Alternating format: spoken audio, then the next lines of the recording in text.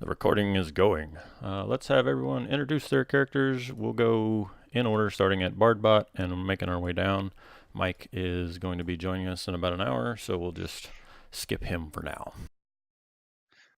Okay, my name is Chuck, and tonight I am playing Bardbot 3K, the lead guitarist for Warband.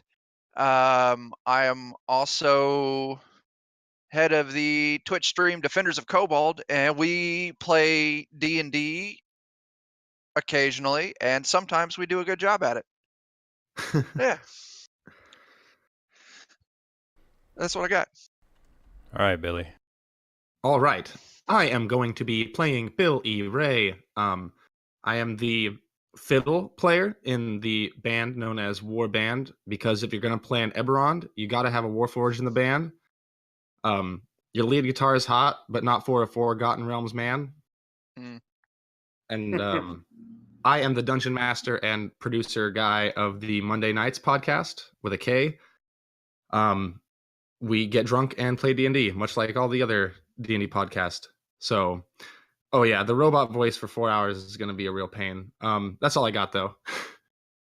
I am KahlylRoberson. I run my own YouTube channel called KahlylRoberson because I'm not original with my name. And I'm going to be playing Hunnet, the human manager of this group. And I like to ensure that they all get their succinct order while still playing as much risk as possible. Awesome. Well, like I said, you guys are going to be playing in Eberron, and I think it's most everyone's first foyer into Eberron. I myself, I've done a bunch of reading on it, but never actually got to do too much playing there. I've only ran this exact one-shot one time before, and this one-shot is actually from the 3rd edition Eberron campaign setting. It's the free adventure in the back of the book. It has been converted to 5th edition. There's some things that map over pretty easily, and some are a little more tweaky, but for like $1.50 off the DM's Guild, I can't really complain about the conversion. And I had fun running it last time, so I'm going to run it again. There you go. The key thing with Eberron is it's kind of this pulp noir setting, and so everything that exists in any other D&D setting exists somewhere in this world. You've got dragons, you've got goblins, you've got orcs, but everything kind of has its own spin, in the sense that races aren't necessarily inherently evil. Like in Forgotten Realms, if there was a goblin, everyone would be freaking out and kill the goblin. In Eberron, goblins actually were one of the large empires on the continent that you guys are going to be on, and while that empire has fallen, the goblins still very much have this we used to be so great, what have we become air about them. And you'll find them in slums and rat hole parts of the city, but they're not inherently evil. They're just another poor race trying to get by.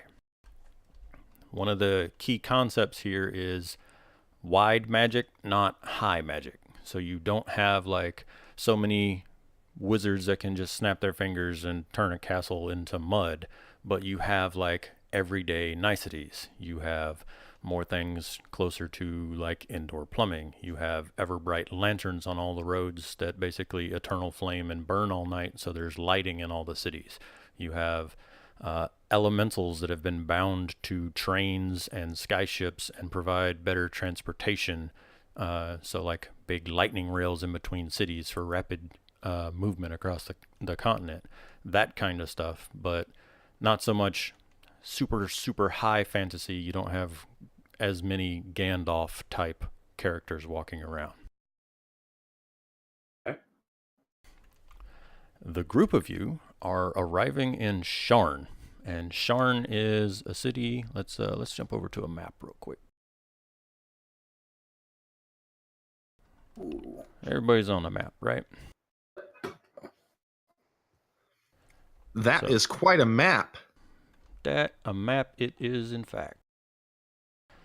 So Sharn is way down here off the Dagger River, so named because of how it looks. And what Sharn is a super ancient city that is built in a way that there are these huge stone spires huge towers, and so it's a very vertical city. Think like any cyberpunk kind of Blade Runner type city where you just have these huge skyscraper type spires with bridges routing in between them and skyships flying around. Any of those massive kind of cities like Coruscant kind of things, right? And so you guys have only recently arrived in Sharn, but it's about 8 o'clock at night right now, and you guys are either coming back from something or just arriving in town for the very first time and are kind of heading towards your tavern where you're going to call it a night tonight and set out on whatever Sharny adventures you have in store for tomorrow. Is there any... Good guys. Oh, sorry. No, go ahead. Good guys did a pretty good job last night, or tonight, I should say. Didn't seem to be too much roughing that happening. We truly brought all of the house down. Statement. That shit was hot. Yes. Yes. Query. Query. What does the meatbag want? Oh, HK. I told you, please stop calling him the meatbag. He is our friend and our manager. Observation. Friends would not take such a large cut. Look, I offer protection, and I also ensure you get your gigs. I deserve a larger cut. What are we seeing in front of us, Bounty Hunter? All right, so like I said, it's a very vertical city, so the way it's set up, you have buildings that are built inside of these large spires as well as kind of tucked around the outside, and you guys are making your way through the city. And first of all, I need to know who's carrying a torch, if anyone. There is some lighting, but if y'all want additional lighting, up to you, because I have decided to use dynamic lighting for this module. I do have a torch, so I'll probably light that off. Okay, so we got one for you. Anyone else need a torch? And I'll get rid of the extras. Nope. Can't have a torch when I got a guitar in my hands. Cool. I'm going to go ahead and get rid of Mike because he's not here right now. And then I got some reading for you. Very quickly, all I can see on Roll20 is a black square. Does everyone else have vision problems? I just have to give his token sight. Yeah, all I see There is we the, go.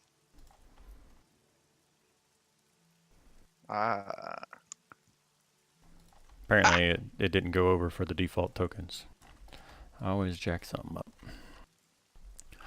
Alright, so curtains of water fall from the sky as you traverse the labyrinthine walkways of Sharn.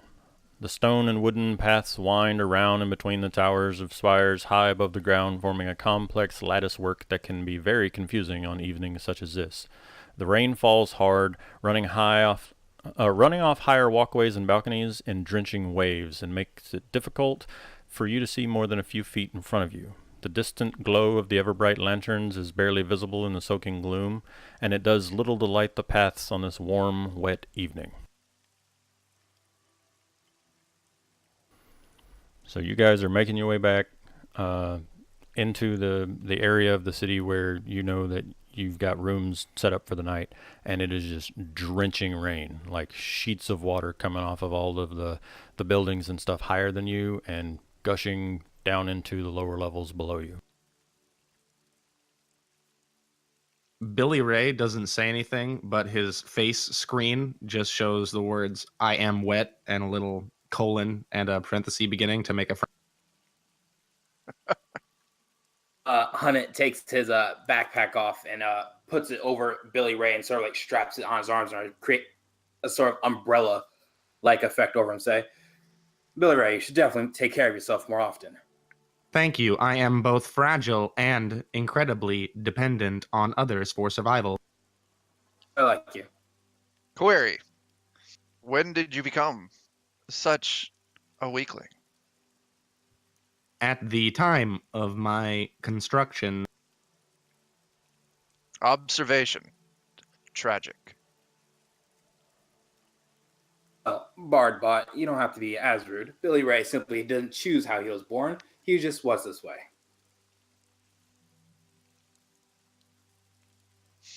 I want Billy Commentary. Ray to walk up to this fountain and contemplate the meaning of art.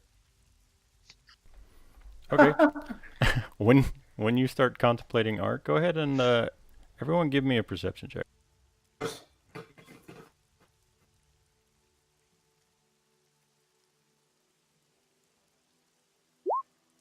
Sorry, only take the first one. That's fine. That one's better anyways. I Okay. am too transfixed on the existential nature of this fountain. That is exactly correct. Billy Ray is staring long and deep into this fountain and, noticing that the coins at the bottom glitter in the torchlight like stars on a distant black sky. And I wish to give it one of my gold pieces. You can certainly do that. The other two of you, though, you notice that there is a dark brownish cloaked person walking down this sky bridge, this bridge in between the tower that you are on and the next tower. And it's kind of like weaving around the lights of the lanterns as if it's trying to stay out of the light, and it's making its way this way and hasn't noticed you guys quite yet. Cautionary. Groupie approaches. Is there like any potholes like in the ground anywhere? Or is it all like smooth?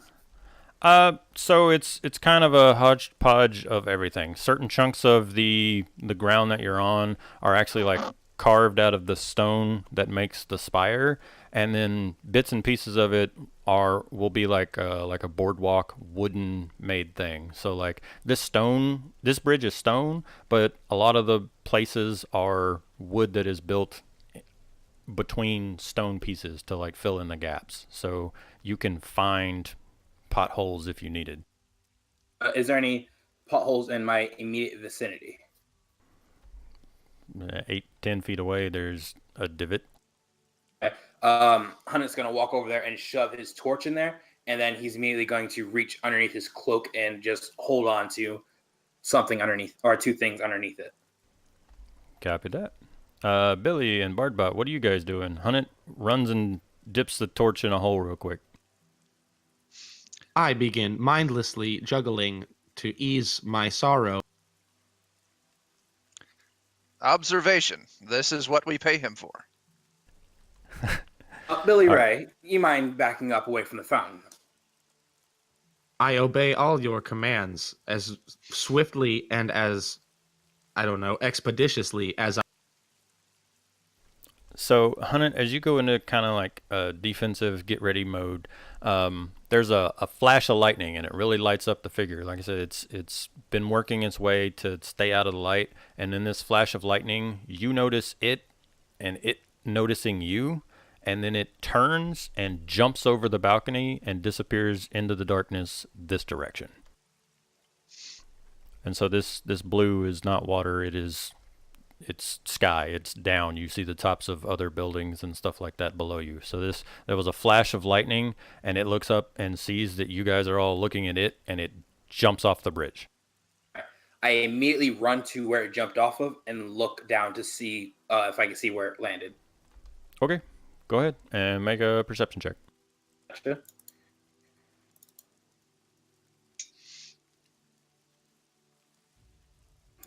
$10?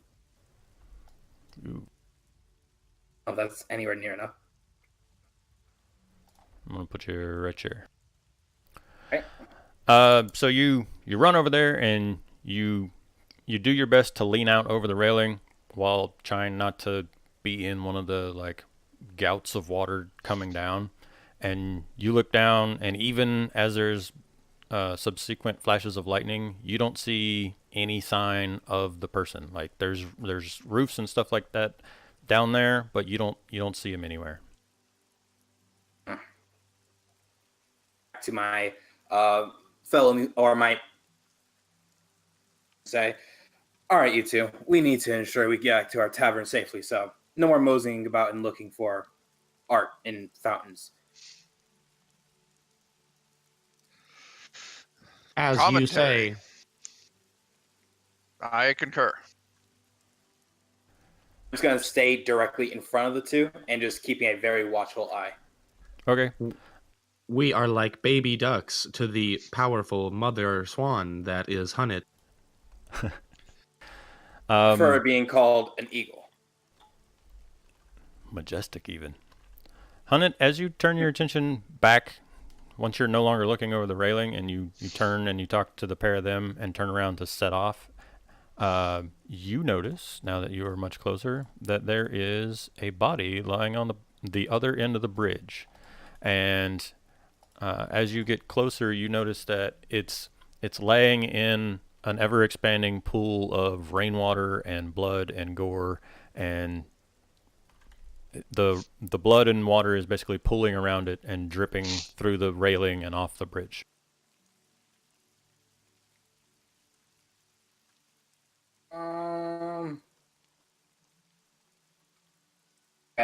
I immediately begin to walk towards it, and if it's face down, I'm just gonna use my foot and just kick it over. Okay. You walk up. The body does not react at all.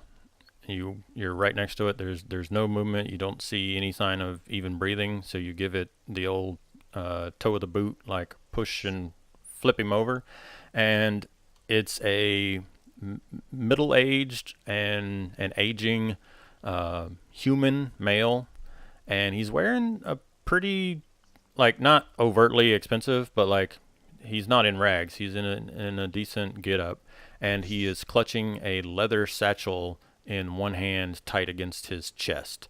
And then you also notice, now that he's flipped over, there is a broad, jagged gash all the way across the front of his torso, like a brutal hack, not a precision stab.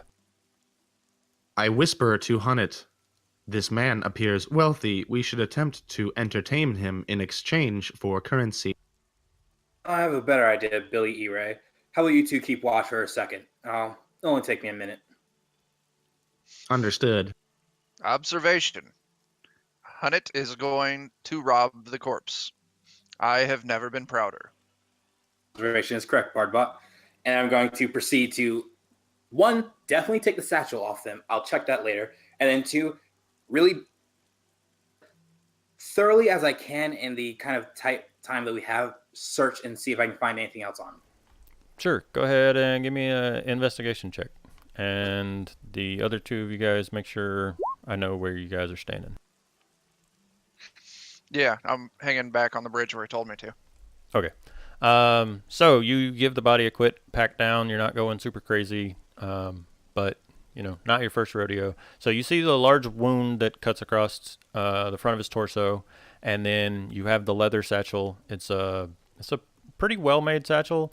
The strap was not broken, and it doesn't appear to have been like opened. So if this was a robbery, like, it was a terrible one. They didn't get anything of value from this guy. So you store that real quick and keep going through pockets. And in a shirt pocket, you find a small group of folded papers. Put those in my pocket. Check them out later on. Do I notice any like distinguishing marks on this person? Like anything that says he's of certain nobility or like he belongs to a certain group? Anything like that? So you do see a symbol on the front of his shirt. You can just give me an overall intelligence check. Have you been in Sharn? Like, would you think your character's from or has been in Sharn previously, or would this be your first foray into Sharn? The Sharn have an underbelly. Definitely. I probably would have been in here once in a while, completing a job or two in my earlier life. Okay. Just give me a intelligence check. I whisper to Bardbot, "He is taking a great deal of time with the man on the ground." So, Hunnet, On the front of this guy's shirt, kind of where that pocket full of papers was, there is a small symbol, and you realize, or you recognize it as the symbol of the Morgrave University, which is a school, an archive almost, of sorts here in this section of town. And so they deal with a lot of like historical record keeping and that kind of stuff. What'd you say it was? Morgrave University, and I'll type that out.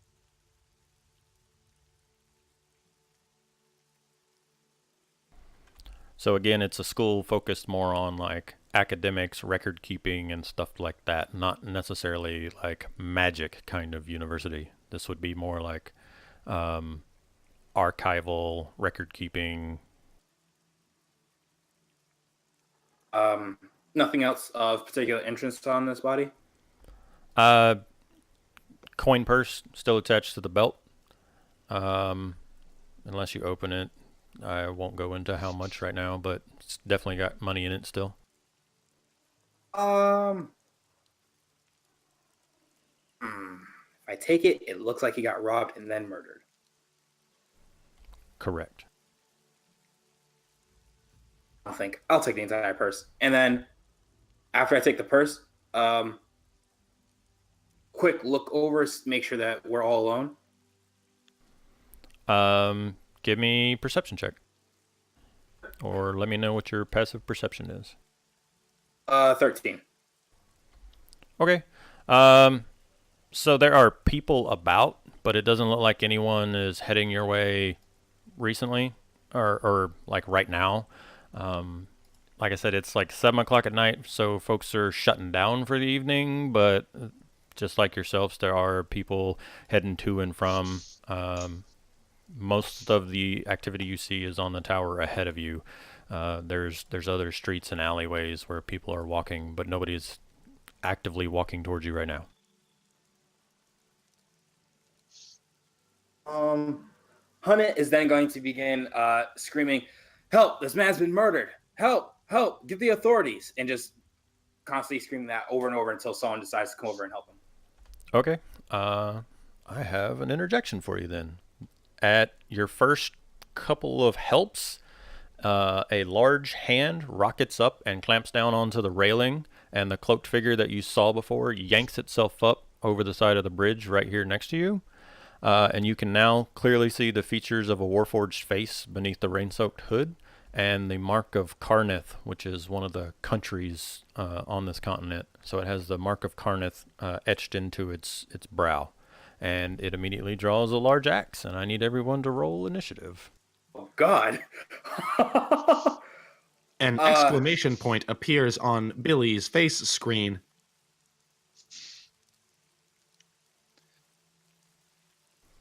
So this guy jumps over to Raylan right here next to you, Hunnit. And then everyone is aware how Roll20 works as far as initiative and things, right? I am the torch, though. You are the torch, sir. That's all right.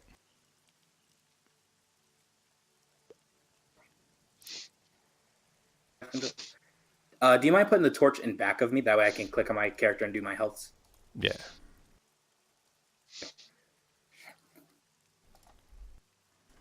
Sorry, I added the tokens first and the torch later. It's okay. Yeah, so Warforged, cloak, single-handed battle axe. As soon as you start making a scene, it was clamped to the bottom of the bridge, and the moment that you start making this a thing, it jumps up and combat ensues. Billy Ray, what do you do? I'm going to perform a vicious mockery. Mm-hmm. I can hardly wait. I'm going to move up to the edge of the light here before I do. Right about there, if that's okay. Yeah.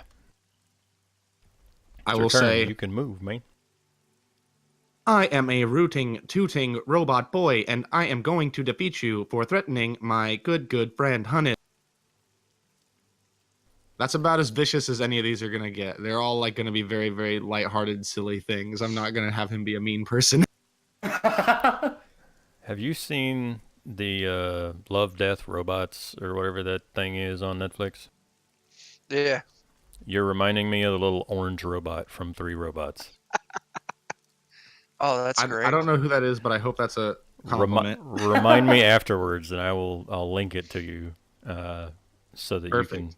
He's got the little face animations and everything. I'm telling you. Give me that. Oh, good. Give me that vicious mockery. What is it? Wisdom save. Wisdom save.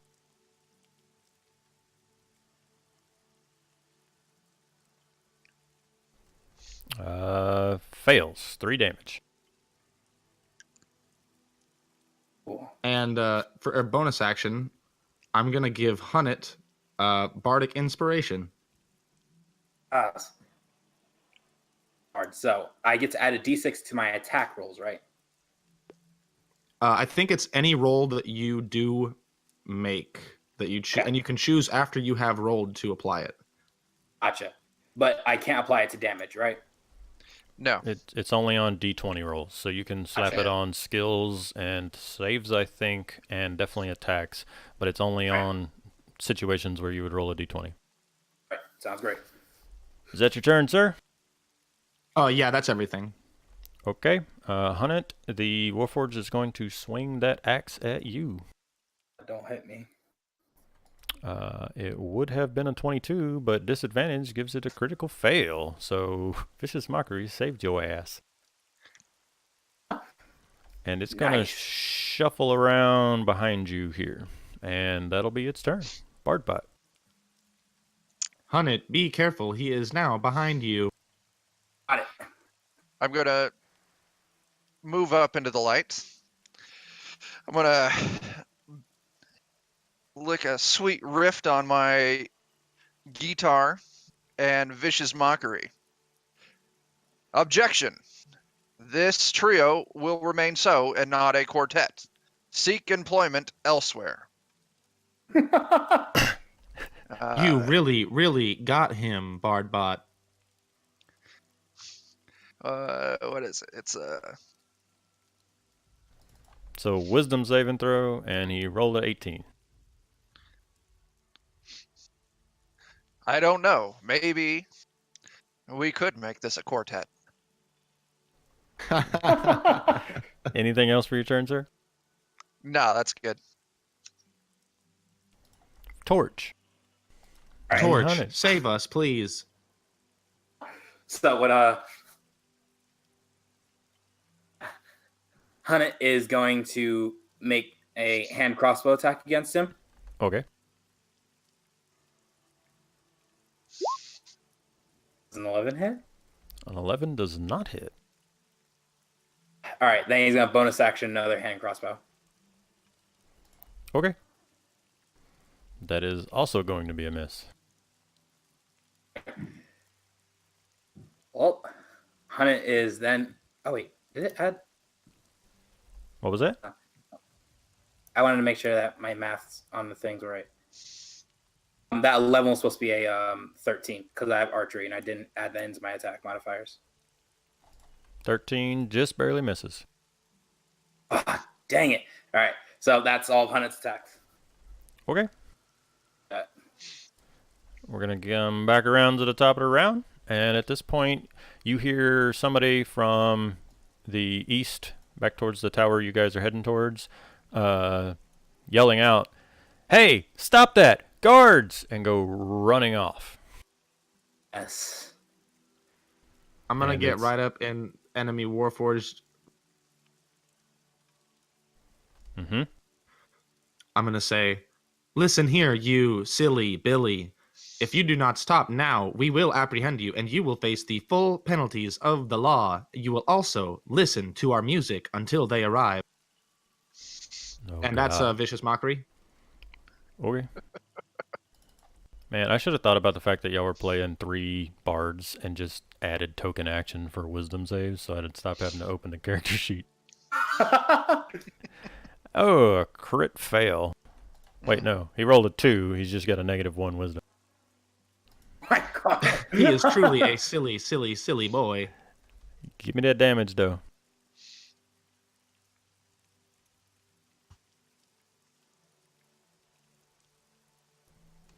That's a 2. It's gonna be a long fight to the bottom, guys, if you guys keep doing 2 damage at a time. I'm here for a good time, not a long time. Oh god. The Warforged is going to turn to you, as you have clearly done the most damage to it, and it's going to slash at you with that axe there, Billy. No, we can't be having that. An 11 to hit. All you Warforged are packing like a 16 armor class, I think. Yep. We You're are saying they guys have a beefy better armor boys. class than me. Yeah. So it misses, and that's its turn, because it's not going to move anymore. It's going to stay right there.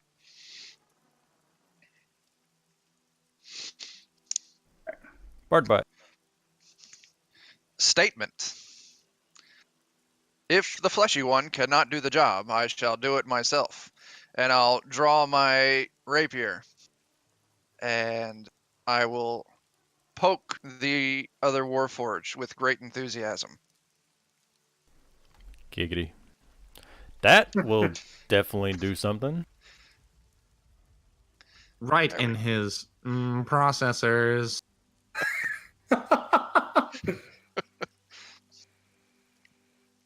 All right, that's my turn. I'll bonus action bardic inspiration to hunt it. I already have inspiration. He's already got it. Well, then I'll give it to Billy Ray. All I right. am so inspired. Do better than the flesh one. Hunt it. Certainly. Do you do flanking rolls or no? Sure, why not? So Hunt it, seeing the opportunities, immediately he's gonna move on the opposite side of the Warforged. Yep. To once again point his crossbow and try to shoot it in the face. Good luck. That bardic inspiration now. Do it. Oh my god, that sucks. Did you add your extra archery in there in your math already? I did. Oh man, yeah, no, you. That's terrible. All right, go on. Hunnit, did you lie when you said you liked my song? A little busy right now. Bonus action. Objection. For my next hand crossbow. Finally. That'll hit. All right, and then I'm gonna use my action surge because I'm sick and tired of this guy. Mm-hmm. Yes. So I'm then gonna go hand crossbow again, Hit. and then bonus action. Miss. All right. So then that is my turn as I just unleash this flurry of crossbow bolts. Okay. Never mind. Last one was a 20 because advantage, right? Oh yeah. Sorry. And the see. first one would have been a 22 because of advantage. Yeah, the first one hit with the advantage. All right. So all 4 of them hit and did the damage, right? Yeah. You went Cool. from like this guy has taken 5 damage in a round and a half to like he's not looking so good. Yes, Hunnit's doing work then. More screeching and screaming back behind you. Call the watch. Someone call the watch. Murder! They're murdering that man. That kind of stuff happening off back behind you. But we come around to the top of the round with Billy Ray. Oh no. I say, man, I was gonna say something good, completely flew out of my head. I'm just gonna pull out my sword and Do it.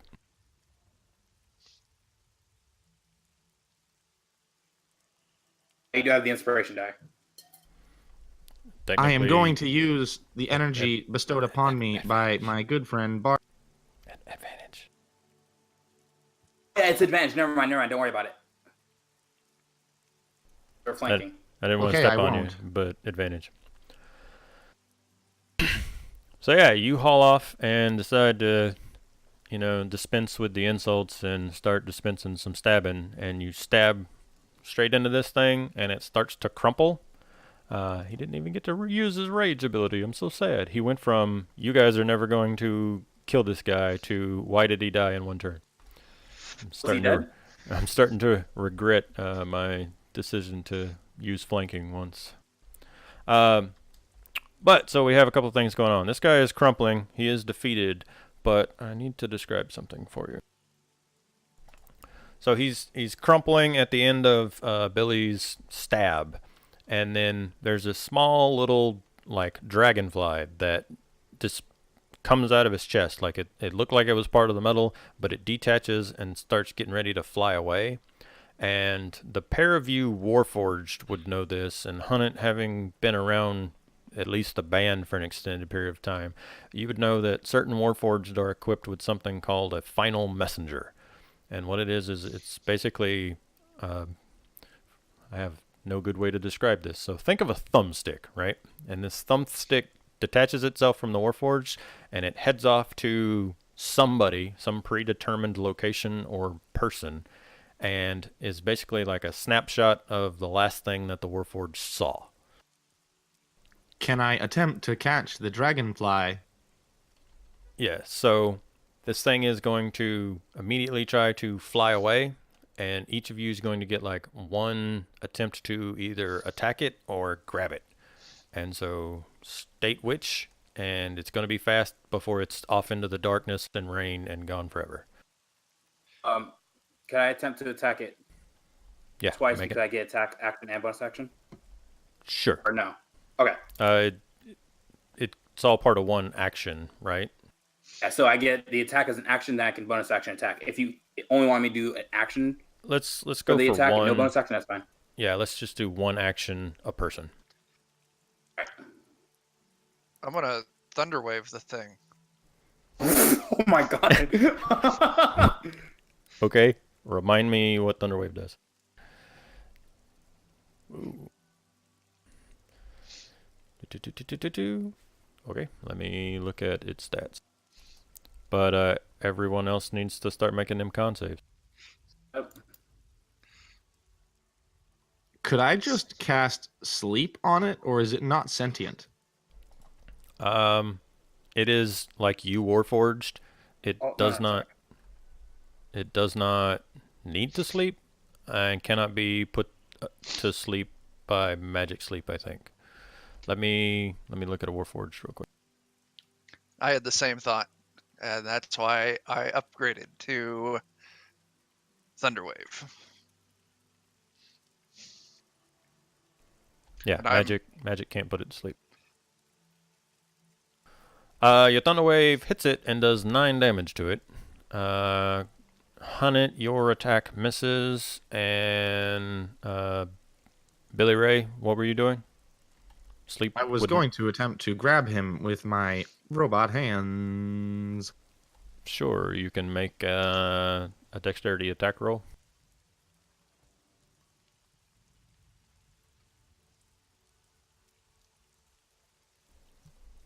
I have faith in My you. journal on Roll20 is not opening. Give me 1 second. I have a really good robot voice, by the way.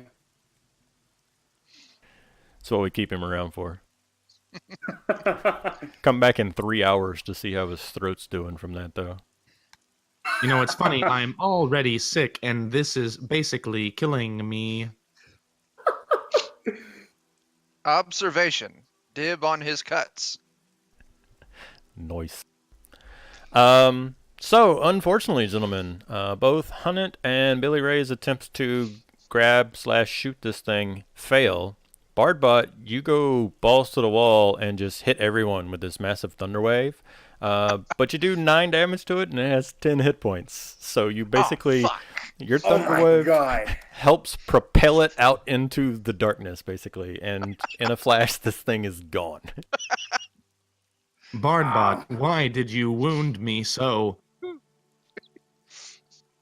Observation. You will live. So let's set the scene here. The group of y'all are standing over a dead human body, which is, bled out. There's a crumpled warforged standing there as well. Hunnet's torch is laying on the ground, flickering and sputtering in the rain. You can see that there's one or two folks over this way, and at least a guy down this way that have like seen you and have stopped and are watching the scene. And you know multiple people ran off screaming for the guard. Hunnet, you have the satchel, the man's coin purse, and the papers from his shirt pocket. What do y'all do? Just as a preface, when I grabbed the man's satchel, before I started to yell out for people to get the guard, I would have like made an effort to try to keep it hidden underneath my cloak. That way no one saw that I have his satchel. I'm tracking that, and that's one of the reasons that the Warforged did not attempt to wrestle it from you, is I'd assume that you tucked it in pretty good. Yes. All right. Then the next thing Hunnet's going to do is say, hey, stop watching. Go get the guard. We need help here. This Warforged creature attacked us after we were just telling you guys that this person was killed. A question mark appears on my face, and I say, Hunnet, in this situation, we do look like the criminals. Cautionary. We should flee. Elite and Bardot, that would make us look like criminals. And I just started clapping my hands, chop, chop, to the people watching. What are you doing? Yeah. We need guard. Chop, chop, chop. Just give me a general persuasion check. There's no set DC. I just want to get a general idea of how I am people react. nervously juggling. Nice. I have a -1 for persuasion. It's fine. I just need a general idea.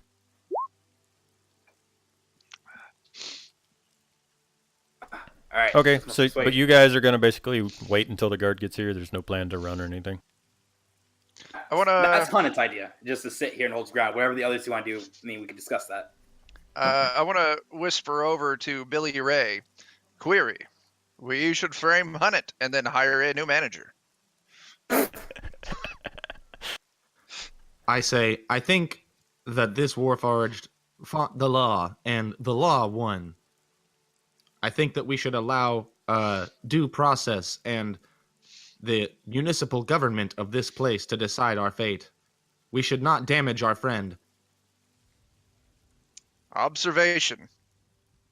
I believe this is a mistake, but I will adhere to your wishes. I believe I just saw the legendary dwarven paladin Dalgrith Goldhammer. It's very possible that I recycle tokens because I'm a lazy fucker. Assuming that the group of y'all are okay with waiting until the guard gets there, let me know, and I will read my next little paragraph here. Before the guard comes, I look at Billy Ray and Bardbot and say, we tell them we walked over here, we saw a brown cloaked man jump off the bridge, dead. As we tried to get guard, bot attacked us. Sound good? But that does not include the part of the story where you removed what could possibly be evidence from the body. Billy Ray. They don't need to know that part. It could help them apprehend the criminals if it is evident in the case. Billy Ray. I could take a larger portion for myself. I'm trying to be nice right now. You're taking a very large portion of the available evidence for this situation from the police. The evidence that they need to know is that this man is a scholar, and for some reason, someone wanted to kill the scholar. Whatever this man had on his person, his colleagues would most likely know. I do not agree with your ways. Nonetheless, Commentary. At least whatever happens will be entertaining. I was created to entertain.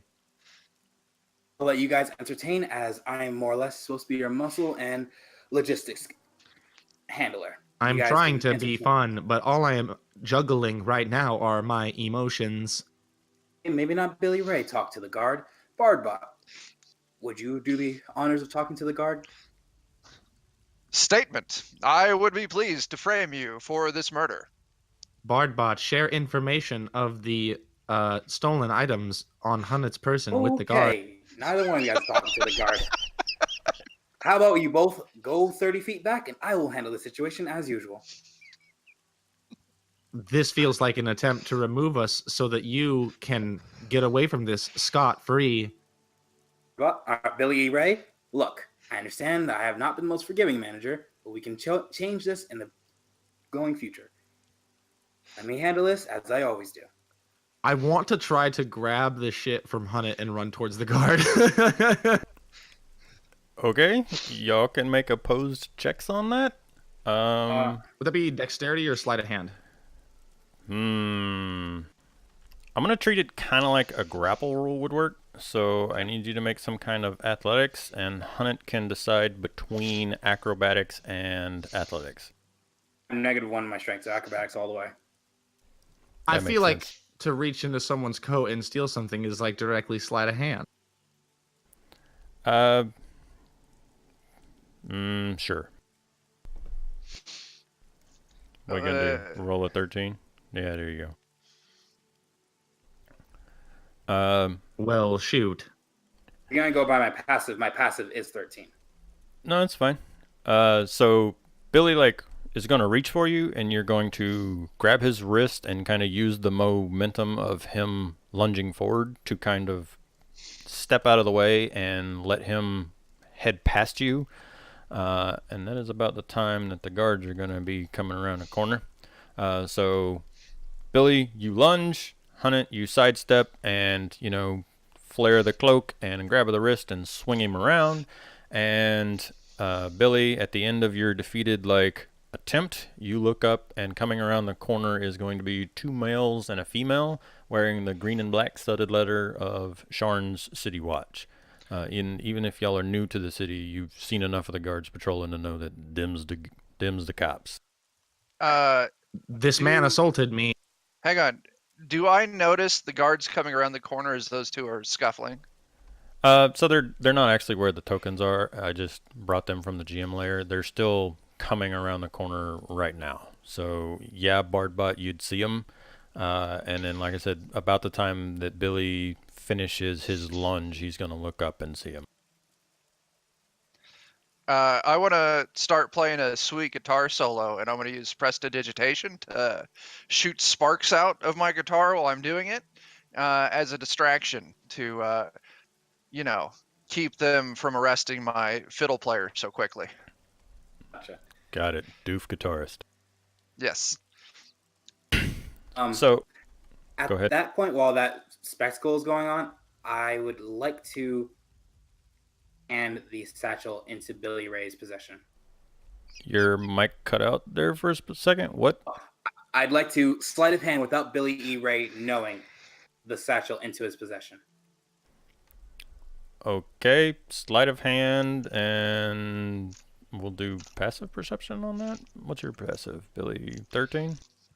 I'll take acrobatics like he did.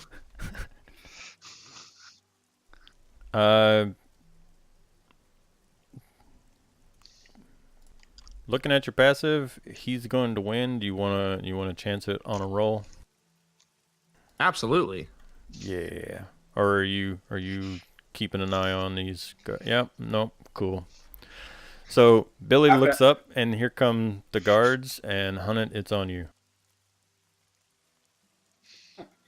I slide in front of Billy E. Ray and begin to talk to the guards.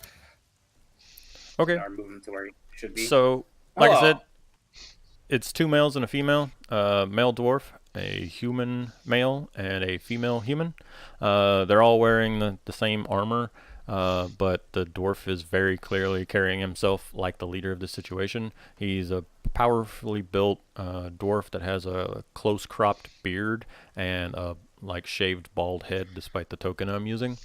And he's walking, and he has this small ball of arcane light that hovers above his right shoulder and kind of follows him as he walks, almost like the fairies in Legend of Zelda or something. It stays right with him, and it's illuminating the whole area, kind of like a spotlight.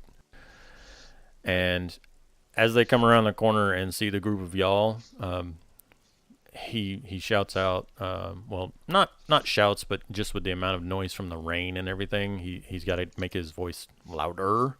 And so he says, "Aladra's bloody nose! By the order of the watch, drop your weapons and explain yourselves." I'll pause my guitar solo. Does a guitar count as a weapon? Query. A guitar, in this sense, would not count as a weapon, no. I was, okay, asking Oh, the guard. you actually said that? Yes. So the two humans are carrying like halberds, and the dwarf himself has just like a battle hammer at his waist, but he hasn't drawn it yet. And he says, "Look, just drop everything and explain yourselves." You see Hunnit pulls out 2 hand crossbows, a light crossbow, a bow, a whole thing of arrows, and puts them down, some crossbow bolts, and drops a crowbar and says, "We mean no harm, Billy E. Ray. Do you mind just dropping your weapons so we can give them more assurances?" Yeah, I dropped my weapons also. I drop my weapons and then very gingerly set my guitar down, propped up against, so it's not lying completely in the water. As soon as I see Bardbot doing that, Bardbot, do not do that. That is an expensive guitar, and we cannot afford to get you another one. I picked my guitar back up. Very sorry about that, gentlemen and misses. I am the manager of this band. We simply were coming back from one of our gigs when we noticed that this gentleman was dead. There was some other gentleman who had ran across this bridge and jumped off in a brown trench coat. Then when we had to try to gather your assistance in order to figure out this investigation, and I point back to the crumpled robot on the ground, this warforged had decided to attack us, and I tried to defend my constituents as it is my job. Very sorry if this was a part of the City Watch or my fault. We are available for any further questioning, and if you'd like any assistance in your investigation. I juggle nervously. The dwarf is almost taken aback at like the rapid fire amount of information that is just like spouted at him, and so he kind of like gives a snap and the jerk of the head nod towards the human male that's with him. He kind of motions towards the bodies, and so the human male guard is going to head over and realize there's no point in checking for a pulse on the human, and step over and kind of give the small boot kick to the warforged to verify that it is in fact deactivated. And the female is just standing there with the halberd at quarter arms in case anything goes crazy. You do notice that there are folks, I'm not going to bother putting more tokens down, but there's 1 or 2 folks down here kind of like huddled out of the rain watching the scene, and 1 or 2 folks up here, and then we'll say this building, you catch like somebody glancing out the window, kind of, every time a cop pulls somebody over, there's always a rubbernecker. Well, there's a couple of folks kind of, there's a robot playing a sparking flaming guitar on a bridge over 2 dead bodies 10 minutes ago, so you've created a scene. And the dwarf's going to go, right, well, we're going to get this all sorted out and figure out who's doing what. You guys just stay right here and back away from your weapons. Just relax. We'll get this all sorted out. And he starts kind of like muttering under his breath about the rain and just life in general. As he said, I said, all right, no problem. Just do you mind if I put my crossbows, as they damage very easily in the rain, inside my backpack, and just leave the backpack on the ground? Set the pack down. She'll handle your stuff. Of course. And I go over to Billy E. Ray and take the bag off of his head and put my crossbows and my quivers inside my bag, and I slide it over to the woman. Okay, she's gonna keep your bag out of. There's, it's not all wet, but there's puddles here and there, and everything's definitely damp. But so she'll take that. The male guard, satisfied in his proddings of the dead bodies, is going to kind of patrol his way down the bridge, give a once over on Bardbot, walk to the end of the bridge, see that there's not really much of anything else, take a look over the edge of the bridge, and kind of start working his way back. As he starts working his way back, I look at Billy E. Ray and Bardbot. Gentlemen, we should at least provide these officers some sort of entertainment. Do you mind striking up a ballad of sorts or investigation music? I will play my most stunning and thrilling music. Statement: guitar solo shall accompany. And I'll play, and once again with prestidigitation, shoot sparks all over the fucking place with my solo. Oh my god.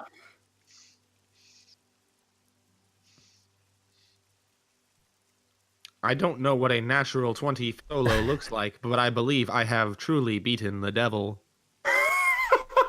Oh my god, you guys. So the two guards are walking down the scene looking for evidence and all that stuff, and the group of y'all just start devil went down to Georgia-ing, and the dwarf is pinching the bridge of his nose, just like, how do I always get stuck on this kind of thing? Like, is this my lot in life? Is this some kind of punishment? Have I offended the gods in some way? Chicken in the bread house picking out dough. Doodle doodle doodle doodle doodle doodle doodle. Granny, could you go on? No child, no. As they're playing their music and just absolutely shredding it, I kind of walk not right next to the dwarf beside him while I'm watching the spectacle and say, we do offer our services to even city guards if you need entertainment during the night times when guard starts to get boring and not enough action is happening.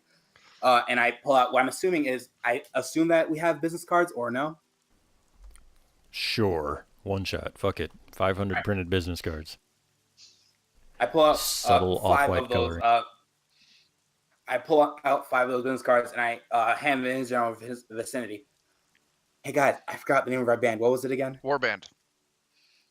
The Warband to play for you. We'll be right there for you to provide all the entertainment. I want to yell out at the sales pitch over my guitar solo. Statement: murder not necessary for price of entrance.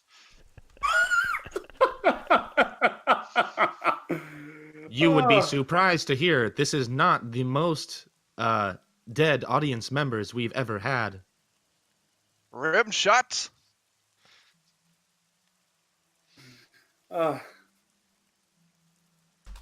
Twitch chat is loving y'all right now.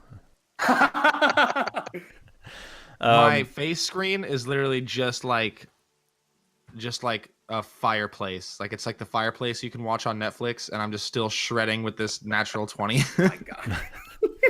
So, based on the performance check, and just the situation, go ahead and give me one more persuasion check. Anyone in the group can make it, but just yeah, right. Any of the 3 charisma characters want to make that? I got you. Okay. Just a flat charisma. Oh dang! Oh, you said persuasion. Everybody look and listen to me. All right. Well, Billy Ray is on fire with his solo, so it'll probably take about 10-15 minutes, but we'll go ahead and fast forward through the questioning witnesses and all that stuff. But enough witnesses corroborate your story, and the group of y'all, despite the fact that you're clearly like grating on the dwarf's nerves, like the other 2 guards kind of lighten up a little bit, and they're even having fun, like cracking wise and stuff. As they're investigating, they're like tapping their feet and like, snapping. Like, yeah, this song's gonna be in my head all night.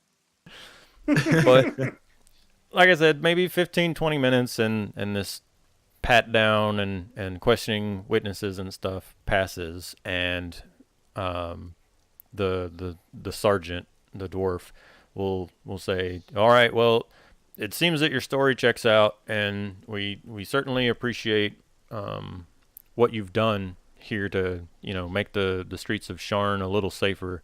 So and more fun. And he'll motion to the female guard to give you your bag of weapons back and stuff like that, and he says, I don't know what kind of work we would have for a band such as yourselves, but if you're able to take down warforged assassins and that kind of stuff, there's always work to be had back at the barracks. So feel free to check in anytime, and we'll see if we have anything for you. Just maybe leave the instruments when you come. I don't need Next that. time you are all having a retirement party, remember, just call 1-800.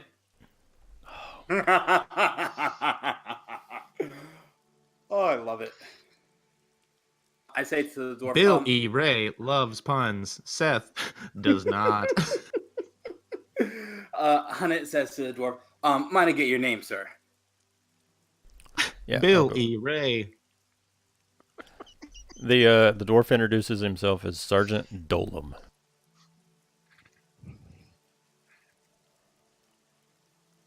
Sarge Dolan will definitely forward to providing you some assistance, whether or not that is arms or music. We can provide both. All right. Well, you guys try to keep the rest of your evening a little less exciting. How about? Sounds fine with me. Warband, time for us to go to our tavern and have a nice sleep. I require both booze and sustenance. Let's hold off on the booze. Remember what happened last time. But do Commentary. I don't remember what happened last time. Commentary. My internal combustion chamber requires alcohol. Yeah, we need it to live, Hunnet. We told you before. That was a bold-faced lie you guys told me, and I happened to believe you that one time. Observation. You will believe us this time as well.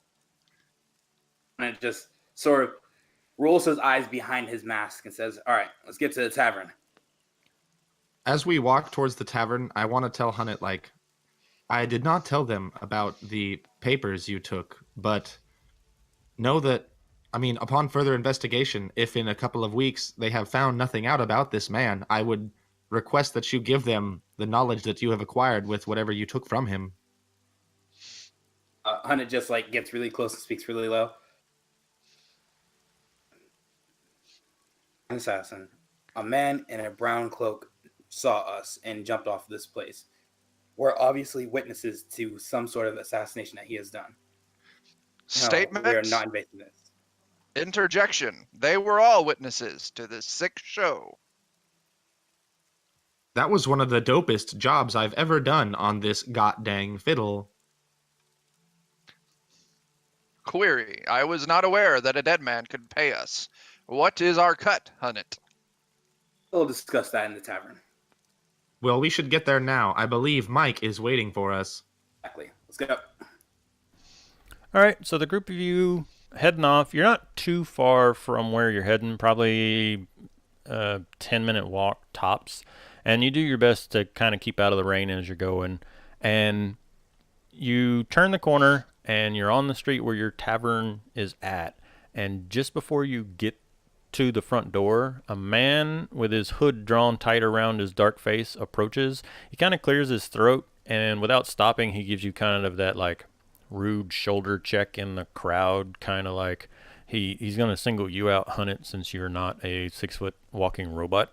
But he kind of shoulder checks you, and when you spin around towards him, he flashes a signet ring that you recognize as House Kenneth, and I'll put that in chat in just a second. And he says, if you want to know the truth about the murder, go to the Broken Anvil Tavern at dawn.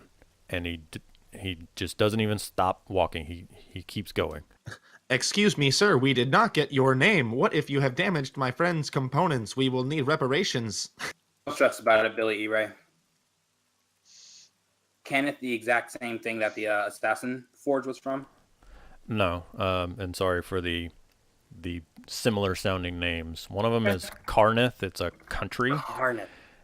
Kenneth is, there's different houses in Eberron, and they have, think of them like corporations, right? Like if this was a cyberpunk game, you would have your various competing mega corporations, and Kenneth has several different branches. There's basically the eastern set of the house, the western, and the southern, and Sharn is more or less run by the southern, not the whole city of Sharn. Everything that House Kenneth does in Sharn is run by their southern branch, basically, being on the south end of the continent and whatnot.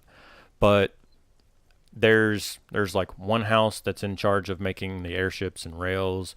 Another house is in charge of like healing and stuff like that. And I could get into what dragon marks are, but basically different companies run different industries in Eberron. So one's in charge of healing and hospitality. One runs like transportation and that kind of stuff. One is the schools of magic and whatnot. So Kenneth is just one of those, and it's focused primarily on crafting. making arms and armor and stuff like that. Thanks. Sorry for the lore dump. Oh, it's okay. I love lore dumps. Give him a nod as I digest the information, and I say, come on, we gotta inform Mike on our information. Mike, are you I think here? we should get inside and eat so that we can talk to Mike.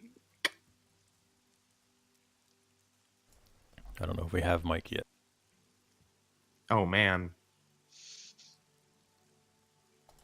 Hang on, I'll check Discord. Oh, wait, he's typing. Statement. My I am face here. displays a There sad he face. is. Your frontman and lead singer has arrived. You guys want to bring him up to speed super quick? I don't know how much you saw of that, Steven. We all tried to frame each other and used vicious mockery repeatedly to defeat a warforged who was trying to hide after presumably committing a murder on this bridge where we now stand. We rolled 2 natural 20s when the guards came to question us, and now we are heading towards our tavern, and they are going to leave the area. You're in the tavern. We are Consider in a it. tavern. Consider yourself in a tavern. Observation. Hunnet robbed the corpse. Good business practice. That's it, all of you. We gotta further discuss this. Do you go through the satchel and stuff yet? Of course, once we all sit down, I reach in the back of Billy E. Ray's back and just pull out the satchel that was hidden there and open it and just start pulling out the stuff in it. But I purposely put the satchel upside down so then if there's a marker on like the front of the satchel, no one else can see it. Okay. So you have 2 things. You have the satchel, well, 3 things. The satchel, the coin purse, and the packet of papers. And you're starting with the satchel? Yep. Okay, so in the satchel, there are various quills and inks. We'll call it 2 quills and 3 jars of ink. There are 6 sheets of fine paper, an apple that's wrapped in just like brown paper to like keep it from getting scuffed and stuff in while it's in the bag with the other things. And then there's a small leather-bound book. I unwrap the apple and start eating it and slide the book over to probably Billy E. Ray, and then I pull out the wad of papers. Okay. I'll do the papers first just because I'm on that part of the handout. So the papers, as you pull out the different stuff, you notice it's different identification papers. And from all of them, you gather that this man's name was Bono Gildum, and I'll put that in chat in a second. And he worked at the Morgrave University, like you recognize from his clothing. And you also see that his position was provost, which is just one of the kind of scholars there. Particularly, he worked in the School of Pre-Galifar Studies. Galifar was the big country that basically encompassed this whole continent before it broke apart into the 5 nations that then kind of had a world war, as it were, between themselves. So the whole continent was one big country that split up into several small countries. Those countries eventually went to war with themselves, and that war ended 4 years ago. And it ended in kind of an odd way in that one of the countries involved, there was this explosion is not the right word, but there was a massive calamity, a catastrophic event that in an instant basically half of this country was annihilated and has become a place called the Mournland. And we're going to jump over to the map real quick to cover some stuff. Because we're lower dumping. Y'all are back over on the map, question mark? Yes. On the map. Okay, so that warforged that you found had the symbol of Karneth on its head. These countries here, these 5, were the ones that were all part of the war. However, what you see as the Mournland used to be a country, and on the day of mourning, this entire area that's colored a different color basically was hit by whatever that massive event was. And no one knows whether it was some kind of defense mechanism that that country had developed, or whether it was an attack by one of the other countries, or what. But just imagine yourselves in World War II and somebody drops the atomic bomb on Nagasaki and no one owns up to it, right? There's just this awkwardness of Russia and America and Japan and everyone going, dude, what the hell? And so the war gets called off and it enters this like uneasy Cold War stage where everyone is trying to figure out who did it, and everyone is afraid that everyone else has that technology, but you're all not at war right now. And that's the setting that Eberron currently is this weird, uneasy Cold War kind of setting. And so this guy that you have the identification papers from, his job was basically studying stuff that existed before all of that kicked off, before the empire crumbled into 5 nations, which then went to war with each other. Exciting? Exciting. How'd you spell the guy's name again? Oh yeah, I meant to drop that in chat for you. All right.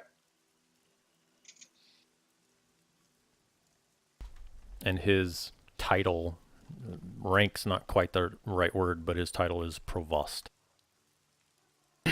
And then Billy, you have the journal now, right? Go ahead, Khalil. Did you have something, Khalil? Oh, no, I was just saying that, yeah, he had the journal. Okay. I thought you took it back from me. Yeah, and I just then gave it to you so you can check it out while I was checking out his paperwork. Yep. Oh, okay. The journal is a small journal. It's 3 inches by 6 inches and 1 inch thick, and it has a dark brown leather cover. And you notice that there's very fine strands of mithril woven into the leather, like stamped in, and it's a strange pattern. But after kind of looking at it for a second, you recognize that it's a primitive rendition of the seal of House Cannith, which would have been the same seal on that signet ring of the jerk that bumped into you outside. I'm staring at the cover, and my expression on my face screen slowly shifts from a smile to a frown, like the pixels just slowly move downward. And I look up and I say, boys, I cannot read. Really, Billy? All right. Hand it over to Mike. Maybe he can read it. Mike, can you read?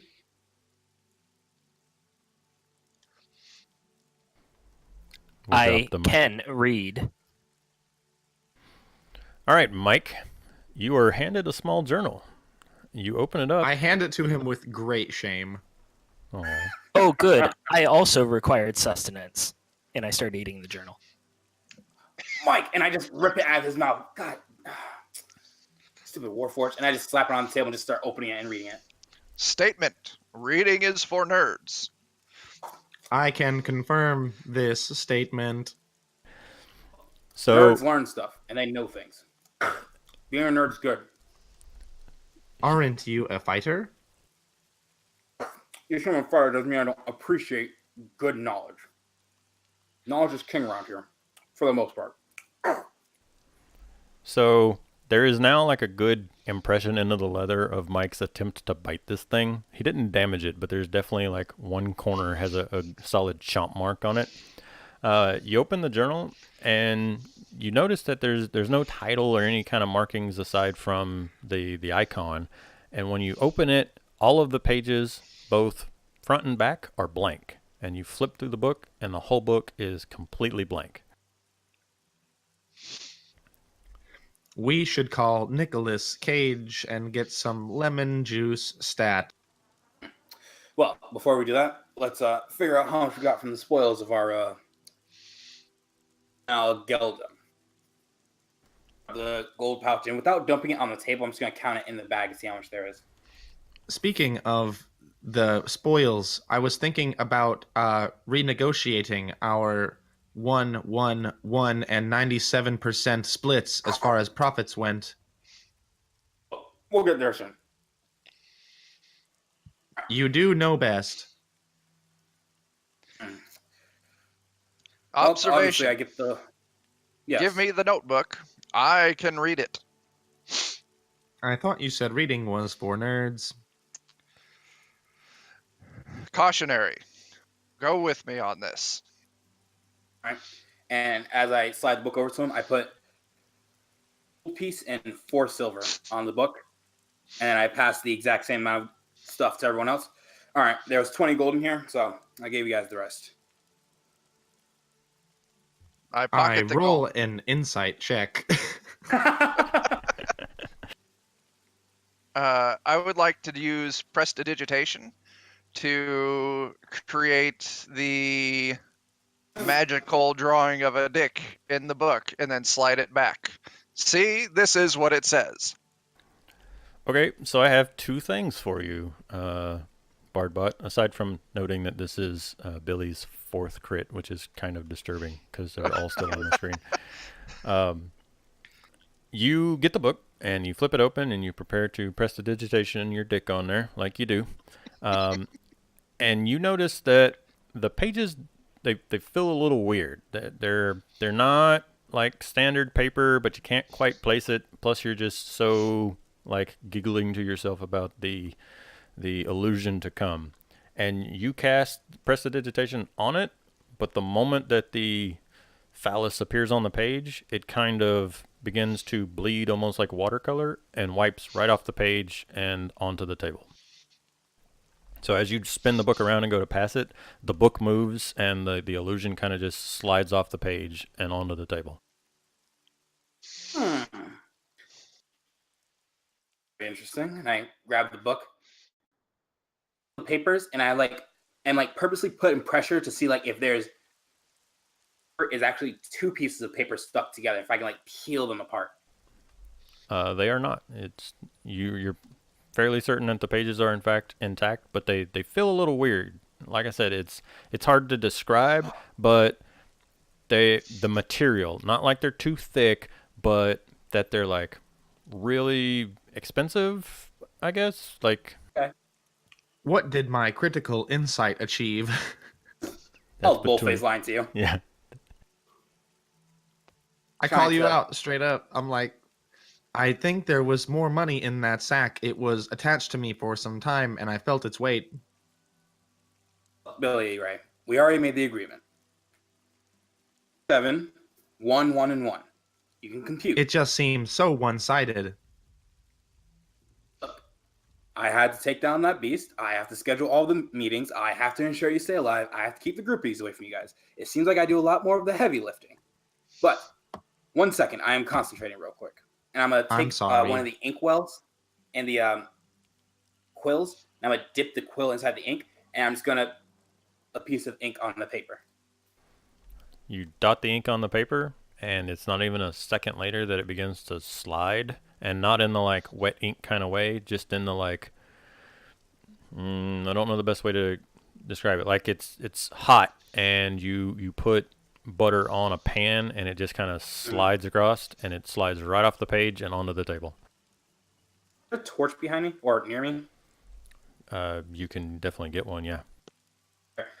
I'm gonna grab a torch and like hold one of the papers out, so then like it's just that singular paper, and then put the torch behind it to see if there's like words hidden in it, or if the heat of the torch activates it. Excited statement. Light that fucker on fire. Where in the notebook? That is Knowledge my is sustenance. I'm Looking not burning the notebook. Looking at the book, both with just light through the page and then heat applied to the page without burning it, neither produces any words on the page. I mean, since we soon will go to sleep, I could cast Detect Magic on it and see if it is some sort of enchantment stopping us from viewing and or writing on these pages. I'll let you do that. I do Book and that. Slide it over to him. Detect Mike, magic. do not. As soon as he slides it over to me, I attempt to eat the book. Rip it out of his No, mouth. God that damn is it. mine. While I'm chewing on it, it's like, no, that's how I detect the magic. No, and I just take it out of his mouth. Do I have gold on me actually? Everyone should have started with your class's amount of gold, so I think most of you have like 10 gold, yeah. I have 10 gold then. I do I'm going cast to detect magic on it though. Actually, It lights up. You get a strong emanation, and normally detect magic kind of gives you like, hey, this is enchantment or the school. It's just a blinding radiance of universal magic. an exclamation point appears on my face screen, and I say, "This is truly some higher level nerd shit. I suggest we bring it to someone associated with the college so they might make some sense of it." we bring a book from a dead guy who's currently being investigated. That only brings more suspicion onto us. It's that meeting tomorrow at noon. Dawn. On. But what will I eat? And I try to literally snap my fingers very rudely to get a barmaid to come over. Okay. With me. Yes.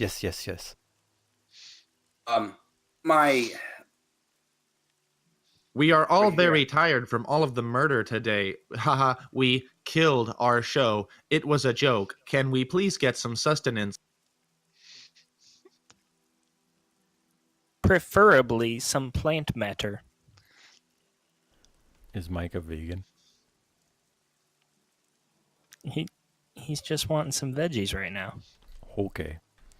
Not all who eat vegetables are vegans. I just need. Mike showed up a little late, and I wanted to get to know Mike a little bit. I don't want Billy Ray's critical success on everything to completely steal the show from the front man, So I'm just trying to. I'll let you get to know him real good later on. Oh God. So yeah, the staff rushes off to go get food, and it'll be a couple of minutes, but various types of cooked chicken, veggies will be delivered, and then any of the drinks and stuff y'all need. Food is available, and then you guys will have already rented or whatever prior to the start of this story, arranged for 2 rooms upstairs. So this is where you're staying for the night. What you do? Before the food even touches the table, I immediately put a hand up and I was like, how much is all this going to cost? Assume that I know exactly how much a meal costs and that number. A couple of silver, maybe. And I look over to all the warforged. This is why I get the larger cut. And I reach inside my coin purse and I pull out the required amount of money and I hand it over. Statement. Use the dead man's gold. Yes, use the currency you pilfered. No clue what you're talking about. From before on the bridge with the police. Thank you very much for the meal. My waitress is going to very quickly excuse herself and get out of there. Food down on table, a small bow of the head, and back off to do other things and not be involved. You humans are so strange with your social stigmas. I pick up some of the eat. I pick up some of the cooked veggies and I just kind of toss it. I find this unrefined plant matter so unappetizing. Then why did you order it? We looked at the menu for 17 minutes and 24 seconds before you made a decision. This happens every time, Mike. No one will ever serve me parchment. They give you a menu for free. Interjection. Turn around and I just pull out 6 pieces of fine paper. Mike, if I give you this paper, will you eat it and shut up? No, but yes. I give him 3 pieces and say, you'll start with this, and the rest of it will be breakfast for tomorrow. I start eating it, but I don't just shove it all in my mouth chewing it. I purposefully take a small bite and I savor it. You see Hunnit just reaches into his little eye holes in his mask and pulls it off. And what you guys have seen before, because I usually take off my mask and already eat. Hunnit has this huge burn mark all up the right side of his face that reaches up to his eyes. And you see that his eyebrow is completely non-existent on the right side of his face. And he has absolutely no facial hair on his dark brown skin. And his I quickly right lift a plate and present it to him, and I say, I brought you some food. That joke is never funny, even the 50th time. I will still Interjection. do it a 51st time. Interjection. You are still ugly. And just begin taking chicken legs, start just eating it as I'm ignoring these warforged. You guys are the best. Thank you for the paper. Now you're not going to be getting many more of those fine pieces of paper, so enjoy it sparingly. Mike, the paper is legit. It is some high quality plant matter. Oh, seriously? Yeah, it's like super fine paper that this scholar had, and you were snacking it. If I had a face, it would be pure ecstasy. Enjoy the ecstasy. Is there anything you guys wish to do for the rest of the night, or are you just gonna? I was going to ask are we at a bar? Are we in a like tavern with tables? It's a tavern with tables. There's a bar on one side of the room. You can Are there many patrons in here? There's a couple of folks milling about, but mostly with the rain, there hasn't been too much coming and going from the city, and most people are kind of holed up for the night and waiting on the weather to get better. I begin to juggle oranges. None of that. You finished your meal. It is now 10 o'clock. We have a gig sometime this week. Go ahead. Now you start chop off the bed. Need to keep you guys nice and rested.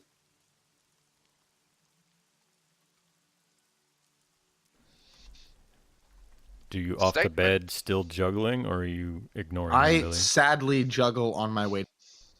Okay. You'll be sleeping with me once again? Query. Do I have to? Your nocturnal noises are disturbing. Yes, you make the strange machinery noise with your throat and nostrils. Lucky that you don't have a nose nor smell things. Observation. That was rude. And Hunnit begins to lazily walk up the stairs and go into his room. Okay.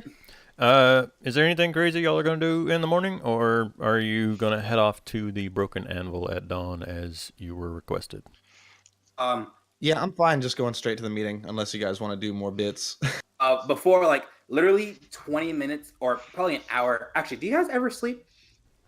No. They have like a hibernation state, but they don't have to sleep. I juggle. Okay. So probably an hour or hour and a half before the meeting starts, I wake up and just take one of my crossbow bolts and go to both to Bardbot and just start smacking on his head. All right, out of meditation. Let's go. And I leave the room and enter in the other one and just barge in, slamming the door open and just start smacking with my crossbow bolt. Let's go. We got a meeting to go to. Come on, get dressed. Drill instructor style. Does I he have not told you realize I everything never for took 3 off my years. clothing?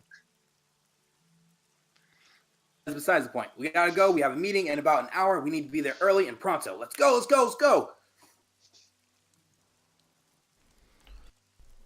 All right. All Statement. right, then. I will comply. This time. Yeah.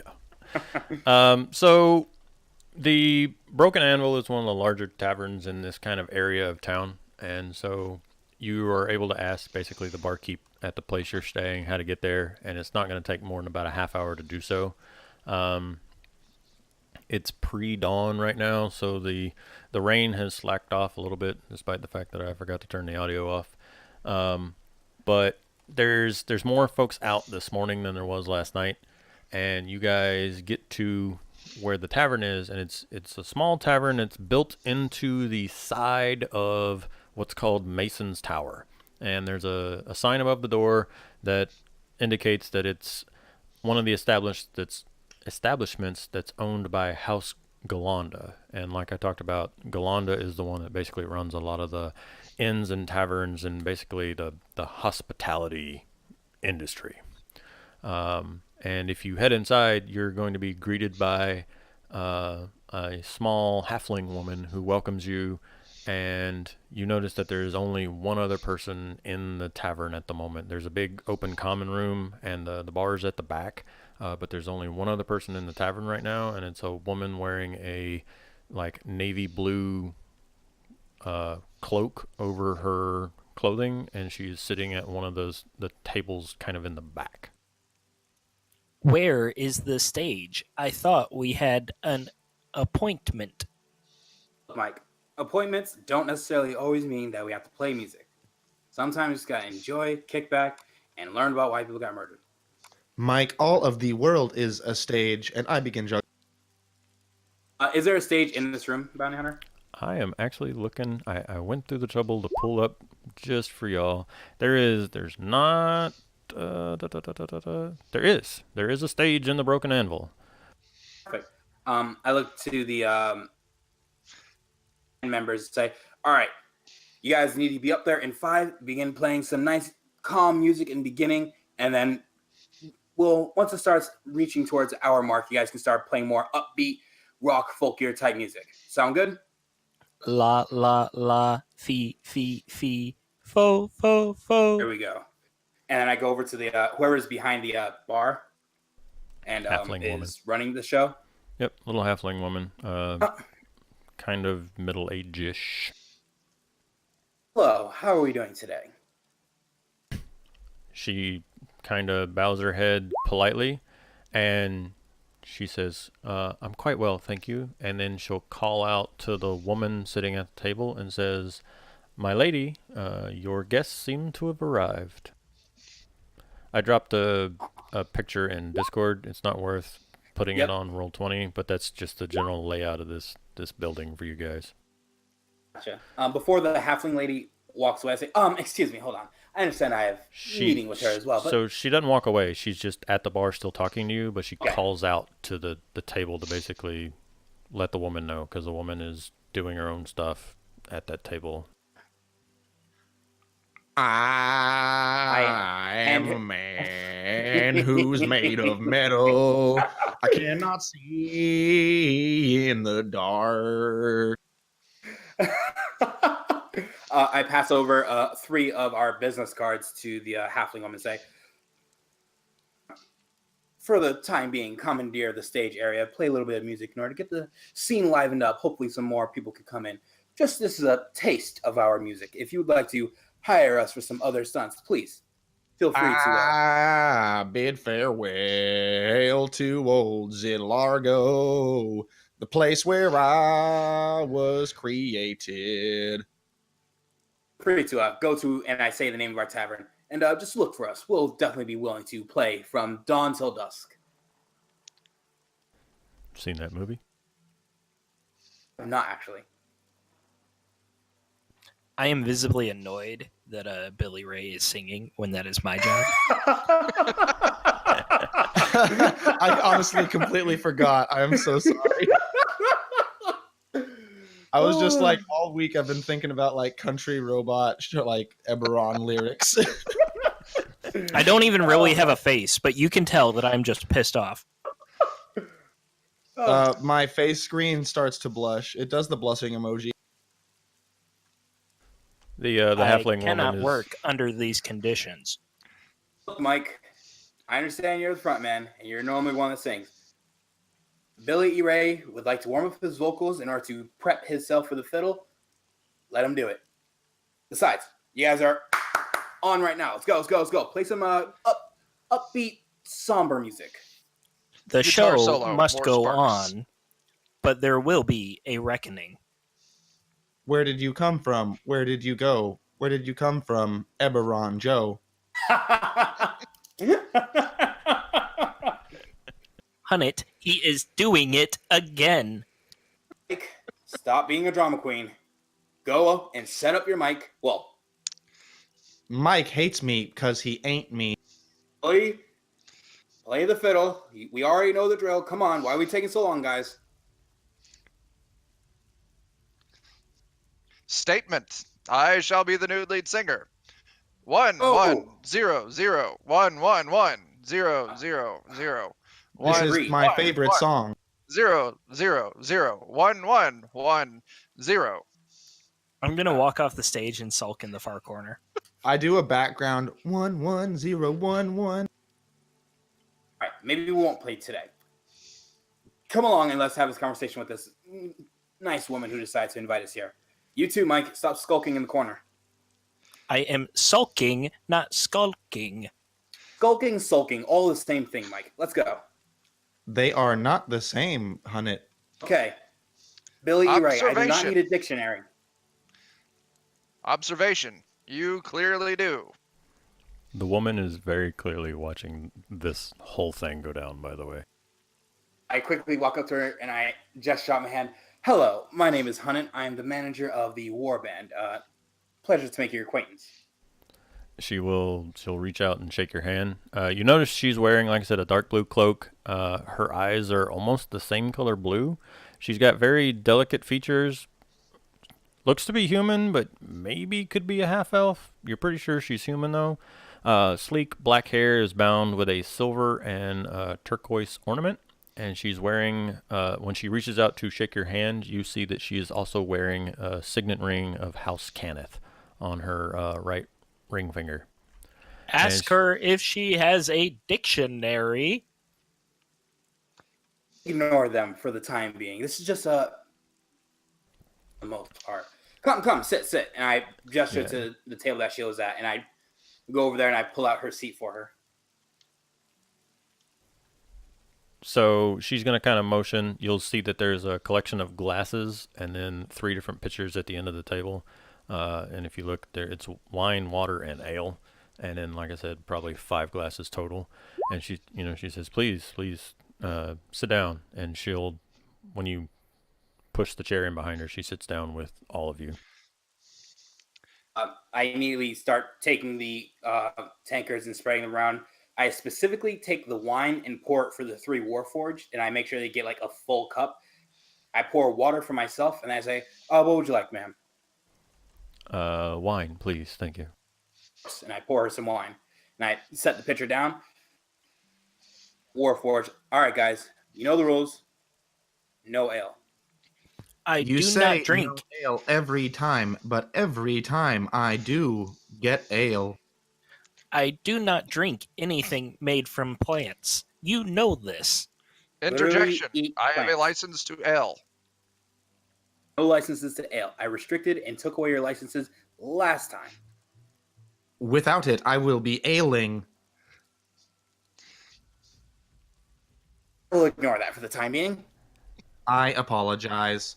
The woman is like following this conversation very like interested. Like you're not quite sure if she's second guessing having invited you here, but she's not interrupting. She's not like, hey boys, let's get on track. She's kind of watching to see what she's got herself into.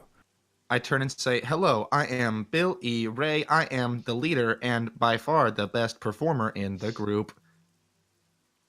Hunnet, he is doing it again. Billy, you're not the leader. Right. You are one of the best performers in the collective. Mike hates 3. me because he ain't me.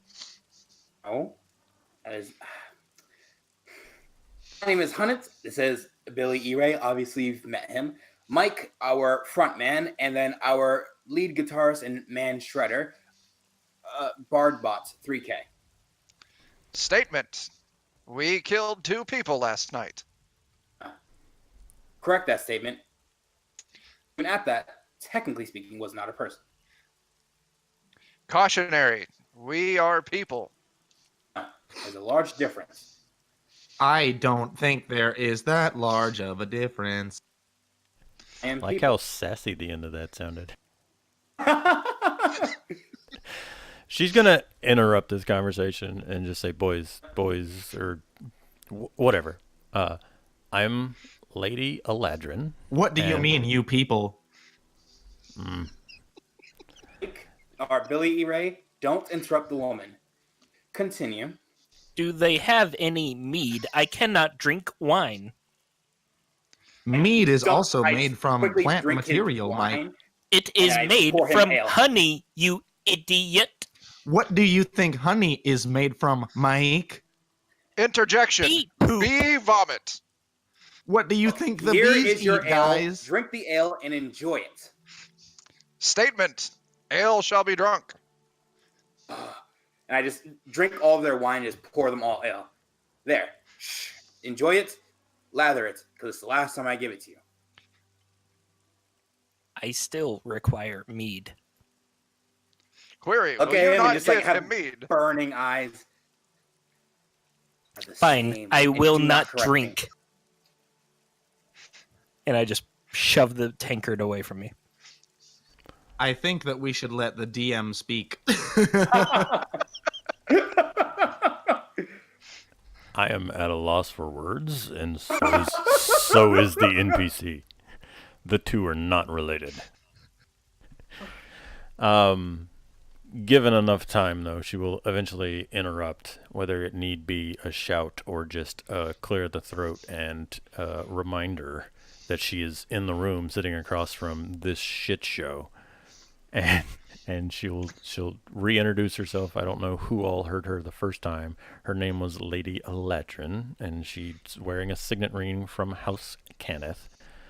And she says, "I've been working with Provost Geldum to recover a family heirloom. We were to meet earlier last night, but as you know, he never made it. I've learned from the watch what had transpired, and so I sent one of my men to track you down. The heirloom, according to my family's legends, was locked away in a foundry that dates back to pre-Galifar Sharn, and Banal believed that he had discovered the location of the foundry in an ancient House Cannith journal."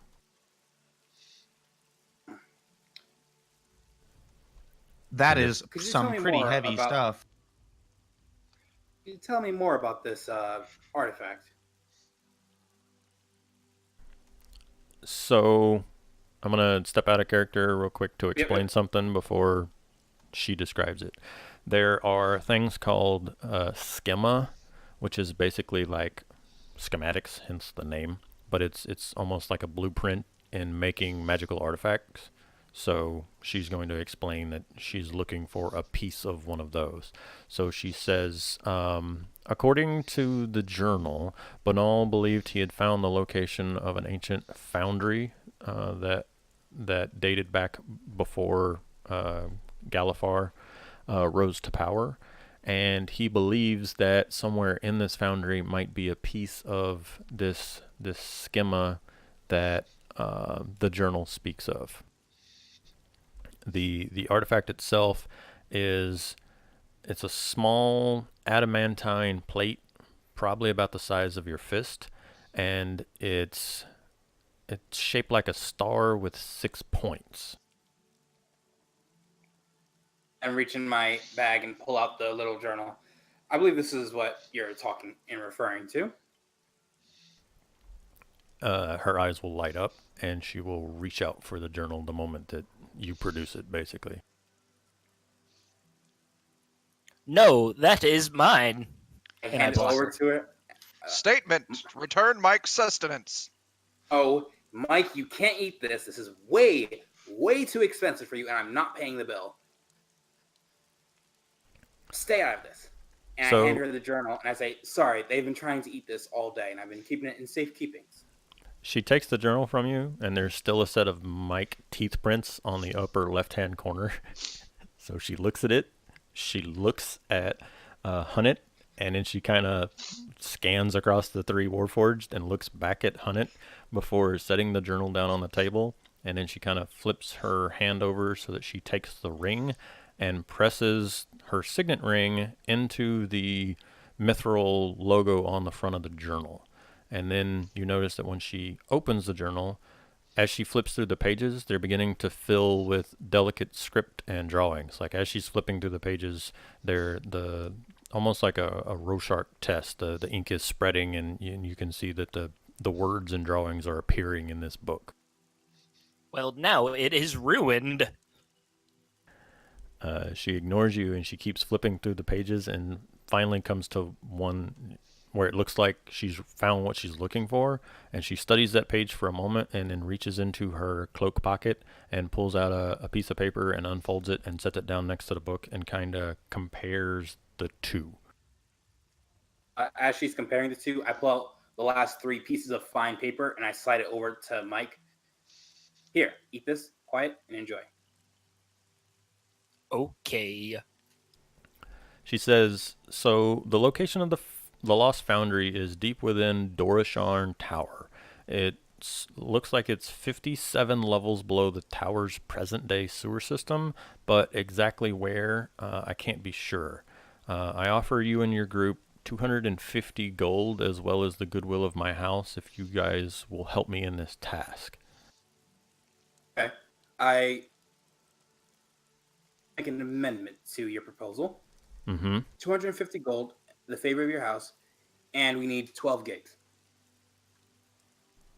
I'm sure something can be arranged. Obviously, House Galanda is in charge of the taverns, but we're on good terms with them, and I could certainly upgrade you both in terms of shows and in rooms from the place that you're staying to here at the Broken Anvil.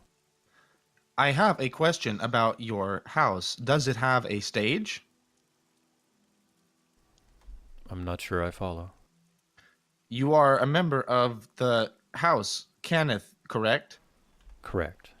No. house She does not cannon. understand what a stage is. It is a wooden No, platform. you're wrong. I'm asking if the house, Kenneth, has a stage. Which is a wooden platform where we will play our beautiful music. I rub my robot temples. Observation. We stand on it. As I noted, House Kenneth is more in charge of production, magical artifacts, equipment, that sort of stuff. Galanda But is... the house that you live in, your house, does it have a stage? No. Go over to Mike and say, Mike. House does not refer Mike. to a What building. day is it? But I get the joke. It doesn't refer to a building, but more or less a family.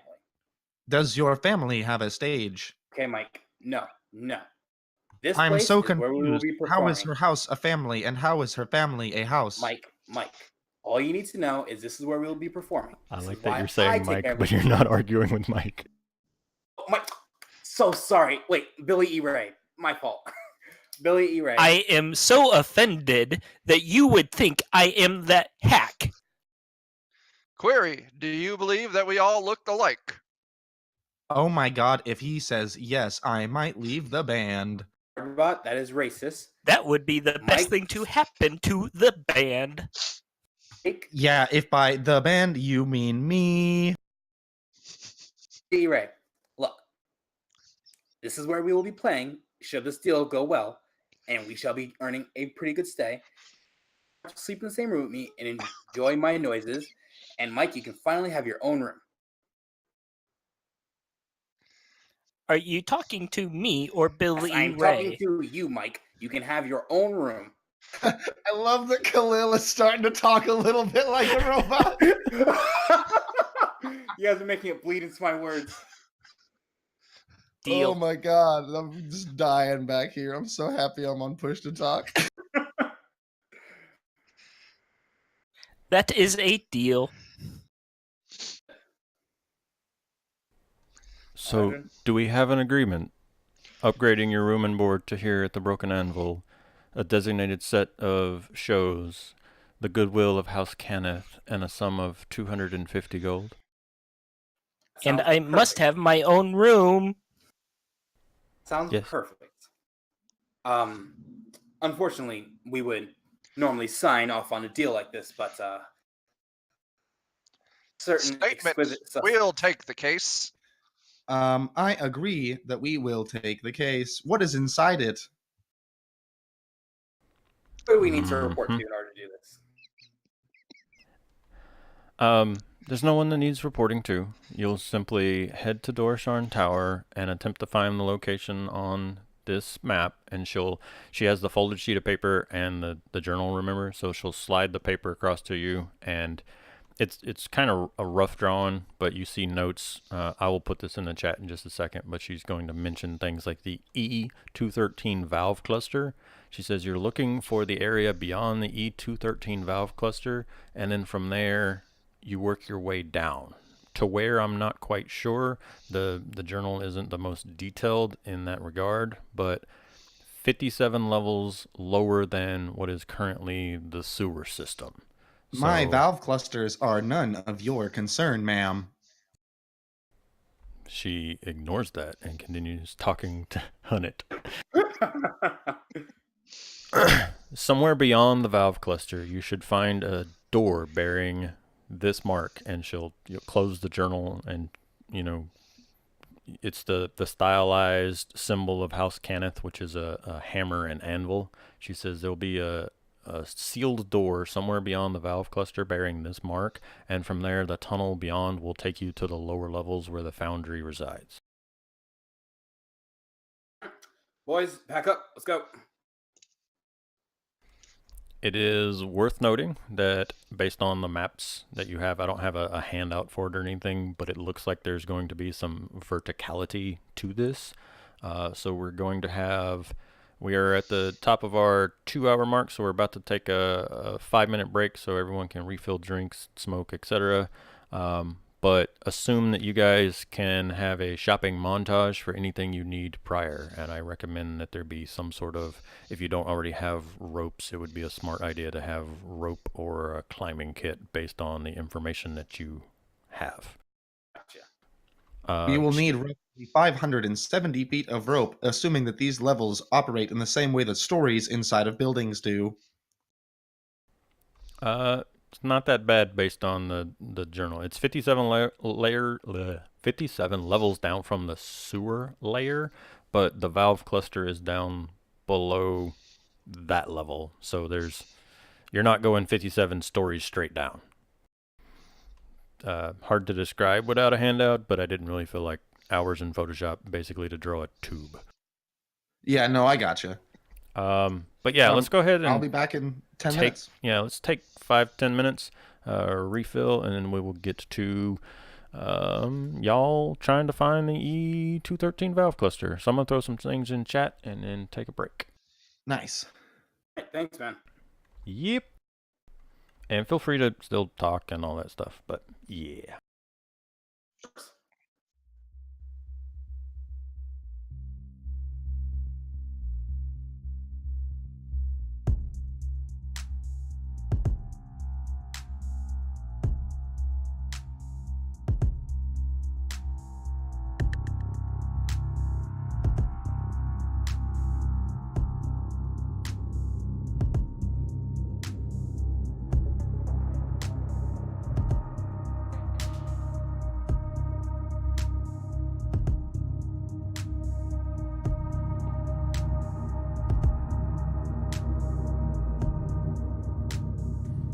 That should be all of the important parts.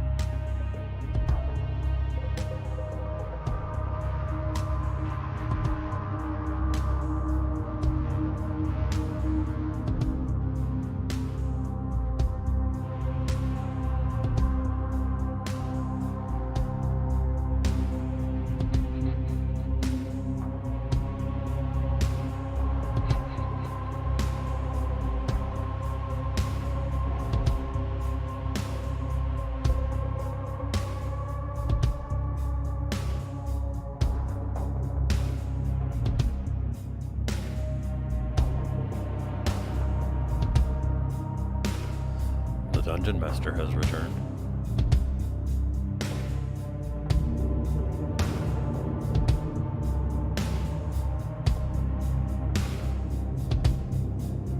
Sounds like it's just me, though.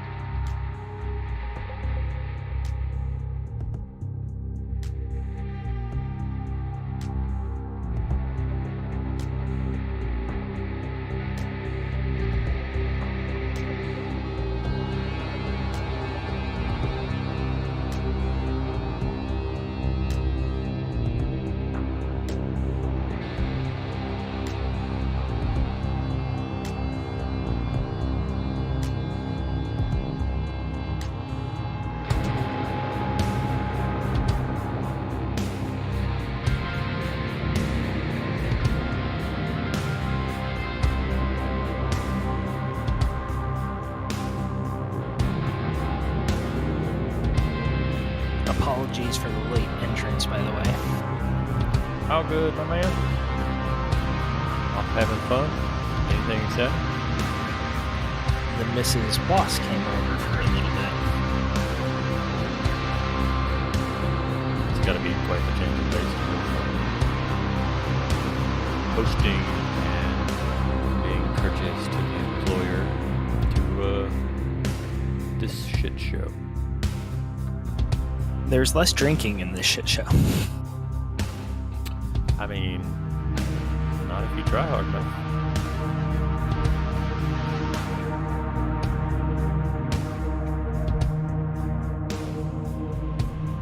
Oh, I just realized I have not been doing Hunnit's voice whatsoever. I wasn't going to press if you didn't have a voice because I suck at voices myself. And like Seth said, I thought it was hilarious that the robot tone was creeping into it. So I've just been letting it fly. I just realized I haven't been using it, and then the robot tone so much, it was taking me over. I was going to do a monotone William Shatner until I heard Billy Ray, and then I just started doing that subconsciously, so... Well, Hunter's voice is more deeper and refined, less robotic and static. Ooh. I have this terrible southern accent, apparently, according to some people that I've heard. And so a lot of my voices just sound like whatever plus drawl. Nothing wrong with that. And like, I did actually go to military linguistics school and had to like be forced not to talk with a drawl. And it comes and goes, but especially if I get around a bunch of folks from the South or just like I'm totally let loose bullshitting, like it comes back pretty hard. Or fully get rid of an accent. I did not hear that at all. You can never fully get rid of an accent. It's always there. Creeping, Yeah. hiding. But it's real hard to talk Afghani with an accent. There's certain letters like ein and glein and stuff like that that's just real hard to sling I don't know if you've watched Acquisitions Incorporated and seen Jerry Holkin's Southern accent, but like I can try that in other languages, and it's just terrible because it's like the stereotypical Southern sheriff now, or like Foghorn Leghorn style Southern accent. Now, see here. I suggest we get right to the point, and then the NPC tries to say something. He says, "No, son. It's a joke about swords." Roll initiative. The only one we're waiting on is Mr. Chuck. Chuck, are you with us? Yep, I'm here. I am eating applesauce. Dude, nice. It was just eating apple, or Hunt it was. Refined plant matter is the best sustenance. It is. I stole it from an 8-year-old. Well, okay then. Anyway, I'm ready to go. Everyone ready to go? If you're not here, raise your hand. Hell yeah. All right, so we're a hair behind schedule. Not terrible though. Like I was saying in Discord, I'm gonna probably cut out some of the random encounter kind of stuff, just because I would much rather have roleplay than here's fights for filler. So feel free to press on like you're doing. But I'm gonna basically fast forward this to the pair, or the group rather, being in Sharn Tower already. And you've spent the better part of about 2 hours kind of trying to find what you would think would be the lowest level. So you scour an area and you take all the stairs down, but it doesn't get quite far enough down to be into the sewers. So you work your way back up, and like I said, it's crossing the sky bridges and working your way through places. But you're finally getting pretty low in the tower, and you're at an area where the tunnels and corridors are really narrow and dark. There's occasional window slits that let you look out and see the sunny sky and the sides and walls of the other foundations and towers. There's infrequent torches that are sputtering here and there, which give off like a pallid pools of light and clouds of smoke. With it being inside, the smoke kind of hangs into the ceiling until it gets thick enough that it can work its way out some of those windows. But one tunnel eventually opens up into a larger chamber where there's a mix of goblins, humans, a couple of shifters, and even one very bored-looking hobgoblin. And they're all kind of standing around this room. There's the cluster that are all gathered around what looks to be one goblin who has like 3 blankets laid out with various items laid out on them. And then the hobgoblin himself is kind of standing over against one wall, and you would guess like waiting on somebody or waiting for somebody that's in the crowd there. But all these people are gathered around one goblin who's clearly like some kind of merchant and hawking his wares, and he's, no pushing, there's room enough for everyone at the rats market.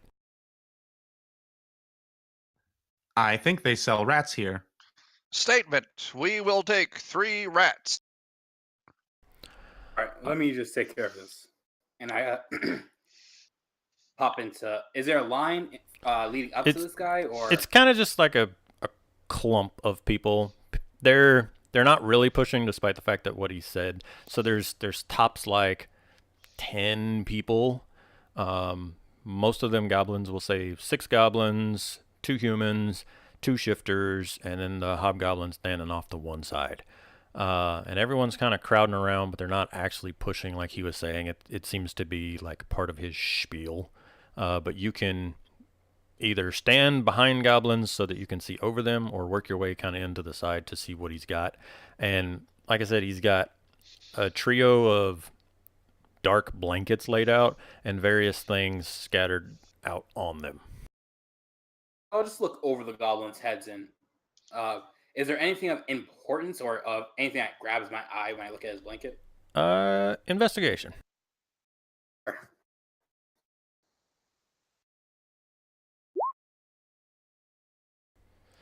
Okay, I'm gonna just go down the list here with what you get from that roll, and you can go with that information. So, a bunch of scrap that's not worth noting. A length of hempen rope, probably 40, 50 feet long, Doesn't look the best. Could be rotten. There's a handmade, rusted but serviceable sledgehammer. There's a scratched but usable steel mirror, a small rusted iron bell, and then a cracked vial of some kind of strong liquid.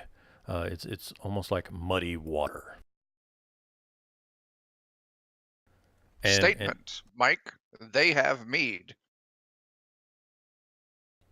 I am no longer thirsty. Observation. Okay. He's Excuse me. Oh, yep, go ahead.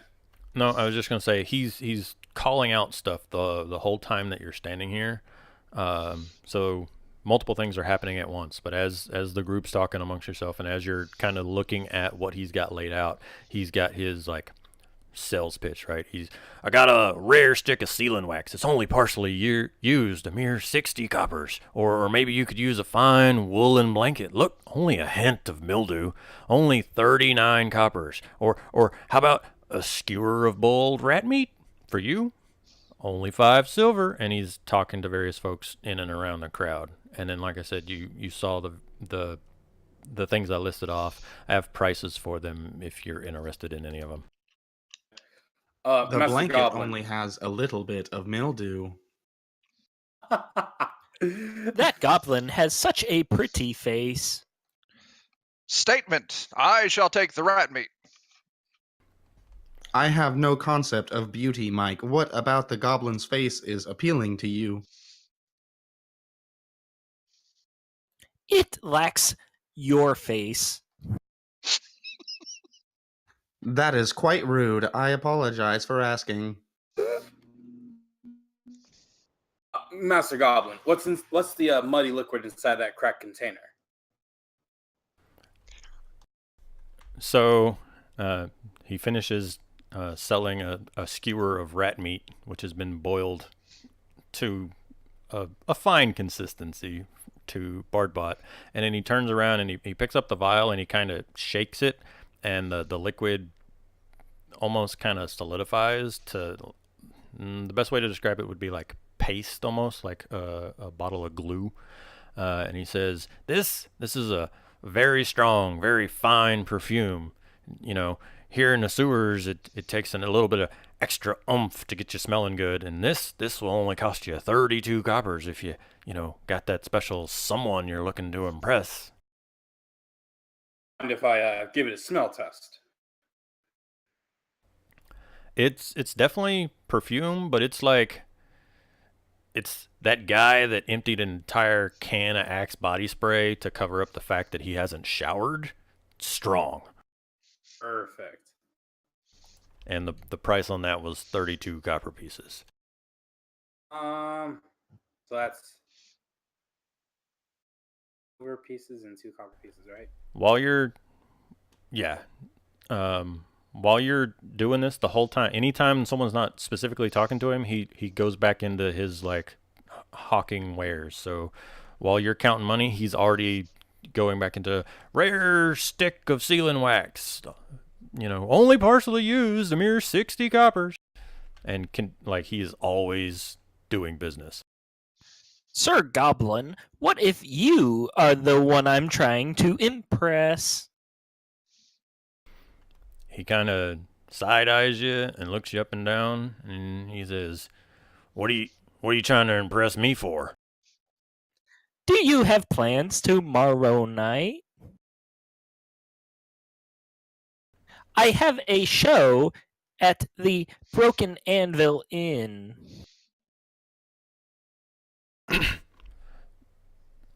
Fancy adventuring types such as yourselves put on shows? Oh, no, we are a band. I am the frontman and lead vocalist. He looks from you back to Bardbot.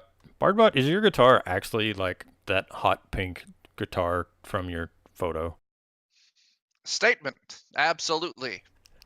So he looks from Mike to Bardbot and goes, right, band.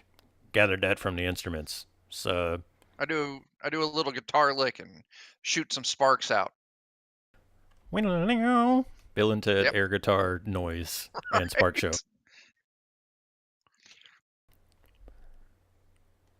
Master Goblin, here's the payment for the perfume. He takes it and he gives you the vial. It's got a small crack in it, but it's not leaking. And like I said, it doesn't smell terrible. It's just really strong. So that's what kicks it into almost repulsive. All right, Warband, we gotta find this lower levels. So let's go. I want to approach you there, Hunnet. Flattery. I have bought you a present, an apology for our attempted framing of you. And I Yeah. present you the rat on the stick. The worst thing I've eaten. And I grab the skewer rat and just. Statement. The sounds of you eating are disgusting. Oh, you're not supposed to be listening to people while they eat. I shout loudly to all of the group clustered around the man or the goblin, and I say, "Does anyone here know where we can find the E213 valve cluster?" The group kind of looks at you. Even the hobgoblin like starts paying attention at this point. Y'all can kind of give me an insight check if you want. The group mostly. Ooh, nice. The group mostly ignores you. Like you get a few like, who are these guys coming down here and making demands? Kind of, dude. What is with Billy and his crits? That's the fifth one. You want to like relax and save those for combat? Bill E cannot fail. Billy and Bardbot. You get to get the feeling that the humans in the crowd and a couple of the goblins are like super dirty and probably live here in the sewers. The few of the other goblins and the shifters, they don't seem like they actually are dirty enough to live here in the sewers. You think like they came here for some reason, maybe to buy stuff from the market or to explore or to get out. But you know that they're probably the sort that live in one of the goblin slum kind of areas. So it's not much better than the sewers, but they don't literally live in the sewers. And then the hobgoblin, he's paying attention to you now that you're creating a scene, but he keeps darting his eyes towards one of the goblins, almost like he's waiting on that person to finish shopping. So you get the hired help bodyguard kind of vibe. Calling out about the valve cluster though, the E213 valve cluster, the merchant, whose name is Sharn, just so that I can make that easier. Sharn is in the middle of his spiel, this fine woolen blanket, only a hint of mildew, 39 coppers. But once you call out about the valve cluster, he's going to finish his sentence and go, or perhaps I could point out the way to a certain valve cluster, if that would be of interest to you fine explorers. Call it... I have currency. Where is the valve cluster known as E213, I believe? And he scratches his chin and says, that valve cluster, fine information. We'll call it 100 silver. I will give you 10 gold. And his eyes are gonna light up, at the mention of gold. Even with we'll go off your insight check here and say he was highballing it on 100 silver and was expecting some haggling, but when you say 10 gold, sold. He shows over, folks, shows over, and he starts folding his blankets. He doesn't even take all the stuff off the blankets. He just starts folding them up and stuffs his blankets into kind of a burlap sack and says, "You got yourselves a deal. 10 gold, and I'll show you where the valve cluster is." I turn to Mike and say, "I am an excellent negotiator." He will end up liking me more in the end. I was hoping to do what I believe the humans call be a wingman for you. Well, you failed because you suck. Sakaran goes, Query. yeah, boys. Money up front. Let's get this moving. I got wares to move. Come on. I give him the 10 gold pieces. Hunnit Okay. immediately puts his hands in front before he gives them gold. Excuse me, sir. We'd rather have insurance that the information is true. Show us the valve cluster and the money will be distributed. Goblins are trustworthy. We do not need insurance. Persuasion check Yeah. from somebody in the group. Either Billy trying to give him the money or Hunnit saying cluster first and then money. Really? You want to do it with your god stats? This is going to be the time Billy rolls a 1. What did you need me to do? Persuasion. Oh, I will certainly critically fail, but I will attempt one now.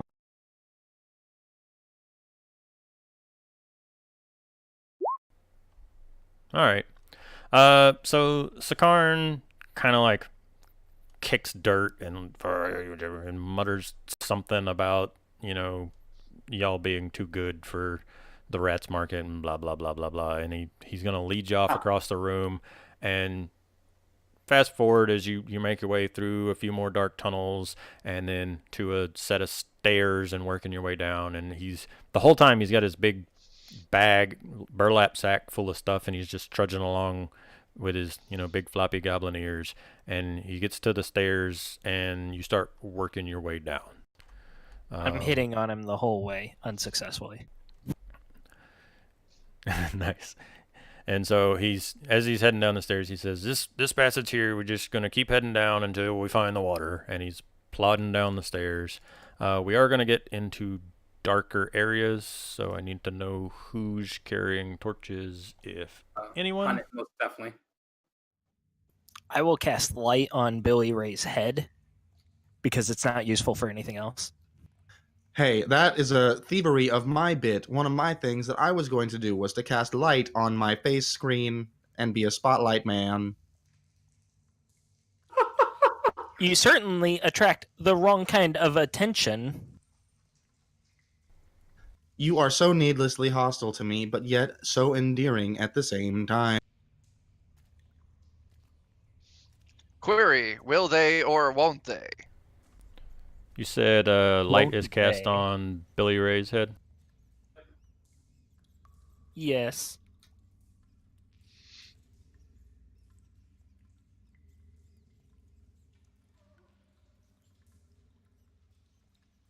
I Alright. forgot how much of a mean robot Bard Mike looked like. Anyone else with torches? Right now, Billy Ray is glowing and Hunnit has a torch. Nope. Cool. Everyone can see, right? Yeah. Yeah. Okay. I will have to fix the final set of tokens in a minute, but let me get your prepared speech here. The passage leads to a staircase that descends deeper into the tower. With each step downward, the odor of mold and sewage becomes stronger, and you can hear liquid sounds increasing in volume as you descend. The stairs finally come to an end, and you enter into a brick sewer tunnel roughly 10 feet wide. So I'm going to move your tokens. So I don't know who's up front, but let's get you down in this passage here. Most likely, Hunnit will always stay in the front. But I am the front man. So you can... You're the you front can man, not the man that likes to get hit. You can see the sewer water up there, right, Hunnit? Yep. Okay. Yep. Stairs come to an end in a brick sewer roughly 10 feet wide. To your right is a rusty iron grate, and the stream of dark liquid at your feet bubbles and gurgles through the bars. To your left, the room is opening up into a wide series of large pipes crisscrossing, coming both out of the walls and crisscrossing on the ceilings. And so there's hissing, there's clanking, there's tons of echoing noises in here. And after a few seconds, you realize one of these, you can see these passages down here, right? After a few seconds, one of them, like the valve opens and a huge just rush of water pours out and into the center stream and then heads down. So water is I flowing. can see nothing past the corner inside of which Hunnit is standing. Well, that's your fault. There's a wall there. Water is flowing this way. It looks to be almost about a foot deep. For the purposes of movement, we're going to call that difficult terrain.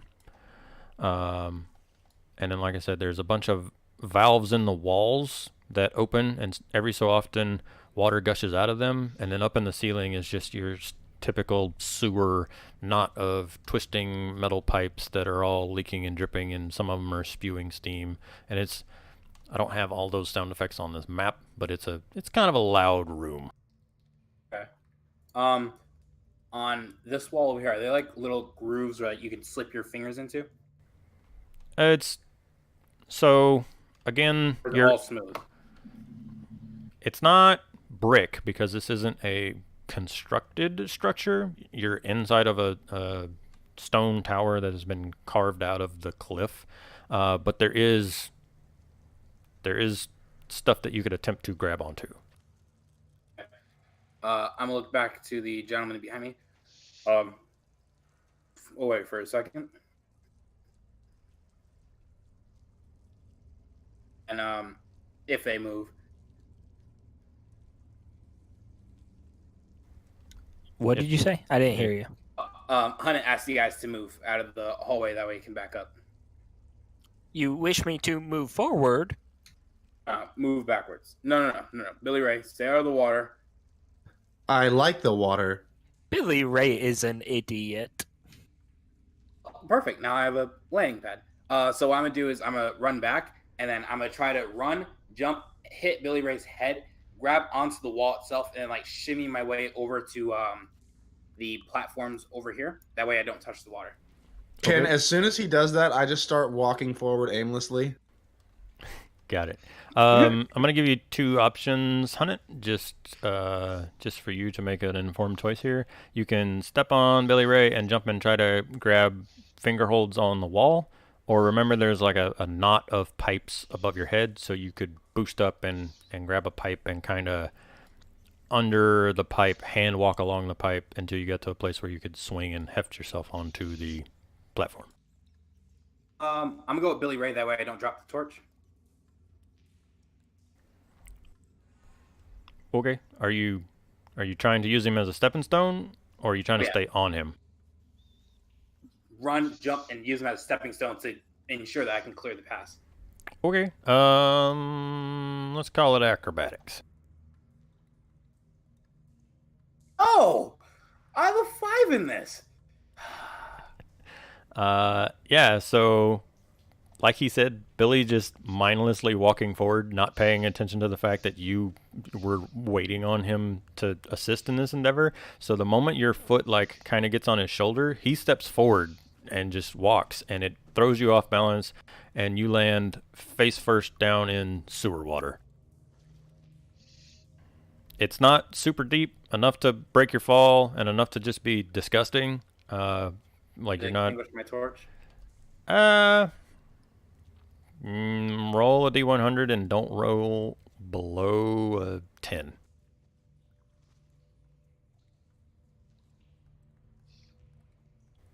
All right. Nice. You have the presence of mind to be like, oh crap, save the beer, and hold your hand up, and the torch does not go in the water. All right. All right. Next time, if you're going to in front of someone, stay still so they can use you as a stepping stool. Affirmative. God, now I'm all dirty. I mean, Anyways, you let me were take a lead dirty on this one. before. We've been in the sewers for some time. This valve opens and lets loose a torrent of water and then closes about 6 seconds later. Will this water make me rust? Most likely.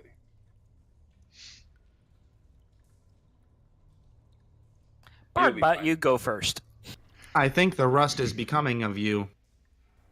This valve opens and a torrent of water comes out. All right, guys, let's go. And I just begin walking forward. You said there was a bunch of pipes going along that we could use to get over to the other platform. You could jump up and grab pipes and try to like monkey bar walk your way with your hands underneath them and then swing yourself onto the platform. Yes, I'm going to hardcore parkour that? Athletics, call it 12 DC. This Oh. valve opens and I did Sure. acrobatics. Do you want me to do athletics instead? it was mostly strength to be able to hold yourself up as you were walking along. But you could use the same roll. Just I'm sure no matter what your score is, you beat 12, right? Okay. Also, this pipe opens and a gush of water comes out. Hunt is getting out of this nasty ass water. Oh, that looked easy. I will do the same thing. 12 athletics. This pipe opens and a gush of water comes out.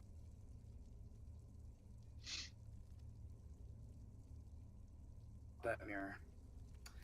Oh well. This pipe and opens then- and a gush of water comes out. You're right. Make sure you don't get too far ahead. Okay, give me perception checks. All of us, or just Billy Ray? Anyone who feels themselves as checking out the scene and being perceptive. This pipe Oh, when you opens put and a that gush of water. qualifier, just ignore mine. Okay. Oh man. Trash. You worry about these robots. Okay. This pipe opens and a gush of water comes out.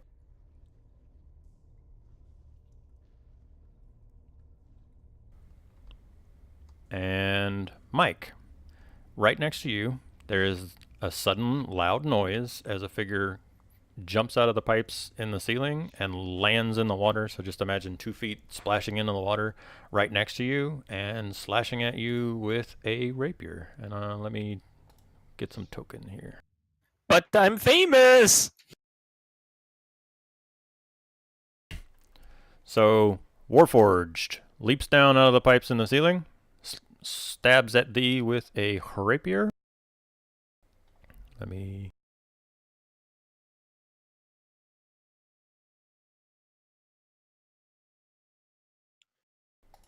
Oh, he misses like hardcore.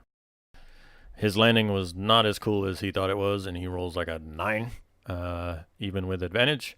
And he hardcore misses you, but he stabs at you. And he's got a voice line, I believe.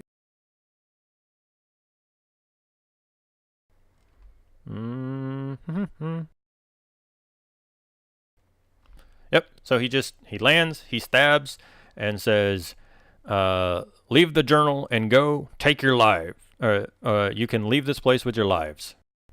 And I need everyone to roll initiatives unless y'all are planning on ditching the journal and running away like bitches. Give him the food!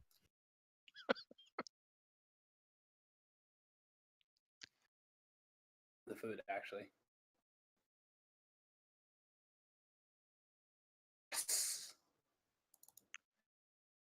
We all go for the Warforged. Everybody done? Ace. Y'all just gonna make short work of all my bosses, I'm pretty sure. Mike, something stabs at you, and it's your turn. Your voice is almost as bad as Billy Ray. And then I cast Vicious Mockery on Billy Ray. I mean, no, the other Warforged. Oh.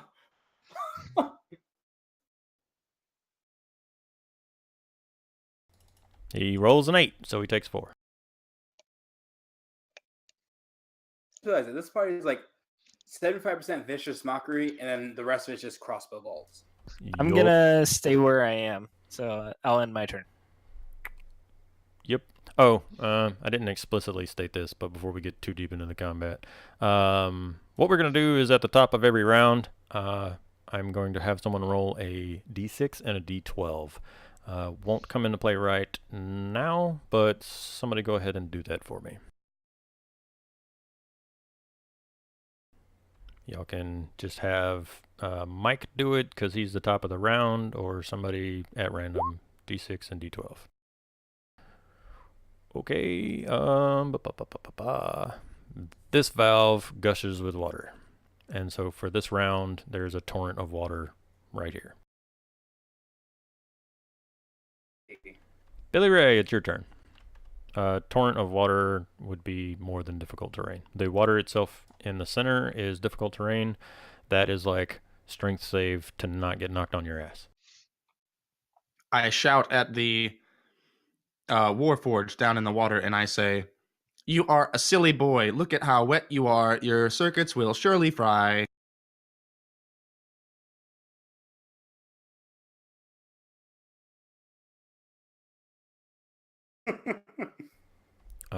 13.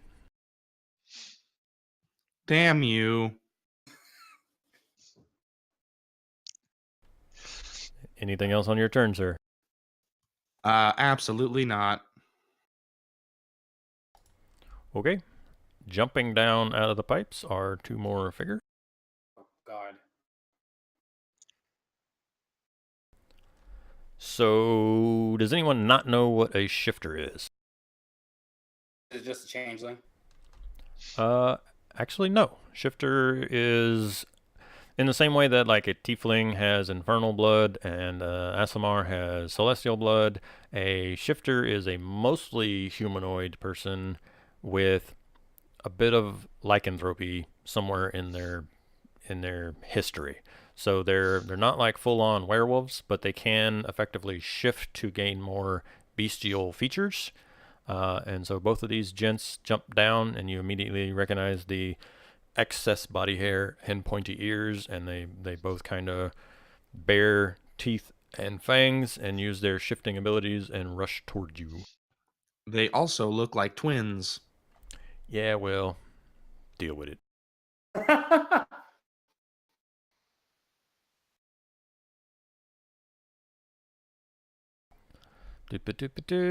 Okay, so this first one is going to run towards Billy Ray, and he's going to get out from in front of the pipe, even if that means jumping into the water, and he's going to slash at you with a dagger and then attempt to bite you. Dagger is 22 to hit for 3 piercing, and the bite is 14 to hit. Ouch, my butt. Hunt, this guy is not smart enough to get out of the way of the pipe, and he's going to attack you. Same thing. Dagger is 18 to attack for 5, and the bite is 11 for 3. Alright. The first one definitely hits me. And that's their turn, and it's Bardbot. I want to cast Sleep. Centered right there. That should get both of them, right? Yeah. And probably a couple of other folks. What's it, a 20-foot cube? 20-foot radius. 20-foot radius. So if you drop it right here, you're going to hit everybody except Mike and that guy. You would get You can yourself. choose the targets. Say what? If you drop it like around here-ish, you can hit all 3 of them. If you have enough hit points after you hit the first weakest one. It doesn't say you get to choose. Oh, Wait. of a point you choose. It does not. Yeah. You don't get to pick the people. It starts with whatever person in its effect has the lowest hit points and starts subtracting that number from the total. I cannot be magically slept. That is a very good point. I cast Sleep right there. Right. Where? I'm going to do right there on that square. Okay. Roll the d8s.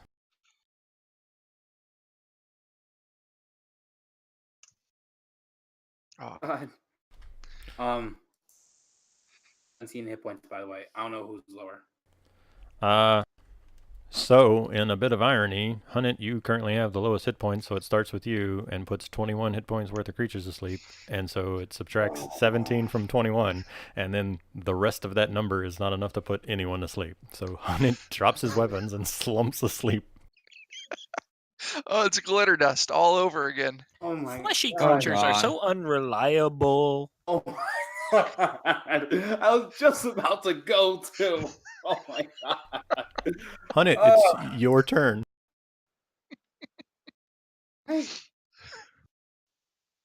I like not like how do I resist or do I not? I don't. You don't. Somebody can slap you awake on their turn. Oh my god. I'm about to Statement. get murked. Statement. Hunt it. This is no time for sleep. Khalil, you just got jigglypuffed. Yeah, that's my turn because I can't do anything. Yeah, This is why you always play a warforged. They can't fall asleep. they don't get a feat. It is the warforged's turn, and he's going to attempt to actually hit Mike this time. He has disadvantage And he critically failed.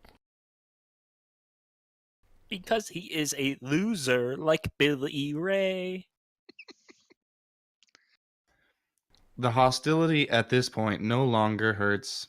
It hardens me against future hostility. You tried to steal my vocals. I honestly didn't mean to. It was not. It was a fluke. You know that. I've told you.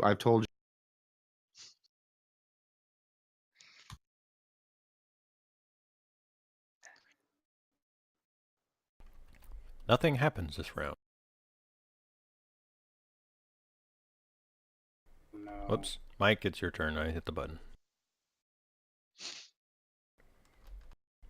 Also almost died from eating a cookie, so I'm coughing. Oh my! Don't die from eating a cookie. Mike. I will move over here. Okay. And I will slap Hunt it. Wake up, you stupid fleshy person. You slap Hunt Actually, I awake. take damage. And then I If will move anyone is back. deserving of your vitriol, it is the flesh boy. Slapping him takes my action, right? Yeah. Okay, so I just end my turn right back there. Hunt, you wake up with a slap to the face. You are laying there in a sewer, your weapons at your side with the shifter standing over you, and the sound of sewer water and other combat. It was a rough slap too, you know, metal hands. I don't have any real depth perception. It's dark down here. Oh god! I got hit by a freight train. I should be a complete and total jackass, so I'm going to do that. Roll a d100 and do not roll lower than 10 to see if your torch rolled into the water. Damn it!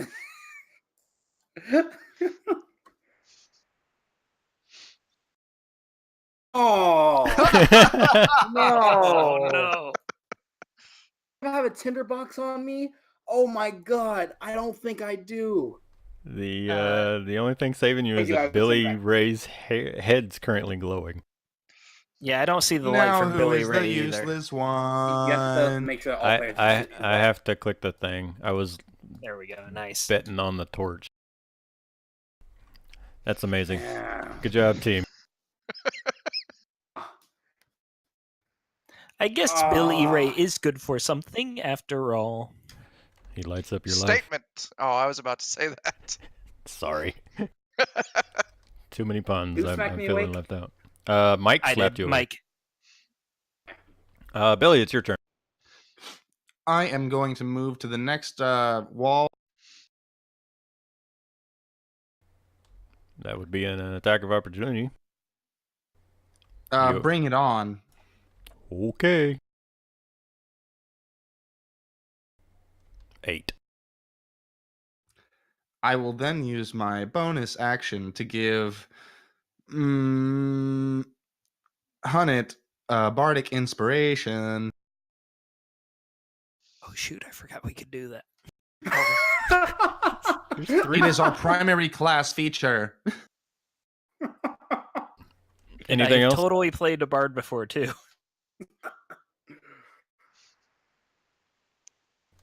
Shifters are going to go. First one's going to step forward and slash at the glowing Billy Ray. 7 and an 8.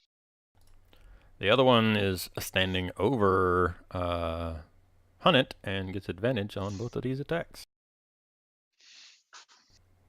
22 and 12. 22 hits you for a 22. whopping 2 damage because he rolled a 1.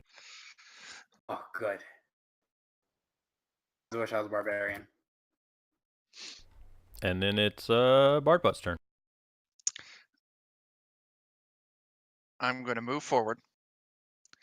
And then I'm going to cast Thunderwave. Crowd Pointing this favorite. direction. Crowd favorite. It's a 15-foot cube. So this time it should hit him.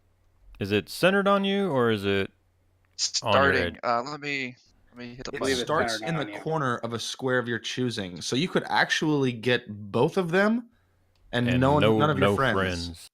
Right. Yeah, that's what I'm going for. I want to start at this corner, getting those two. So they. Did you just thunderwave a sleep spell? Read that shit. That you thunderwaved a sleep spell. Thunderwave. This spell sends creatures into a magical slumber. Oh man. Remind me, it's Constitution DC. Yeah. Let me hit the button. There we go.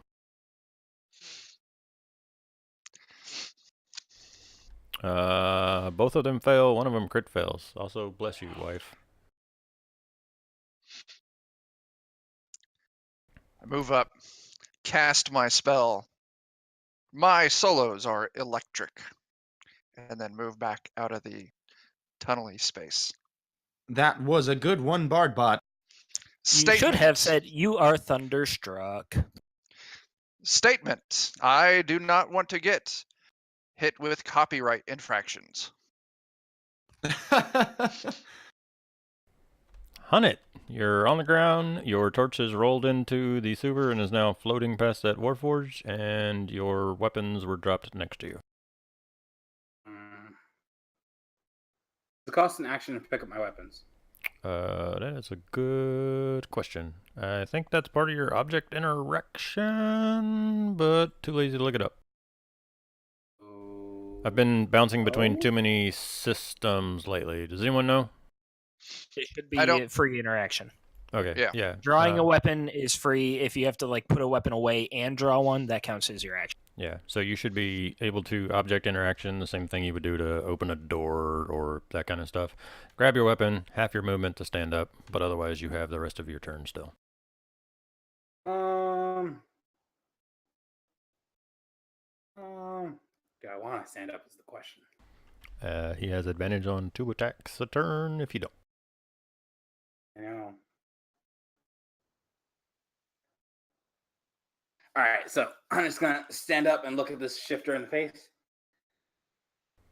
Very good nasal glands.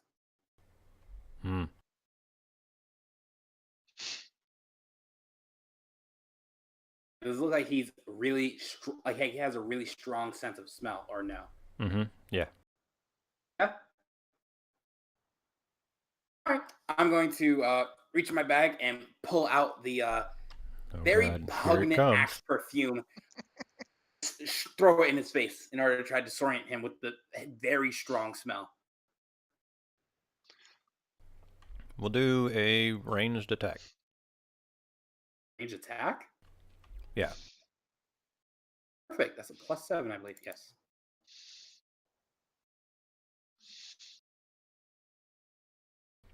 Master has given me a second cookie. I am jealous of your cookie consumption. Yeah, you hit the guy. This guy now smells of sewer and Axe body spray. And we're gonna... Truly the worst of fates. Right.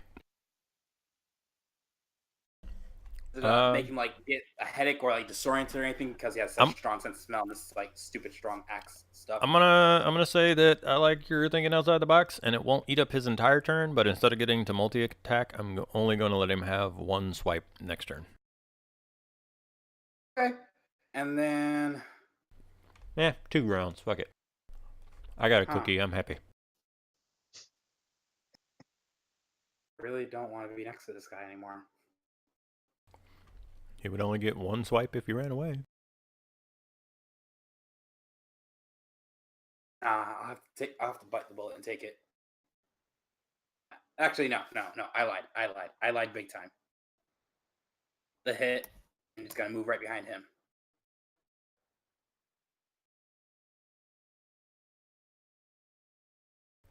16 for 2 damage.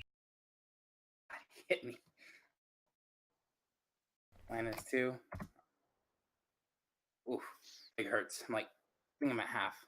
No, I'm low before half. And that'll be my turn.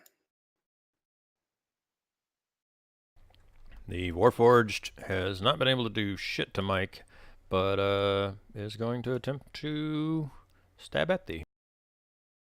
Yes, that is the point.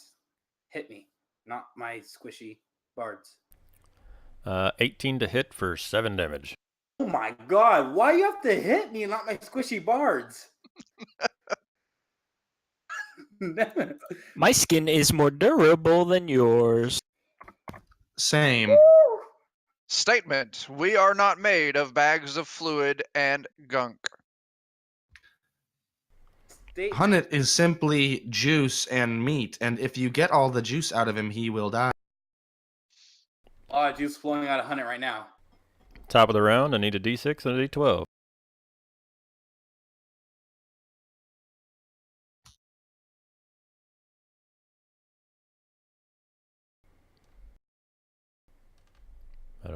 It was meant to be 2 9s. Valve 9 is this one. This guy must make a strength saving throw or be flush.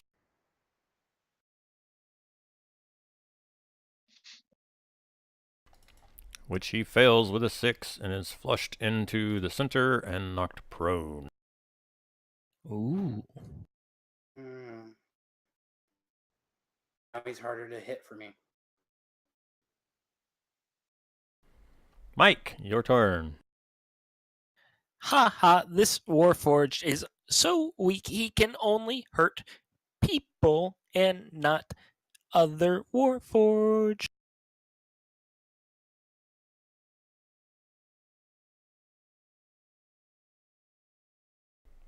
Uh, 12. 4 damage. Yeah. Hunnet, get off your butt and start doing something, please. I'm a little bit bleeding here, and I fell asleep for some strange reason. And 5 healing on Hunnet. I love the heals. And I'll end my Ray. turn.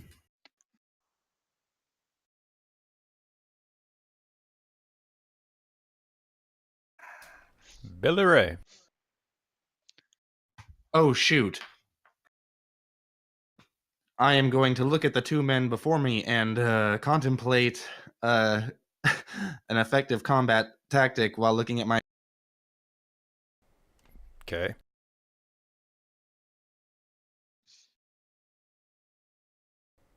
I have faith in you. Fairy fire. Ooh. I'm guessing you place it so that you're not I affected. meant to just read it, not send it to the thing. Ooh. I mean, I'm going to use that on the men in the cube that are against us, obviously. Okay.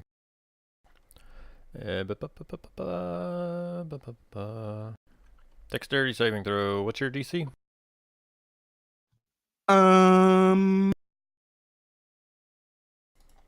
I'm guessing it's lower than a 17. I truly wish that I knew how to determine this. Look at your character. Ah, yes, my spell save DC is 12. They both save out of it. That's not bad considering that they only have a +1 dex. I will bonus action give inspiration to Bardbot. Anything else? That is all. The first shifter is going to continue slashing at you. 22 to hit with the dagger for 4 damage, and a 20 to hit with the bite for 5 damage.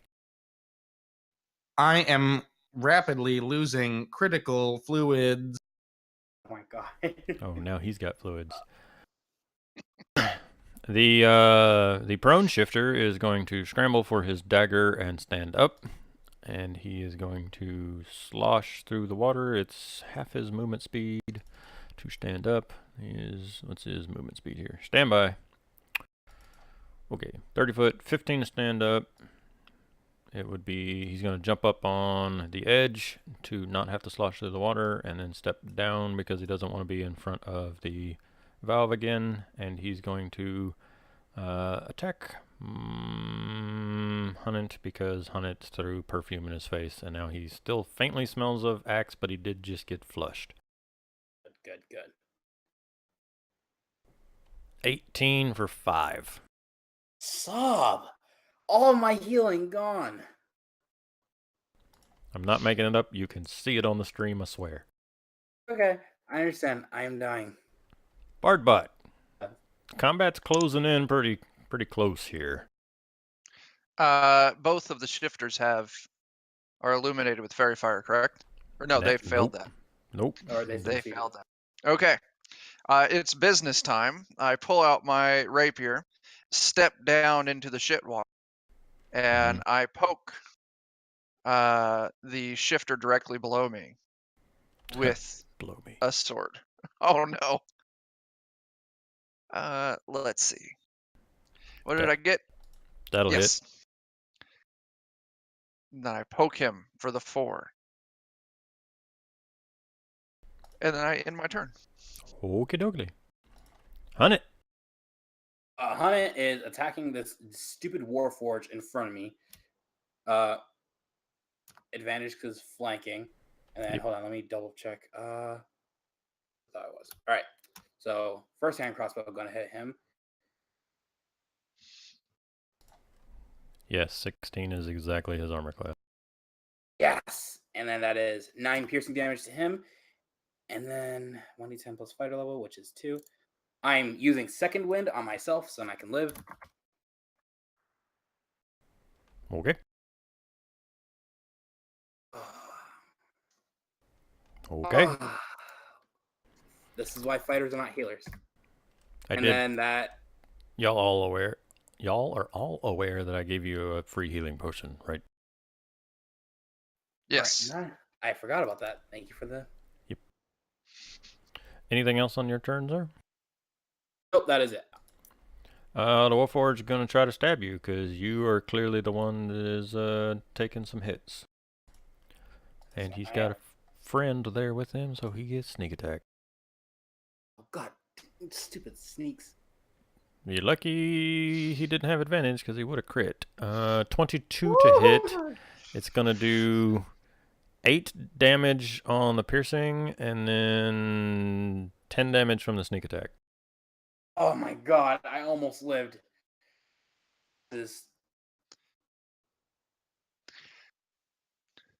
Query. We need a new manager. Who should we hire? I really like the dwarf from the gods. He's going to step to here, very likely incurring an attack opportunity from Bardbot. You got it. That goblin was friendly. That goblin booked it the moment y'all stopped paying attention to him and started exploring this chamber. You just want to get into that goblin.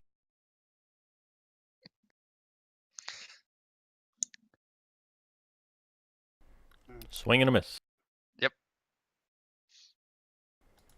D6, D12, and then Mike, it's your turn. Is that the best you can do? You have not even hit me yet.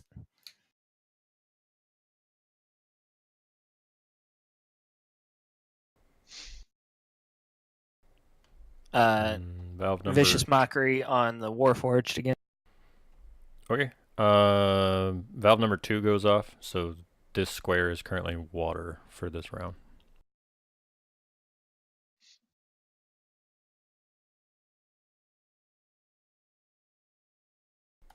There you go.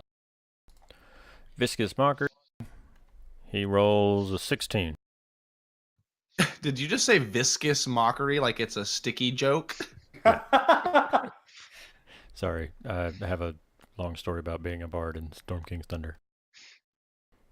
I also cut off a goblin's ear and told it it could Vincent Van Gogh fuck itself. Oh my God. That's great. Hunnit, get off your butt or we will hire the goblin. 7 healing. Chess. The goblin would be a groupie, not a manager. He could do Statement. both. He could do you and only, not managerial skills. Billy Ray. Bill E. Ray is going to fear for his life. I am going to stab the shifter in front of me with my sword. Okay.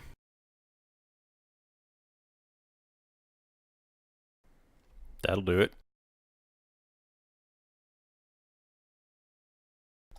6 damages. I will give Bardic Inspiration to, I think Mike is the only one who does not have it. I think so, yeah. I accept it, but I do not like it. Wow. Shifter is going to slash at Billy Ray. I'm about to say Hunt. 20. Not good. 20 with the dagger to do 2 damage. 20 with the bite to do 2 damage. Is this all to Hunt? That's to Billy Ray, the one standing above you. Okay. You are prone, Oh, no. but he's got barred. But how much of a jackass do I want to be there? Actually, as far as he saw, you were knocked out, so he's going to slash at Bardbot. He doesn't realize that you've been revitalated yet. Bardbot, 15 with a dagger, probably misses. 20 with That a is bite a miss. for That does 3 hit. damage. I just wasted crits on all of my advantage rolls. I could have totally got hunted with that one. Bardbot. I try to poke the shit out of that shifter directly below me. He's covered in it. Blow me. That hits. I don't appreciate Billy Ray stealing my jokes. But I also said it louder. Yeah, well, you know. Anything else on your turn, sir? And then it's Hunt. Yes. Statement. Billy Ray. Do better. And I'm going to Healing Word as a bonus action. I almost killed him. Don't fix him. He is fixed for 3. And Yeah, now I can have fix that. 4.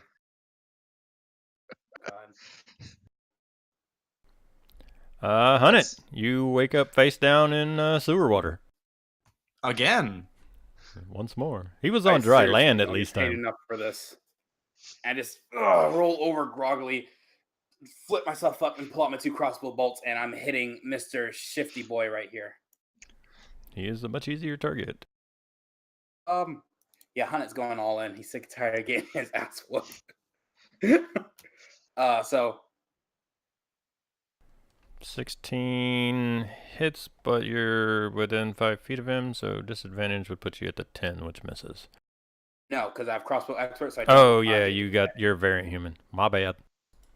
So you hit him, you do 6 damage. Nice. And then once again, 13 damage total. all right. And then action surge. I'm Mhm. finishing him. That'll 10 misses. I don't have advantage because I'm Yeah. not flanking, right? Right. So a 10 will miss.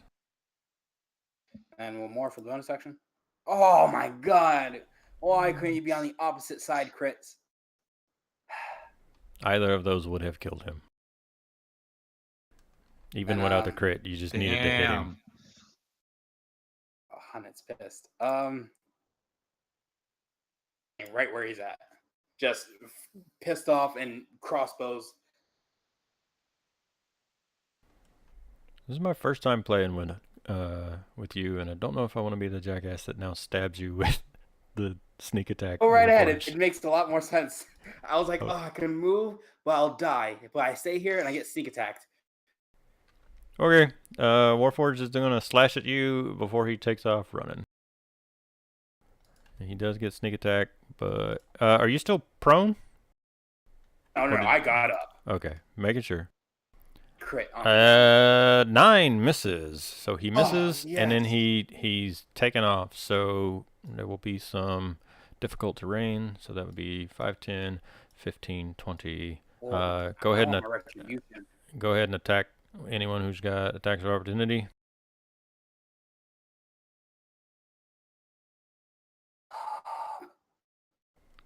You had your crossbows out. Mike, what do you got? It's going slow, sorry. Okay. But he's going to make it that far. Pretty sure that's a miss. Dims both misses. Can't let this guy escape. I wasn't really planning on using my crossbow, so I just kind of accidentally hit the trigger as he was running away. Copy. Top of the round, D6, D12, Mike's turn. I will be using Vicious Mockery on the Far Shifter by Billy Ray. Ha ha ha! Billy Ray is the only one you are capable of killing. He has not killed me. Do you understand that, Mike? Give it time. He rolled an 11, so he takes his damage and has disadvantage. Billy Ray, you better get your butt moving if you want to live. And I give him Bardic Inspiration. Finally, I did it 20 times for everybody, and now I get it. No one has fucking used it, though, even on the attacks of opportunity as the guy ran away. I didn't have it. I forgot I had it. Yeah, same. You guys just never inspired me because I kept on. Ever since the time you guys turned, I was in mud or dirt or asphalt. Billy Ray. I am looking at my sheet. I don't know if I want to heal myself or strike.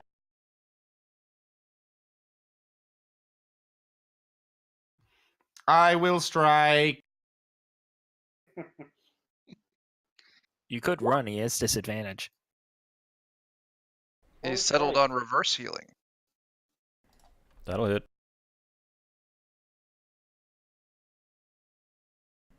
Still up. Well, I hope somebody can get me out of this pickle soon.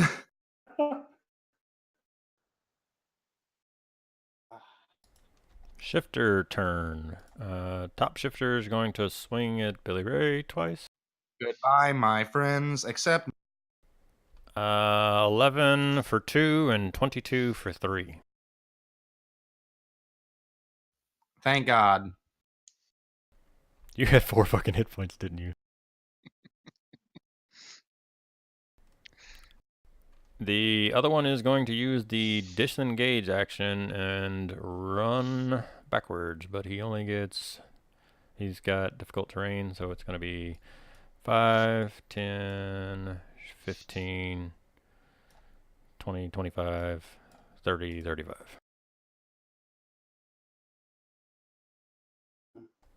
Bardbot. They're peacing out. Vicious Mockery on the one who just ran. Okay. Statements. 7. You run like a coward. It's got to hit a 12, so that clears. Yep. And Oh wait, all you need to do is more damage to him, anyways. I believe. Nope, Billy Ray's the one at 1 hit point, not the bad guy. He's low. He's super, like, that could have killed him if you would have rolled a 4, but... and then I use the rest of my turn to get out of the shit. Okay. Hunt it. Your turn. Perfect. Pissed off, soaking wet, and just gashes all over him. He's just gonna line up his crossbows and first shot at this one. Okay. Hit. Doesn't hit, does it? It does. Was that? Yes, confirmed hit. Alright. And then my second They're hit, same both one. pretty bad off. He goes down. Nice. If you had not crit, you would have not got him. He had 6 hit points. You did 6, and then the crit for 1. Nice. So that's 10, 25. Go. Oh, wait. Hold on. I gotta show you. That. Up in this guy's face. Yep. So 10, 15, 16. Exactly 30. Yep, exactly 30. His face, and I just take off my mask really quickly and put it in my backpack and just show him the scarred, burnt face of myself and say, "Do you really want to run?" That's it. Copy. The warforged spends its turn dashing up the stairs and out into who knows where. I'm going to go ahead and just remove him from the map then.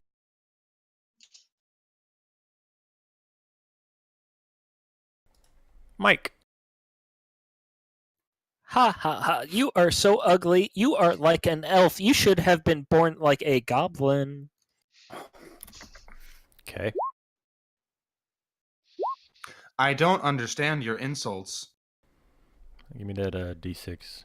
Thank you. So tempted to use that 6. Let's see. It was a 2 and a 3. So the one right in front of you, Billy Ray, opens and flood of water pushes the dead body down the stream. He got a 16 on his wisdom save. That means he passed. I will also be moving forward. Okay, Billy Ray.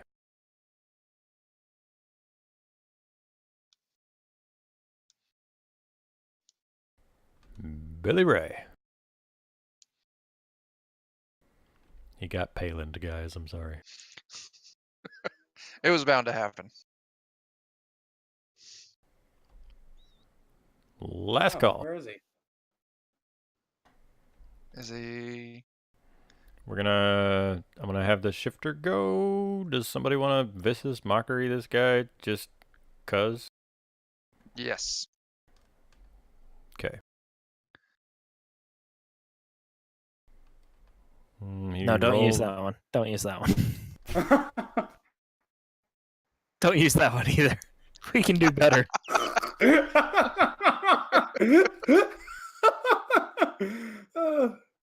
Oh, Billy Ray can hear us, but He can cannot hear speak. us. We can't hear you, fam. I'm assuming you're vicious mockery. Please stop me if not. And if so, he rolled high enough that he passed. And on its turn, it's just going to disengage and keep moving. So Oh, you bastard. 5, 10, 15, 20, 30.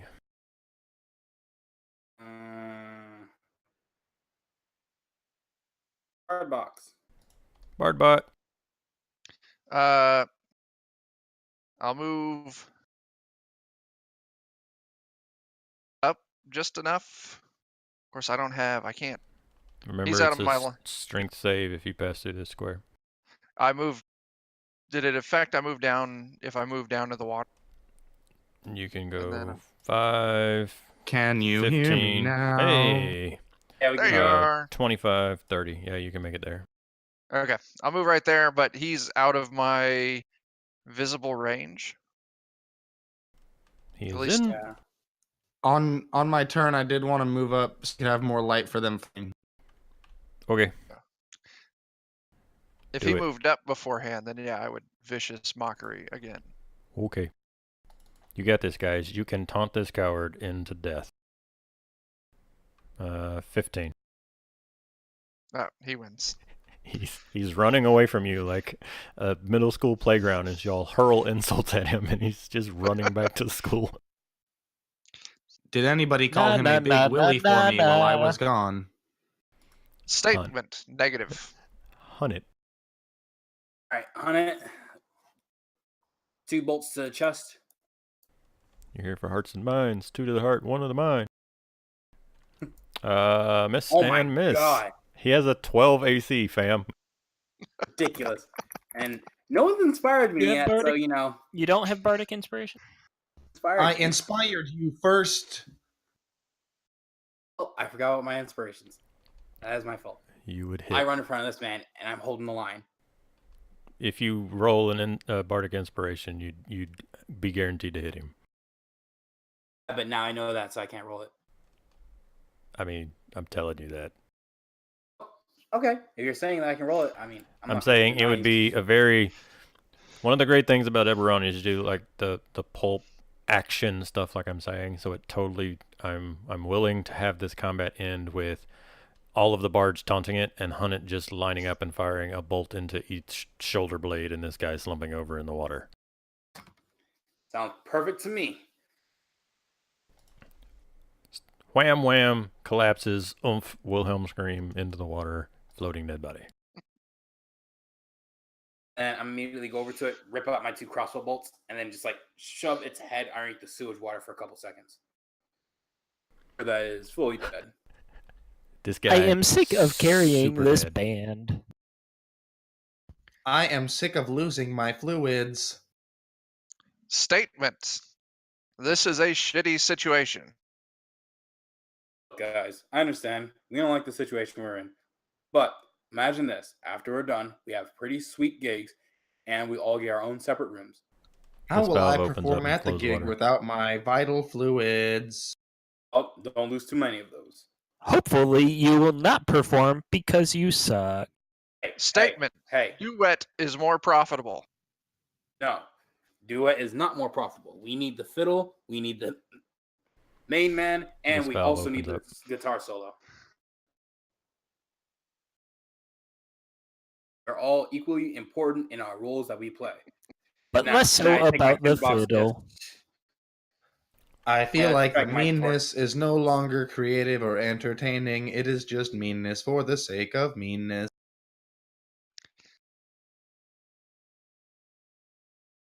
I light my torch while they're still arguing. Okay. All right. So, pursue down in this tunnel. We can argue with each other and say who's going to be lead singer and fiddles later.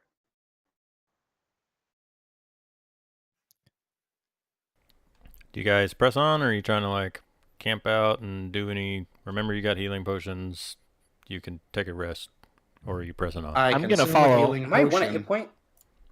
That was all at once. I have no idea what anyone said. I'm following Hunnit because he obviously needs me to carry him. I'm consuming a healing potion.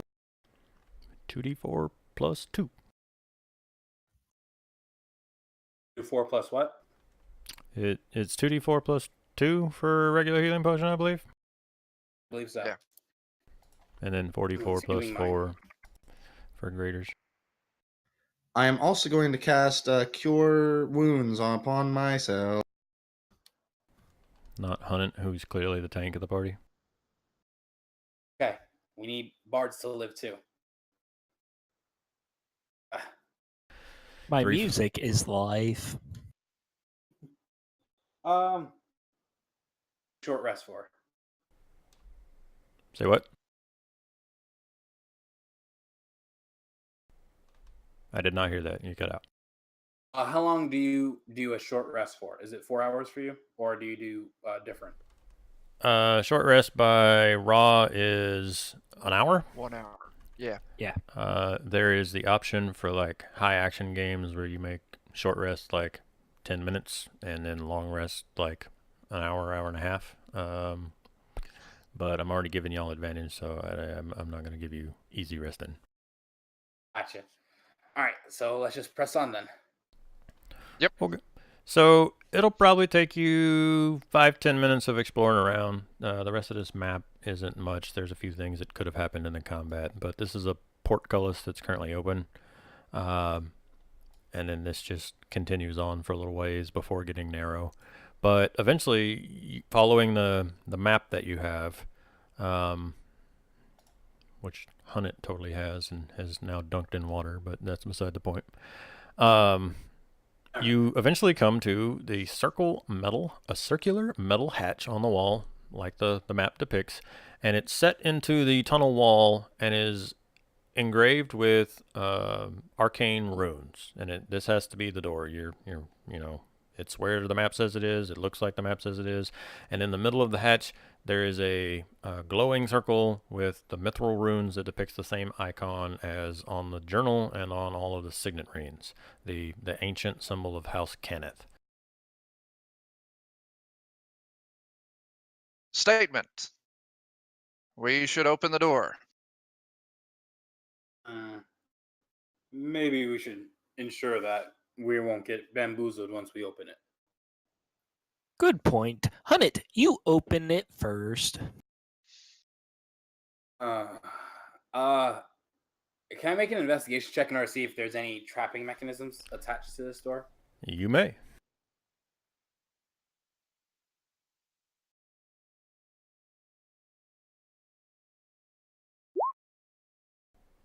You detect no traps. All right, and then I'm just gonna. Is there an actual door handle for it, or? So it's a circle metal hatch, almost like a giant 6 foot wide manhole. So 6 foot tall, 6 foot wide manhole cover, basically. And then on the right hand side, it's not so much a door handle as like, think of the stereotypical sewer valve where it's a metal circle with spokes in it and you have to crank it around. It's that. Just gonna start cranking that. Okay. So you go to turn it one direction and it's stuck and doesn't really go, but you turn it the other way and you start putting some shoulder into it, and it opens up. The locking mechanism opens up. What do I see when I open the door or hatch? As soon as you open the door, everyone within 10 feet needs to make a dexterity saving throw. You fool! I knew it was trapped. I did tell him to go on ahead, so I was staying away. Oh, shit. I did it. I did not. Anyone that fails to meet a 15 takes the 6. Anyone that passes takes half. And it is poison damage, so warforged, I believe you have resistances. I believe. We do. Okay, so all the warforged who saved take 1. Those who failed take 3. And Hunnet, you rolled a 13, so you take the full 6. Is Hunnet dead again? No. It is so close. But there's 2 things to note here. Turning the thing and it opening, like the locking mechanism opened and then the strap went off, but when you go to open the door didn't open. So opening the actual door didn't happen, but as soon as you click the wheel all the way around, that's when the trap went off. But the door, the wheel you turned unsecured something, but there's something else keeping it closed. Before you cut out for me, sir. currently can take. Oh yeah, I'm sorry. Before I take any more damage, I think we should take a quick 5-minute break. Okay. For the sake of story, we'll say that there's floor. You're not necessarily all standing in the water here, but as you take a 5-minute rest near the door, I'll go ahead and allow you to either take 10 on the investigation or roll again on the investigation, whichever would be higher. I will roll. Statement. I too shall roll.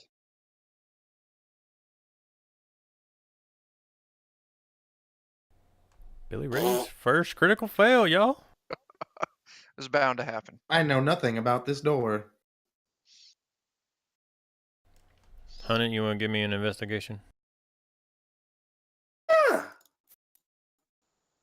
Just don't kill me. Right. Alright. Mike, anything from you, or you're above this door opening garbage? While they were rolling investigation, I was practicing rolling my hips for our stage routine. Okay. So, Bardbot, during the quick breather, you kind of give this a once over, and you see all the holes and stuff that the acid trap came out of, but you also notice one other thing. When Hunnit was up next to the door and opening it, the symbols of the symbol of House Kenneth kind of shimmered faintly, but now that he's backed off to take his rest, as he stepped away, it faded. And once he came up to do his investigative check, like, you noticed they kind of shimmer again, and then once he steps back, they kind of fade again. Statement, something you have on you might be having some kind of reaction with the door. All I have What is the did map you just steal in from it. the corpse? Gold, which we all have. His ID, which I do have. The woman has.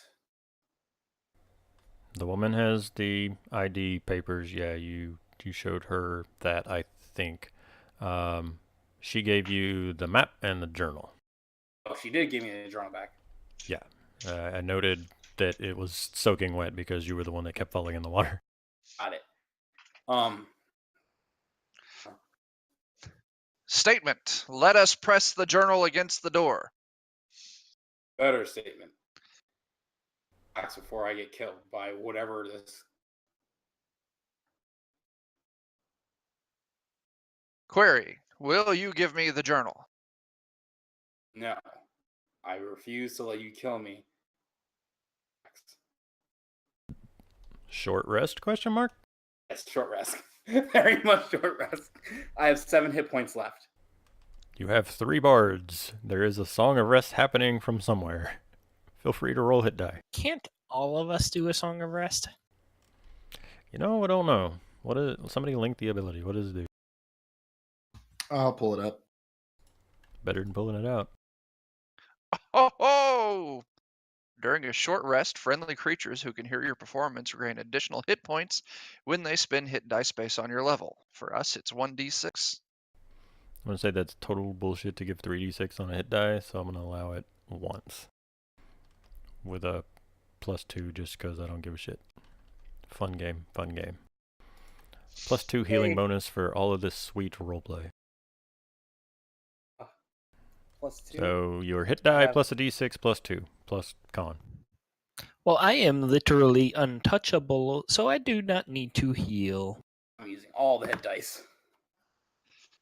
It's, Same. 2, right?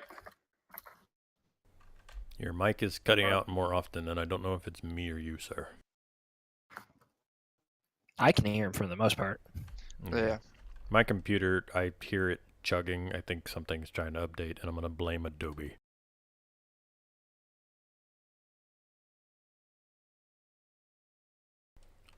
So it's our hit dice, the 1d6 from the actual thing, Mm-hmm. and then +2? Yep, and then your con. Okay. High.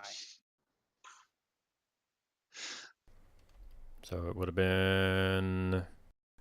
Oh, you haven't rolled it yet. That's Bardbot. That'll do it. Do you press the journal to the door, sir? Yes. And then I give who was talking to me? Bardbot. Yes. I give Bardbot the journal. I take the journal and I push it against the door.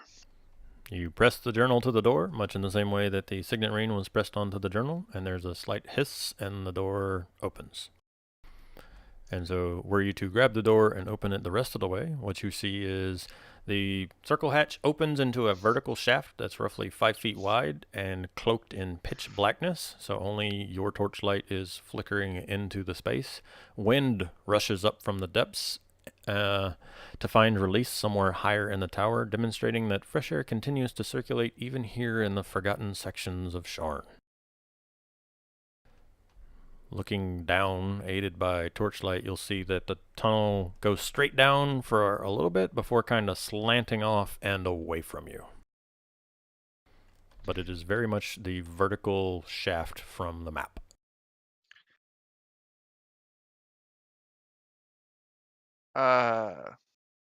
So it goes down and then it curves. Right. It's not.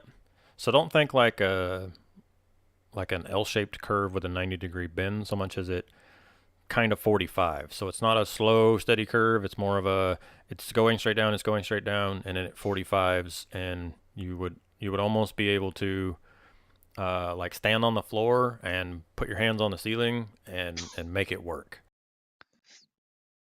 Okay. I was trying to figure out, is this like Star Wars? When Luke jumps down the shaft after getting his hand chopped off. That kind of like slowly sloped. This is, Yeah. like I said, a legit 45-degree angle. Straight down and then straight 45 and out of your sight. Okay. I toss the journal to Mike. Mm-hmm. No. I jump and catch it, or is that not feasible? Dexterity saving throw. Also, we lost Billy Ray to Sarah Palin again. Yeah. Oh, fucking Mike. It's a slow-mo movie scene, and it's just outside your fingertips, and Mike catches it. Mike, do not, and I repeat, do not eat that notebook. When we get back and we get paid, I will buy you the finest paper there is, just not that one. But why not? As you can see, that notebook is a key. If you eat it, we will be either locked in or locked out, and we will not be able to get you even more fine paper. But maybe I will become the key. Query. Definitely will not become the key. Query. Can we just not put Mike against any future doors? I don't think that's how the magic would work. It's in those papers. If those papers make contact with your body and then you're to digest food, will sustain much longer. I really want to become the key, guys. Mike, Out of character, I really want to become the key.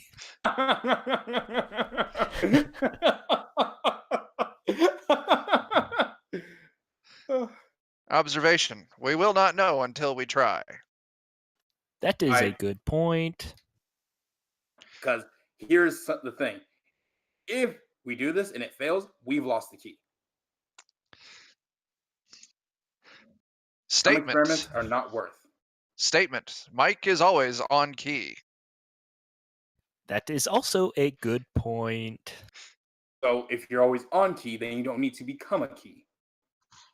Mike is one with the key. Is he a monk?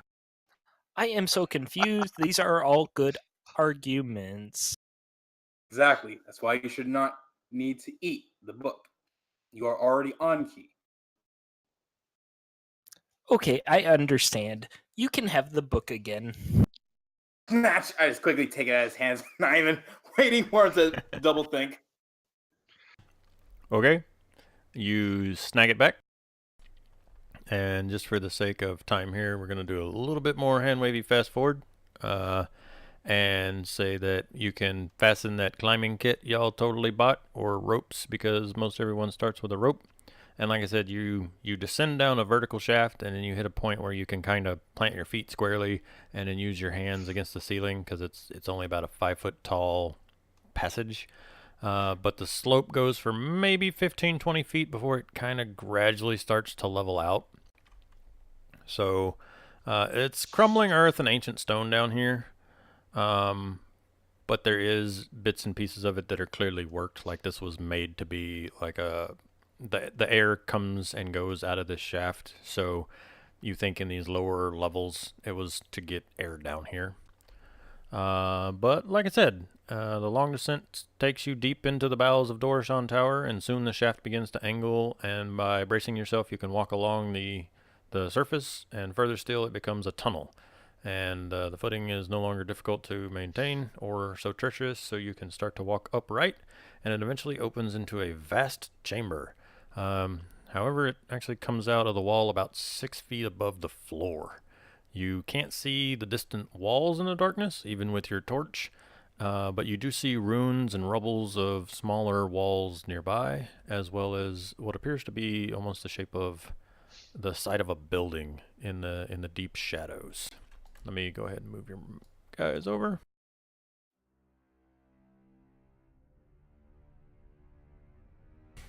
Everybody on the new map, everyone can see question with mark? music. Yes. I can see that. Low bass did not catch me off guard. Who I the like fuck it. is farting in my garage? Let me know if you need me to turn the music up or down or anything. Also, you guys can control it on your ends individually. So yeah, you're in a tunnel that comes out. Like I said, it's a 6-foot drop out of this tunnel onto the floor.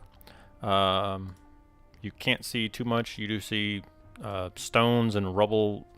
So again, you're in a larger room that's carved out of the stone of the tower, but it does look like there are ruined walls and man-made squared blocks scattered out on the floor ahead of you in what little you can see. And then air pressure here.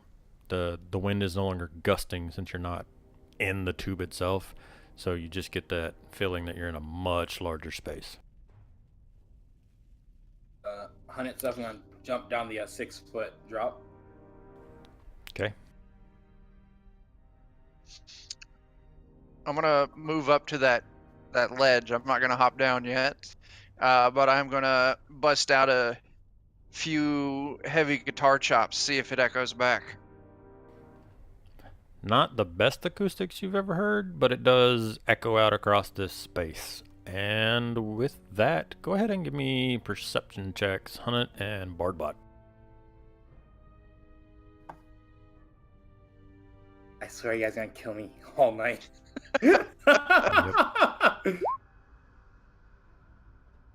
Oh, come on. Yeah, it's a big room. It's dark. The light is causing, especially down here where there's these stones and blocks and stuff, it's that dancing firelight, shadows moving as you take each step and as the torch itself flickers and sputters.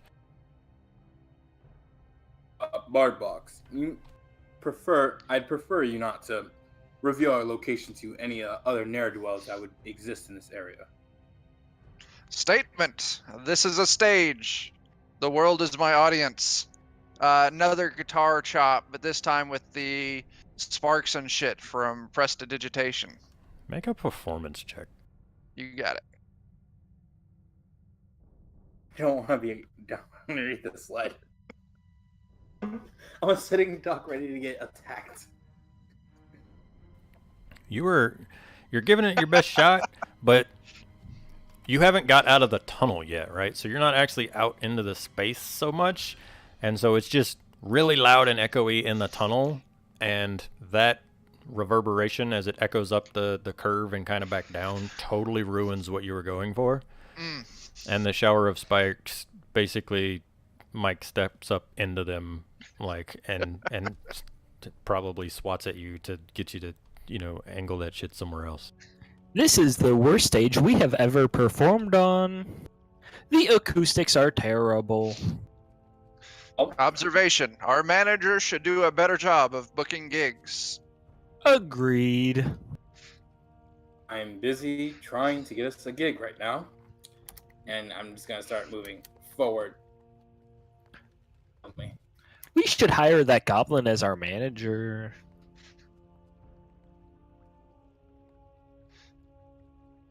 Query. Would you accept stagehand? He can give me handies, yes. I'm gonna need stagehand to be group slang now for a little side action.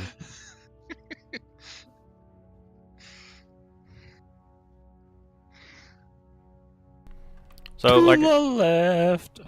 So like I said, these are piles of cut blocks within the actual carved out walls. Could have been remnants of old buildings, old walls. They're definitely man-made and definitely placed here. Humans are such poor builders. As you head up this way, Hunnit, you notice at the edges of your torchlight, there's almost... It's kind of weird. It looks like the floor is moving for a second, and you think about it, and you realize it's actually a bunch of bugs, and they all seem to be scattering and moving away from your torchlight and crawling into unseen holes in the walls and between the cracks in the blocks and stuff to your right. And so your torchlight is scaring off centipedes and other creepy crawlies.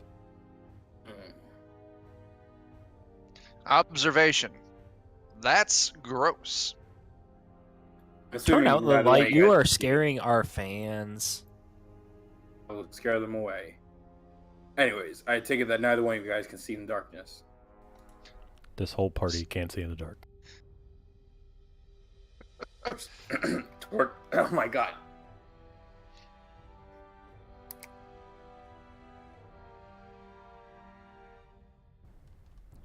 It's probably been... Oh, yeah, with the long rest, your light is no longer on the other bard, by the way. Probably not.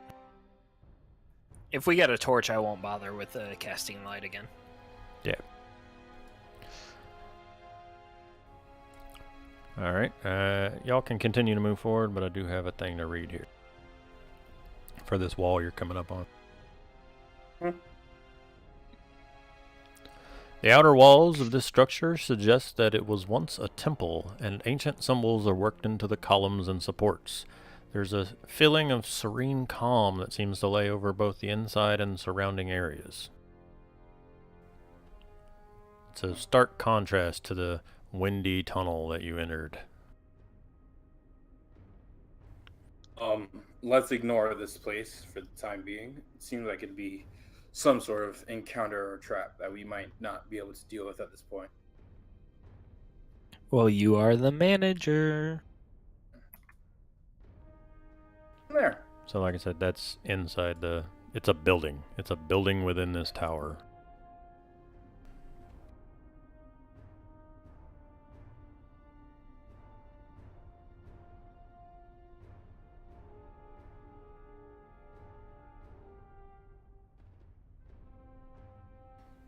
Ahead of you there is a large stone spire that goes from floor to disappears into the darkness above.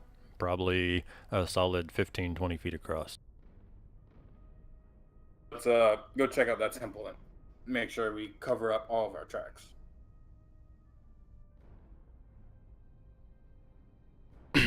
Make just a general intelligence check or a religion check. Anyone, But everyone. I know you like me, but I need my space.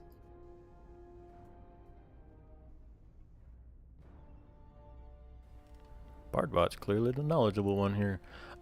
Based on some of the symbols on the outside, and especially once you get inside and see the kind of ruined altar and stuff, you recognize this, excuse me, I have hiccups, as a temple of the Sovereign of the Forge and Flame. It's Onatar is the name of the god. And he's revered by smiths, craftsmen, artificer, and just kind of dwarves in general. Some warforged seek to follow that faith because, again, it's based on being crafted, and they are, you know, artifice given sentience. Yeah, wizards and scions tied closely to the forces of fire also revere him, but, you know, typical, like, Moradin kind of god of crafting. Observation. This is a temple of Onatar. That name rhymes with guitar. He must be the god of music. Statement. I am not going to correct you. Well, let's move on from this temple. It seems to just be ruins. It is, like, strangely calm here. Like, it's not like spooky abandoned temple. It's like almost as if there's still a little bit of the hallowedness to it. And despite the amount of creepy crawlies that you've seen in other places, there's no bugs or weirdness here within the walls. Investigation! I want to figure out why is it so surreal. Sure. I'm terrible at investigation. You are terrible. You don't see anything that would lead you to any specific conclusion, but again, maybe there's just a little bit of hallowed ground left to the fact that this was a temple. So maybe the rats and bugs and stuff are held at bay by whatever's left of this site's holiness. It is the power of music. Observation. This may be a good place to spend the night if we have to. Noted. We'll remember this place. La la la la la. I'm checking out the acoustics. Yeah, they're all right. Don't get as much echo. So despite the fact that you can see down, there is kind of a ruined set of rafters to this place because, again, it's a building inside of a much larger room. So there's mostly intact walls and a mostly intact roof. It is but a shadow of its former glory. Like your group without poor old Sarah Palin eating Ubermus. I must disagree. We are better without the scene-stealing hack. Commentary. We are a duo now. Or all these. I'm gonna use the empty vial or the empty glass jar I had with my perfume that I threw in the face of one of the dead things. Yep. On the sand and cork it just to Okay. have a little bit of safety. You bet. And I'm gonna begin moving out. Okay.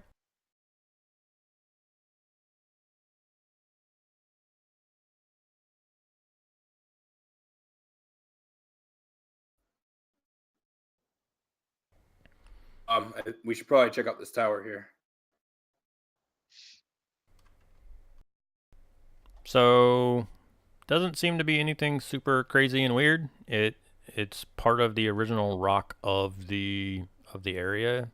You don't know whether it was left for support or what, but it is part of the actual walls. And then as you enter this area, you can see all of the rubble, of course. So shadows are going really nuts as you move in between these rocks. Places like where Bardbot's at are basically unaccessible. You would need to move in between these things. Despite the fact that they're flat on the ground, several of them are 4 or 5 feet tall pieces of rubble. So it's kind of like navigating through a junkyard with random angles of rock and stuff, but no signs of hostility. Is it possible to see what this used to be? All of this stuff looks like it's more rubble rather than the cut pieces of rock back where you first came in. Ooh, what's this? Okay, I got another paragraph for you. Tucked away in this corner of the chamber is a roughly 12-foot tall building that stands independent of the surrounding tower walls. Unlike the others, this structure's walls seem entirely intact, and a pair of large doors bar the way inside. They appear to be made of adamantine and bear the same symbol as Bonal's journal. I'll walk up to it and press the journal on the door. So you notice 2 things. 1, pressing it on the door does nothing. And 2, the runes don't seem to shimmer at all like the hatch did. When you got closer, the hatch kind of reacted to the journal approaching it. It seems whatever magic involved with that process is dead here.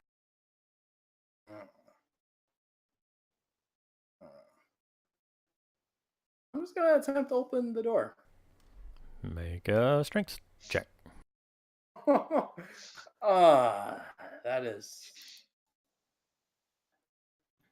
Does this mean that the music died? 17. You try to push, nothing. You try to pull, nothing. You feel almost as if some sort of physical mechanism is locked on the inside. Like almost Not necessarily a bar across the door, but something. The doors move just a little bit, but something is keeping them from opening. Is there a roof on this building? It's 12 feet tall, so you can't see if there was a flat roof, but it does not have a steepled roof like the temple did. Okay. Can I climb this building? You may climb on my shoulders. You can climb this building, either here at the front, or you can walk around and see. But again, it's made of brick, so you can find handholds here and there, and especially here at the door, you can kind of climb a little bit and then use the top of the doors to boost yourselves up there. All right. I'm just gonna climb onto Mike, and then from Mike on top of the door frame, just pull myself the rest of the way up. Sure. Let me do something in the dynamic lighting layer. I am the foundation this band is built on. Okay. From the roof of the building, you can see the surrounding rubble for as far as the encroaching darkness allows, and you notice a gaping hole, roughly 5 feet at its widest point and nearly 15 feet long, scars one corner of the top of this structure. And so your light kind of flickers down inside. You can see the pile of rubble from where the roof collapsed here, and then, as far as the light allows you to see across the top of the building here. I want to go in here and open it for them. Okay. So there's a hole in the roof, but there is all of the rubble from the collapse beneath it, so it wouldn't be too tough to jump from the roof down onto the pile of rubble. Okay. Hunt is just gonna get in the building. Okay. Mike and Bardbot, what you doing? Especially because once he jumps into that hole, y'all don't have light. Query, Mike, can you cast light? Yes. Mike, what Query. do you cast light on? Can you cast it on my guitar? That is very possible. Statement, you should do so. Oh, you meant to ask, will I cast light on you? Commentary. Just do it. I cast light on his guitar. You guys can see the light, right? Yeah. Yeah. Hunt it. You jump down and you land on the top of this pile of rubble like Tomb Raider style. Your light kind of flickers around what you can see of this room. And what you see is the building is a large single room. It's about 30 foot wide and probably about 45 foot long. Your light doesn't quite reach the back. A large portion of the ceiling has fallen in, which you're currently standing on. It's crushed several cabinets and shelves beneath the weight of the bricks and stone. And at the bottom of the pile, there's a bit of metal that's kind of jutting out. Make an investigation check. Asked for the wrong thing and the wrong person. I mean, you're the guy. Why? Yeah, some kind of weird metal jutting out from underneath the pile, but you can't tell what it is from up here on top. The wall, the western wall, the wall opposite you to the left of your screen, has shelving still intact, lining that wall. Alright. And you can see that there's some stuff on the shelves. They're not completely empty. And then your light doesn't reach the back of the room, so you can't see what's down there. I'm just gonna look at the door in the front and see if there's a bar or something blocking it. So it's not a bar, but you do see the mechanism. It's basically you would turn it to allow the door to open. It's effectively like barring the door, but it seems like, based on the fact that it's clearly locked from the inside, you would assume that when they use that magic on the door, the magic would rotate that lock into place. So it was locked, and then the magic faded or was dispelled or whatever. Okay. But you could physically wrench the mechanism open. I'll just wrench that mechanism open. Okay. Well, I got a bit of information for you, and then it's been another 2 hours, so if you don't mind, we're going to do another quick, probably 3 to 5 minute break just so I can refresh my drink. So, Sounds good. you grab the mechanism, you wrench it open, and push the doors open, and Mike and Bardbot, as the doors are opening, you are looking in, and you see Hunnet as he's pushing the doors, and behind him, as your light and his light combine and shine into this room, you see 2 pairs of red, glowing eyes approaching from the darkness. Goblin eyes? 5 minute break. Oh, snap. Cliffhanger. All right. I hope it's goblins. Be back at the top of the hour, gentlemen. Did somebody find what happened to Seth?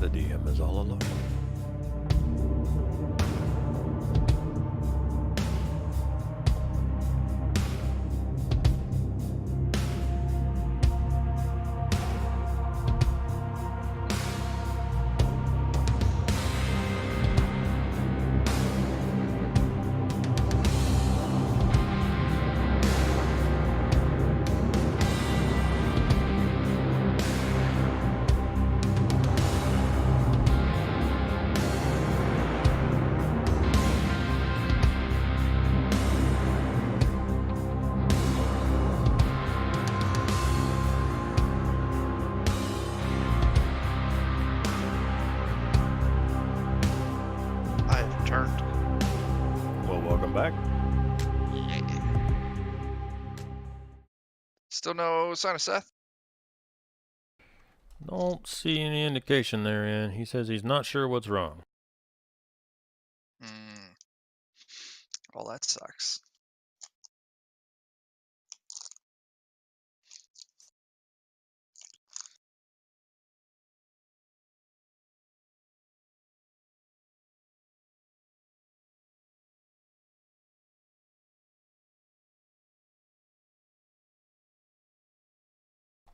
I'll bring him over here just so he's here, though.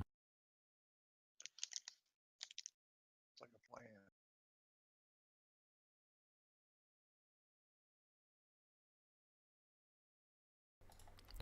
plan. For those of you who are here, go ahead and roll initiative.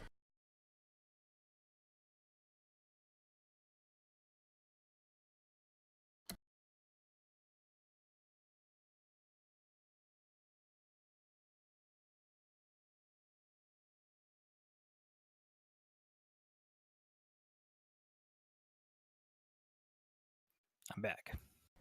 Oh, Welcome back. snap. Are we rolling initiative? You are. We're gonna fight some sexy goblins. Mm-hmm. Probably gonna be Cool. warforged. What? My token actions aren't programmed on these guys. That's terrible. Oh well, I'll have to manually click things like some kind of scrib.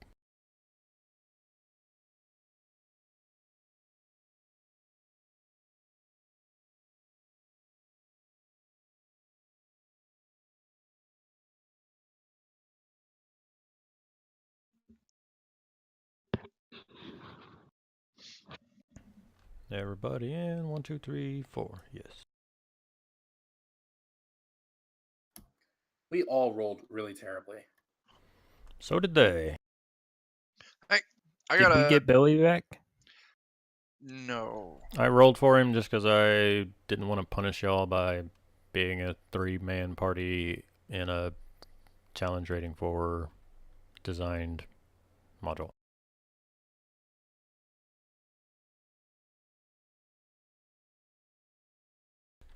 Y'all can see the things, right? Yes. Mm-hmm.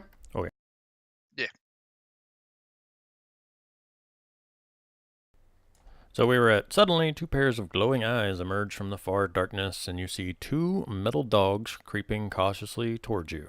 So they're approaching on opposing sides of the room, kind of making their way through the shelving and tables and stuff in here, and that like they can't circle out any further because of the walls, but they're approaching in that split up and then charge in from opposite sides thing that wolves do. Those assholes. Yep. Bardbot. Oh, shit. And Hunnet is still inside. Hunnet was doing that like dramatic opening both doors, one hand on each door of a set of double doors, and you guys are like looking at him as he's opening the door, and it's you two who notice the dogs approaching behind him. Crap. With Vicious Mockery, do they have to understand? I don't know. No. Okay. I'm all out of spell slots, so I'm going All out of to love. Sorry. call one of them a bad dog with Vicious Mockery.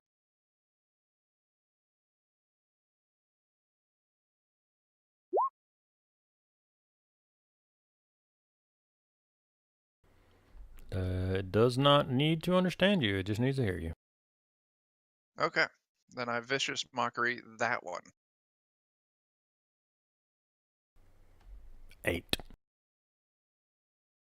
Cool. And then I yell for Hunnet to close the damn door.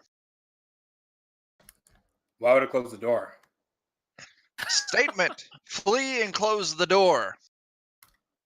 There would be no reason for me to flee. Query, maybe we can hire the goblin as the new manager. So this dog, as you vicious mockery it, is going to dash between shelves and around the pile of rubble and come right up on Hunnet's tail and attempt to attack him, but it has disadvantage from the vicious mockery.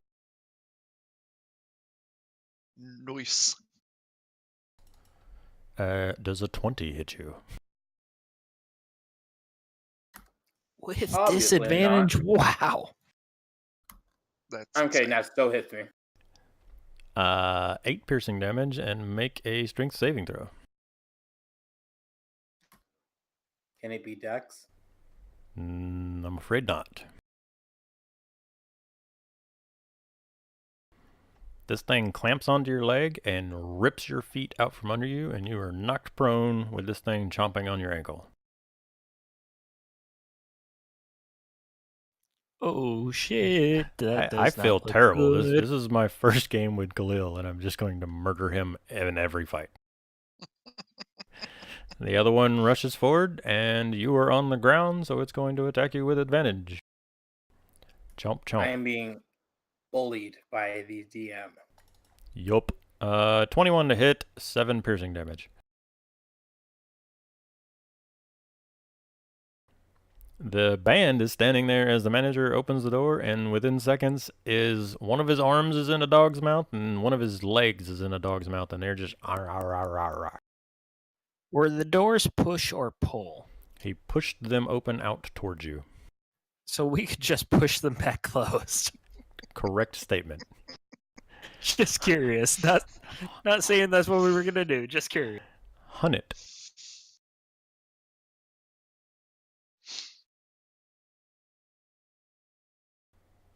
Dog food. Huh. So one of my arms is stuck in a dog's mouth, Yep. which means I can only use one crossbow. Its flavor, you can totally get off a shot. You can imagine the scene, your arm is still in that one's mouth, but you could shoot the other one with that hand, basically. I will still let you attack whichever one with... You're unimpaired. You were simply knocked prone, mechanically speaking.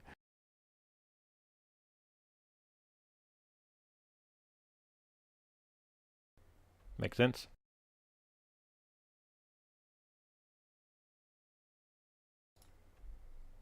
Y'all can hear me? I can hear you. I don't like push to talk. It's the Hold on, let bestest. me remove this.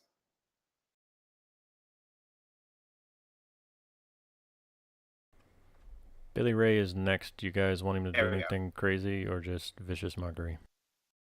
I want him to use his best spell. I'm gonna hit that one. Okay. Oh God! Nice. That'll do a thing. Nice. Crit. Secondary crossbow. That will Still also good. hit. I'm action surging because I prefer to live. Okay.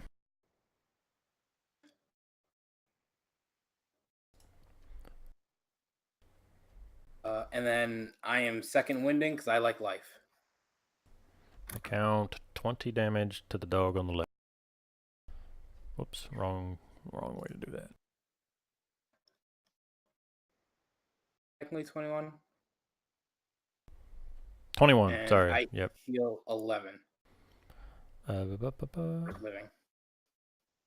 Nice. Good turn. It went from like chomping on you and clearly being the alpha in this situation to like you put a crossbow into the back of its mouth, you got another shot off into the side of its head, and again, they're not like robots, so there's not like sparks and stuff flying, but it is clearly being it's falling apart. And it is let go of your hand. Which one was that was damaged? It's the one next to him, Gotcha. not below him. And then I am standing up. Smart choice. That is my turn. As far as I can tell, Billy Ray has one first level spell slot remaining. Do y'all want him to use that, or Vicious Mockery, or he also has a rapier and a dagger? Mm. I would say use it depending on his spell list. Yeah, this is fairly dire. Charm person, fairy fire, cure wounds, detect magic, sleep. It's Sleep. not that dire. I'm basically full health Sleep. again. Sleep isn't even that good in this situation, though. No. Do you not? Don't you fucking sleep me again. I am sick and tired of that stupid ass spell. Just have him vicious mockery. Okay. Somebody roll a vicious mockery for damage. On it. 6 on the wisdom save, so it takes all 4. It has 1 hit point left. Yes. Mike. Ha ha ha. You were insulted by Billy Ray. You must be pathetic. On the same one he went after. And then, Hunnit, if you do not wish to be fired, you better start acting better. And I'll give him a bardic inspiration. It fails and thus dies from your mocking.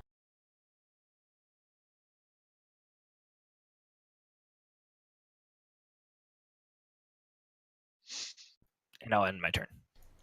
Okie dokie. So, Hunnit, you got inspiration. Bardbot. Vicious mockery. Okay.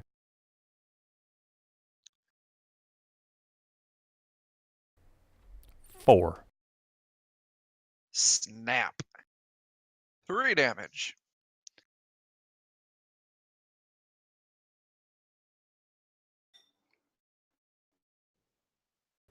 Sorry, I'm drawing things in the darkness. Takes 3 damage, very much still alive. It will use its turn to bite at Hunnit. That was the wrong button. 25 to hit for 5 damage and make a strength saving throw. I hate dogs so much now. Khalil, you're getting screwed. Now I remember why I never play fighters. That's okay. It never let go of your ankle, and as soon as you stand up, it just right back to yanking your foot out from under you, and you don't fall on your ass this time. You fall face first as you're trying to kick it off. This dog is gonna get it. Hunnit, it's your turn. Oh yeah, it's my turn. Fuck this stupid dog. I am going to hit it. Do it. I'm gonna hit it 2 times in its mouth. So I'm sick and tired of it biting me. Yep. There you go. Nice. And this last one's to death. Yes. Ooh. 15 damage. Uh, Still alive, but 2 crossbow bolts, like one right between its eyes and one into the side of its cheek almost, and it's barely hanging on. right. I am gonna stand up again. Mm-hmm. Sit in the same stupid spot and get murked. I'm just gonna kite around it. Okay. Movement. Billy And that Ray. is my turn. Billy Ray is going to vicious mockery. Somebody go ahead and roll the damage, and I will see if the dog wins. 7. 2 damage. It has 3 hit points. I am not even shitting you. Nice. Whoops, wrong button. It's at 1 hit point. Somebody attack it. Mike and Bardbot next. You are a bad bot. You are a bad bot. Exactly 1 damage. It saves against the first attack, which would be Mike's turn, Mine. but it fails against Bardbot's 3 psychic damage with a 7, and it sputters and dies. Statement. You do not have thumbs. Hut, hut, hut, hut, hut, hut. Okay, So there are 2 dead mechanical iron defenders laying on the floor. There is intact shelving and table on this side of the room. I just kept it to one rectangle for the sake of easiness. And then down at the far end of the room, now that your light is further into the room, Hunnit, you see a large foundry and forge, and they're setting across the floor goes from stone floor to like metal matting back there. Excuse me, I have hiccups again. Drinking too fast in between my combat turns. Big foundry and forge at the far end of the room. About 10 feet of metal floor plating in front of them, and then shelves and tables. Not completely empty, but clearly the place has been like cleared out when they abandoned this place. But there is some stuff kind of tucked here and there under tables and on top of top shelves. Is there anything that will make me famous? You. I'm checking the entire room for that specific object that we're supposed to be finding. And then anything else of importance. Okay. Sometimes I roll a good investigation check when I'm not going to die. Yep. So, let me, just for the sake of having it on the map.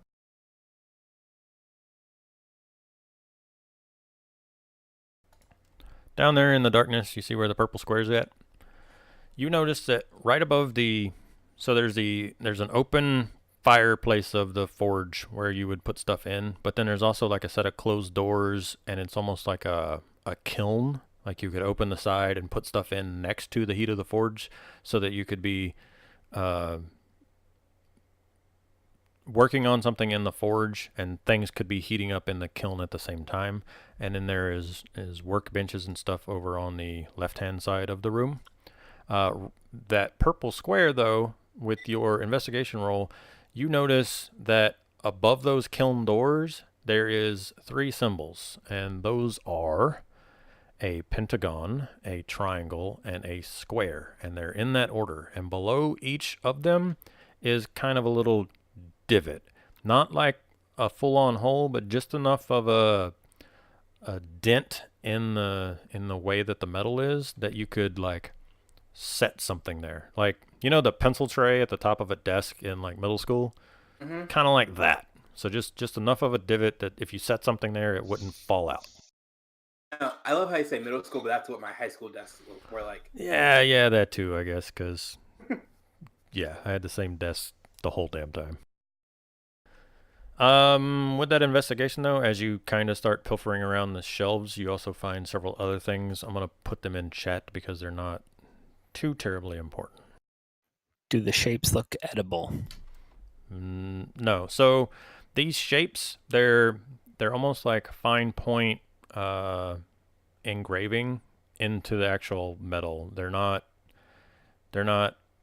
indents. They're just very fine, almost if you were like stenciling your name into something metal, like that. And it's a pentagon, a triangle, and then a square in that order, left to right.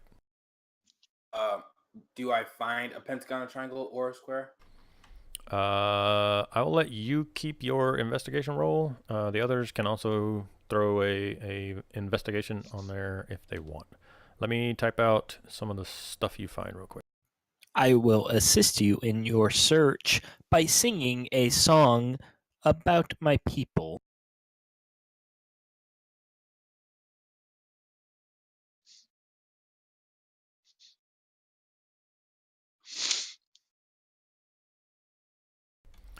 So just at a cursory glance between your 16 and Bardbot's 15, you guys are able to find that stuff.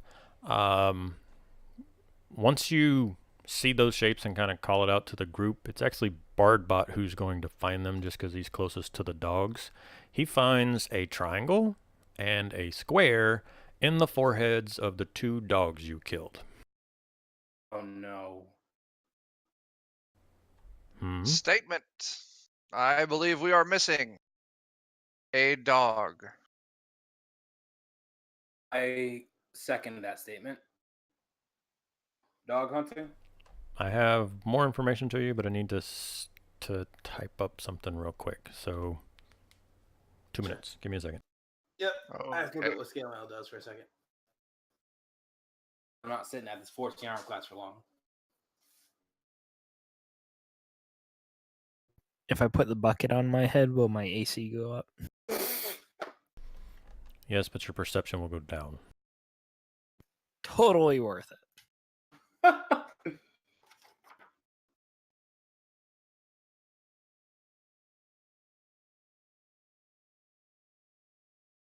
Oh my god. So Hunter is just gonna strip in the middle of this room and take that scale mail and just start putting it on. Okie dokie. Bardbot, where are you at? Well, if I would be by the dogs, right? Because I saw that and then checked out the dogs and saw they had the shit in their foreheads. Yeah. So you find the square and the triangle, like I said, and you go, oh shit, we only have 2 of the 3 symbols. So you kind of stand up and you start looking around, and I'll go ahead and keep the same investigation check. Underneath the pile of rubble from the collapsed ceiling, you see a dog foot sticking out. Another Iron Defender dog foot. Oh, snap. I'll start freeing this dog corpse from the rubble. Just give me a general strength check. It's not pass or fail so much as how long is it going to take. Yes. Also, Hunnit is down to his chonies and getting some scale mail strapped on. Oh, yeah. He's gonna be in a long way. So we'll call it like 3 minutes of lifting up rubble and getting it off of the top of this thing, and you find a crushed version of these dogs. It's identical to the other 2 and has a pentagon on its forehead. Oh, snap. Observation. I have the symbols, I believe. Oh, let's bring it over to the workbench as I'm putting on my pants. I throw the pentagram dog at Hunnit as he's putting on his scale mail. God damn it! And as I fall on the ground from the dog hitting me, are you serious? I'm trying to get dressed here. Observation. You should have been dressed already. It is inappropriate to go out in the nude. And I'll grab the other 2 and drag them over. Okay. You are standing there on the southern end of this room. There is so again, it's a huge forge, furnace, and kiln combination. It's a very primitive version of the same ones that you would have seen in any House Cannith shops or enclaves. Think about the fact that this place is older than the Empire, that's older than the 5 Nations, like ancient, right? Right. The forge and furnace fill the southernmost 10 feet of the room, and then metal tiles cover the floor for an additional 10 feet in front of them. And then there's the 3 depressions evenly spaced atop the forge: pentagon, triangle, square, in that order. And they're about the length of a pencil, slightly shorter, so maybe 6-8 inches long divots, and then in the order that I said. Do the symbols come out of the dog's foreheads? If you touch the symbol, it extends kind of like a power core for like a nuclear reactor or something in a movie, like it and then extends. And it's just a circular rod. It's not the actual shape of a pentagon, but it's a circular rod with a pentagon symbol on each end. Same thing for triangle, same thing for square. Okay, I'm going to grab the pentagon, triangle, and square and set them in the divots, starting with pentagon, triangle, and then square. Wait a minute, that seems too easy. So that is the order that they are on the top of the forge. Yes. We should try it backwards first. You seriously say let's try it backwards? Observation. That seems like a dumb idea. I completely agree. Have you not played with children's toys before? Did you put the pentagon in first or the square? I put the pentagon. As soon as you set the pentagon into the thing and take your hand away, the tiles that you're standing on arc with electricity, and you take. You must make a DC 15 saving throw. I'm so Dexterity. glad I'm getting changed. I told you so. You said this is a dexterity saving throw? Dex save or take 4. Saves for half, and the DC is 15. Nope. Twitch chat is loving you because they spent a half hour playing with this fucking puzzle before. You said I take 4? You take 4, and this is the most electric show of your life. Snap. I shoot sparks out with my spell just for added effect. Zap. After a second, the floor stops arcing, and you stand there with the pentagon thing sitting in the pentagon groove. I told you it was too easy. Look, most likely we're going to have to. Someone is going to have to constantly get shocked in order to solve whatever this riddle is.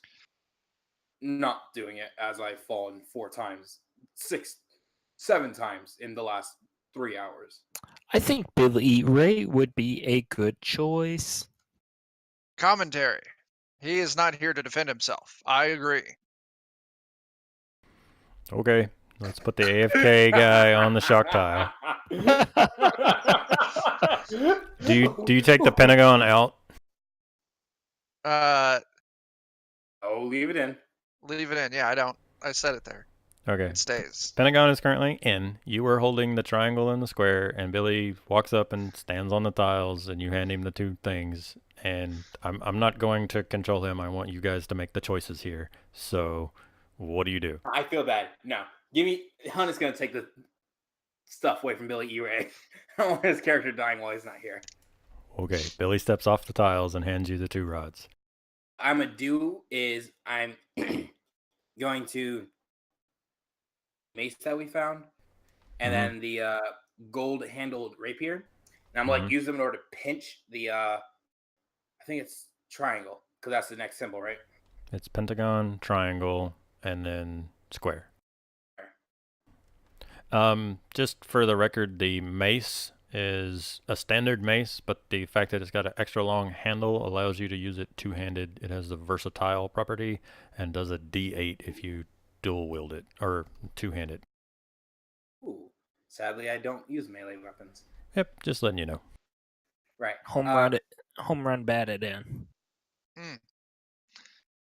I would like to use them too in order to hold them and keep myself away from the tiles, and then the triangle. So it's a long-handled mace, but remember it's 10 feet of metal tiles, and it is not a 10-foot-long rapier and a 10-foot-long mace. So even at arm's length, I'm gonna say probably not, fam. Okay. This room, go grab one of the big-ass rocks that are part of the rubble. Mm-hmm. Them in this room and just set them on top of the metal things, and then walk on the tile, the now rocks that are on top of the tiles, and then set it in. Okay. Bardbot, what is the fleshy person doing? Observation. I have no idea. You put Deception. Hunt it. Just go over there and put it in there. I will heal you if you are shocked. Look, I am tired of being hurt today. I would prefer just to let my life stay in me and all my vital fluids. On a scale of 1 to 10, fluids. on a scale of 1 to 10, how many rocks do you pile up? Like, are you stepping stones, or do you build a pile? I will take the time to build a pile. Okay, and you put Dealing with this anymore. you put the triangle into the triangle hole. Yes. You visibly see the floor arc and spark, and Billy takes a step back away from it, but on your giant pile of rocks, you take no damage. Oh yes. Exact same thing for this square. Floor arcs, nothing happens. Okay, So all three of them are in. Mm-hmm. The floor is And continuously jolting electricity at this point with all three in, but nothing else has happened. I do not think you did it right. I disagree with you. I think there's another step. You have built many steps.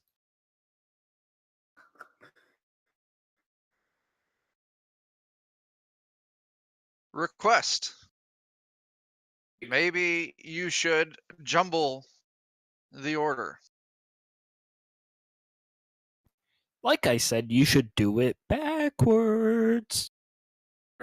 Even though it makes no sense. So I'm going to take the square and put it where the pentagon is, and then take the pentagon and put it where the square should be. All of the lightnings. I told you that was the right thing to do. You put them all in, jumbling the order. The floor is continuously arcing and sparking. Nothing else happens. Like I said, I think there's an additional step that we have to do. Maybe we have to use this lightning to conduit to something else in order to open something. Conduit to what? I have no idea. You can do it. You can do it all night long. I toss the dogs onto the floor. Brilliant. Sparks Damn are power. arcing between the feet of the dogs. It's just a bunch of metal, and sparks and arcs of lightning and Tesla coil style zaps are happening everywhere. Mm. He's actually getting a little concerned on his rock pile. Like some of the arcs are getting pretty close. Hopping off the pile. Ain't dealing with it. Are you leaving the things in the thing? Yeah, I'm leaving the things in while we try to figure this out, but I'm not getting electrified. I'll step Damn. onto the rocks and take all three out. The floor stops arcing. What does the Pentagon one taste like? Iron.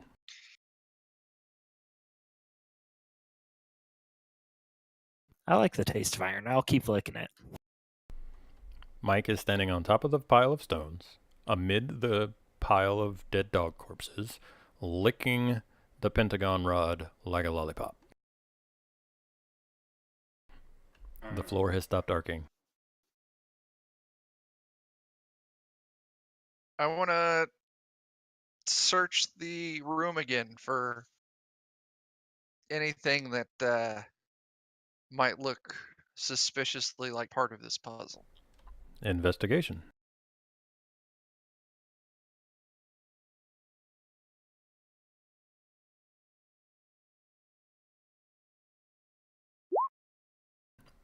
You find a full set of smith's tools that you hadn't noticed before, but nothing else that seems to be part of the puzzle. I'll put the triangle in the Pentagon.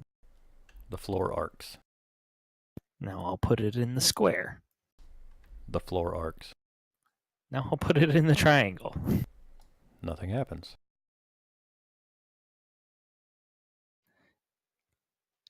Guys, this Pentagon tastes really good. Don't you fucking dare eat the Pentagon. I'm not dealing with this, Mike. Put the Pentagon in the trap. So I put the Pentagon in the Pentagon. The floor arcs. I pull it out. You see, this is meant to be in my mouth, and then I put the square in the square. Nothing happens. The Pentagon back.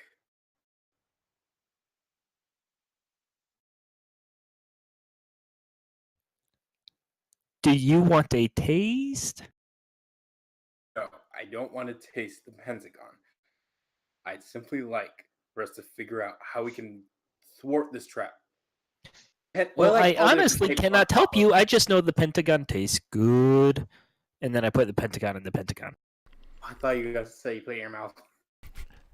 You place the pentagon in the final divot, and the floor does not arc, and in fact, all three rods kind of hum isn't quite the right word, almost a small bit of vibration, and then you know that like red of glowing heated metal?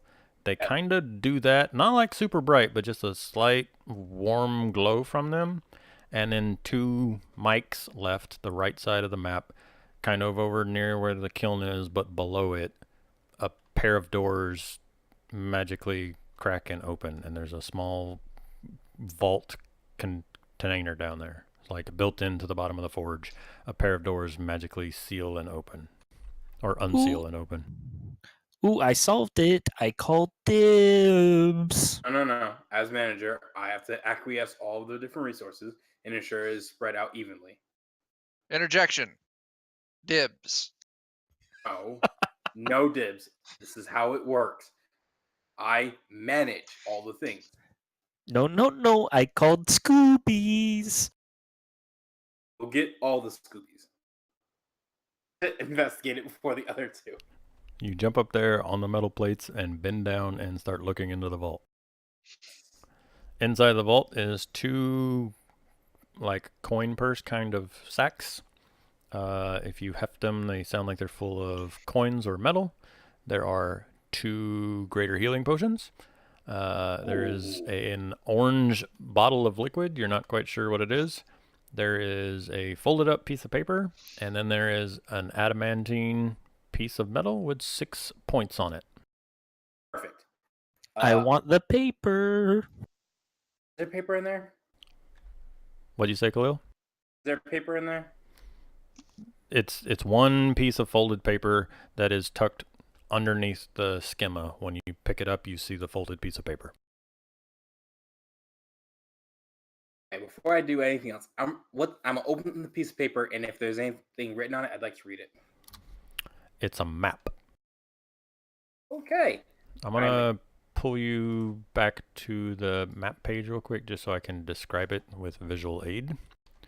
But you spend a moment kind of staring at it, and there's a number of cryptic symbols that are kind of, you look at it and you turn it, and then you turn it and you realize you're looking at it upside down, and you match up the coastline kind of, and there's a few different cryptic symbols that are spread out through this area. This map is of course older than Galifar before it broke apart, so the countries don't match up right because it was a country before the empire was founded. But based on the shape of this mountain range and this set of coastline, you realize that there's several symbols spread across this area. Got it. Cool. Fold the map, put it in my pocket. Had the drawn symbol on it. That to Mike. I appreciate it. I've required sustenance. Then I'm gonna count the gold that's in the bag. So there are 2 bags. One of them is full of silver coins and one of them is full of gold coins, but they are, despite the fact that they're the size and shape of current currency, the stamps on them aren't the same. It's ancient currency. I mean, it's still very much gold and silver, but it doesn't have the stamp of, like, you're in Sharn right now, so it wouldn't bear the stamp of this country. Also, I'm sorry, I changed the maps and now the music's back. Deal with it. It must be an old recipe. You think the So coins would still work or no? Whoa. Moving dead bodies. Y'all threw them down here. I'm just moving them for my Got it. own sake of remembering where things are. Plus, that's where they start, so it'll help me reset this map. Like I said, they are very, very much made of gold and silver, so they still have a value because they are made of a precious metal. You would have to do some... It would depend on who you try to sell them to, basically. Whether somebody's like, no, this doesn't mean anything to me, I'll just pay you their weight in gold, or depending on where you ask, whether you get more or less for them. Gotcha. Trying to give them to a goblin in the rat's market, it's just going to get you, hey, this is a gold coin. If you went to the better parts of the city and was like, check out this super old coin, you could probably get more out of it. That is because goblins are so nice, they will accept any currency. I'll keep the 2 gold. Coin bags. I'll keep the 2 coin bags. Find someone that we can distribute to for actual Sharn and gold. Sure. Arcana checks from the party on that unidentified potion if you want.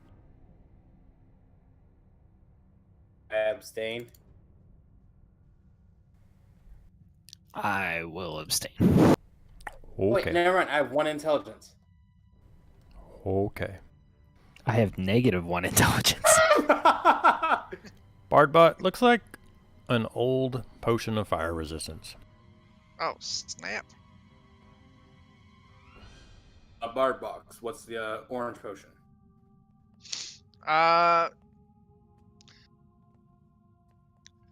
Statement. It is a potion of fire resistance. You may need this, because our act is hot. I'll give these healing to you guys. In case I fall down, you can at least plop it in my mouth. Got it. I give bard box Mike. That two is potions me. The 2 potions of greater healings. Okay. So what's up with this metal 6-pointed thing? Oh, that's what we were supposed to That's gather. literally the goal. That's the magical MacGuffin. Ah. It does not look necessary. I say we leave it. No, this is the entire point of us being here. And let's be on our way. Okay. You may keep it, but I require parchment as payment. I already gave you your parchment. You can wait till we get back on the surface before you get your next parchment. Acceptable, but I do not like it. And we begin backtracking in order to get back up. Okay. Should have killed that warforged when we had the chance. You Right. should not kill Warforged. They are friendly. Who goes first? As always. Okay, well, I've got good news and bad news. Oh my god! Don't you... I hate combat so much. The good news is I need everyone to roll for initiative. Oh, shit. The bad news is, since it was attacking with surprise, it's not a 6, it's a crit. I'm not shitting. You can see it on the fucking stream.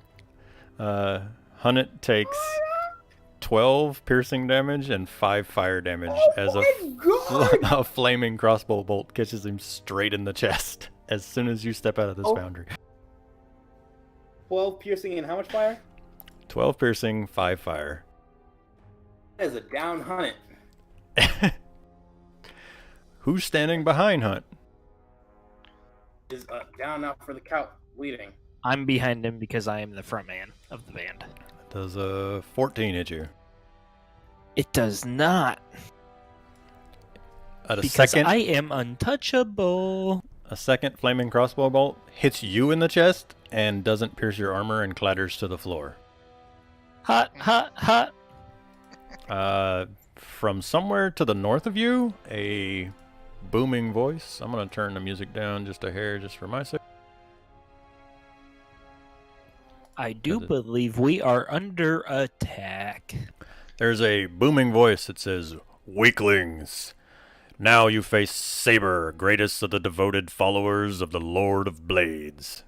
And then you hear heavy footfalls as he, like guerrilla tactics, is adjusting his position now that he's attacked from one place. So you can give me perception checks as you if to try and gauge which way he's heading, and I need initiative from everyone.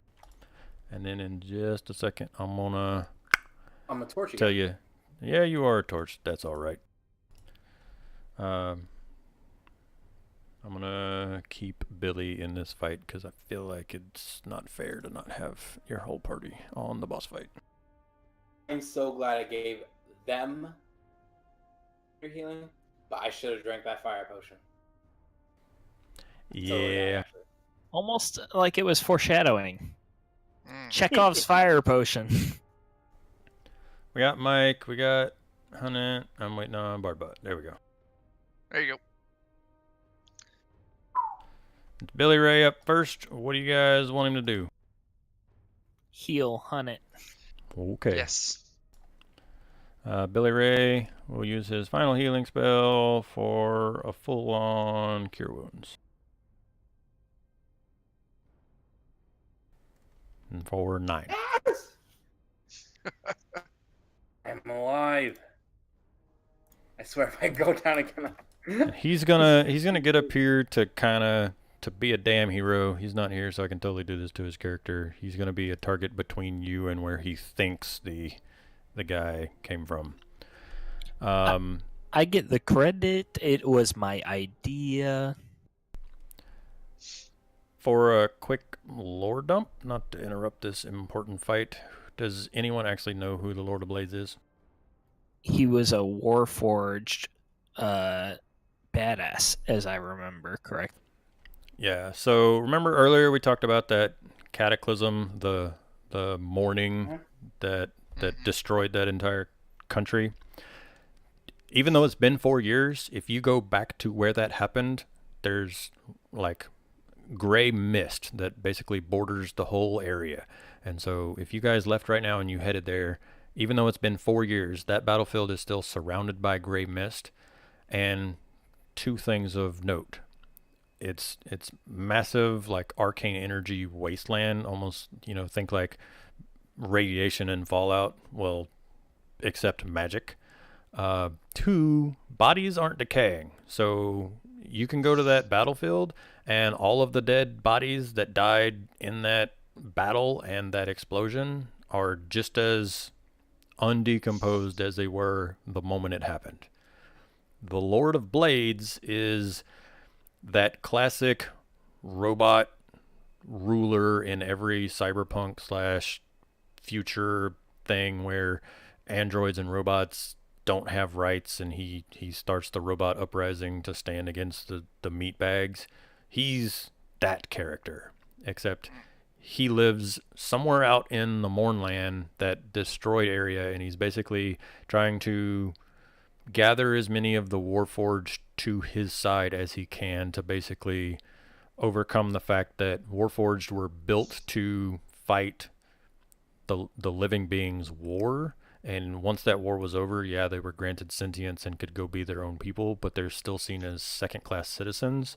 So he gathers up resources and people to his side to basically, fine, if you guys aren't going to treat us like people, we're going to make our own Warforged nation somewhere out in the Mornland to build up resources and kill the meatbags. Kill all humans. So, yeah, you're fighting the strongest and most devoted follower of the Lord of Blades, and he's guerrilla warfaring your ass somewhere from the darkness. Bardbot. Sounds like a pansy. Ah, man. And I can't see him, right? You know he's somewhere to the north of you, and you heard him kind of running westish, but you don't know where he's at, no. And a few seconds pass, and he sees all of the Warforged now instead of just Hunnit. And so, not to interrupt your turn, but he is going to evil villain monologue and just say, "Throw down the skimmer and walk away, this day not end with your bodies." Who's got the schema? Hunnit does. Statement. Hunt it. Give him the schema. And I'm gonna hang out here, inside the building. Yeah. where he can't shoot me. Okay. Hunnit, you are awakened with a healing spell. Sorry about that. I was just refilling water. You missed the evil villain monologue, and you're alive. Got the evil villain monologue and the lore dump. Okay. After all that. But I am killing this bastard for dropping me. Not the smartest move. Perception check. It won't even take your action. Yeah. There you go. So the shots came from this way. The last evil villain monologue was kind of coming more this way. You, Torch. I need you. Wait, how far is that? Here, so 5, 10.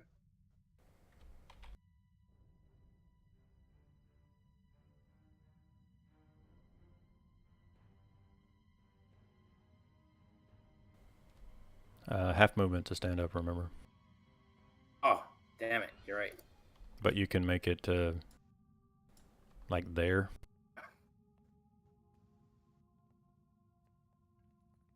Do I see death? You actually do. With that 22.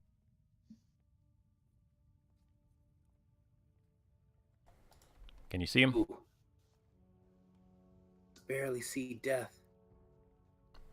It's going to be between the rocks and the column.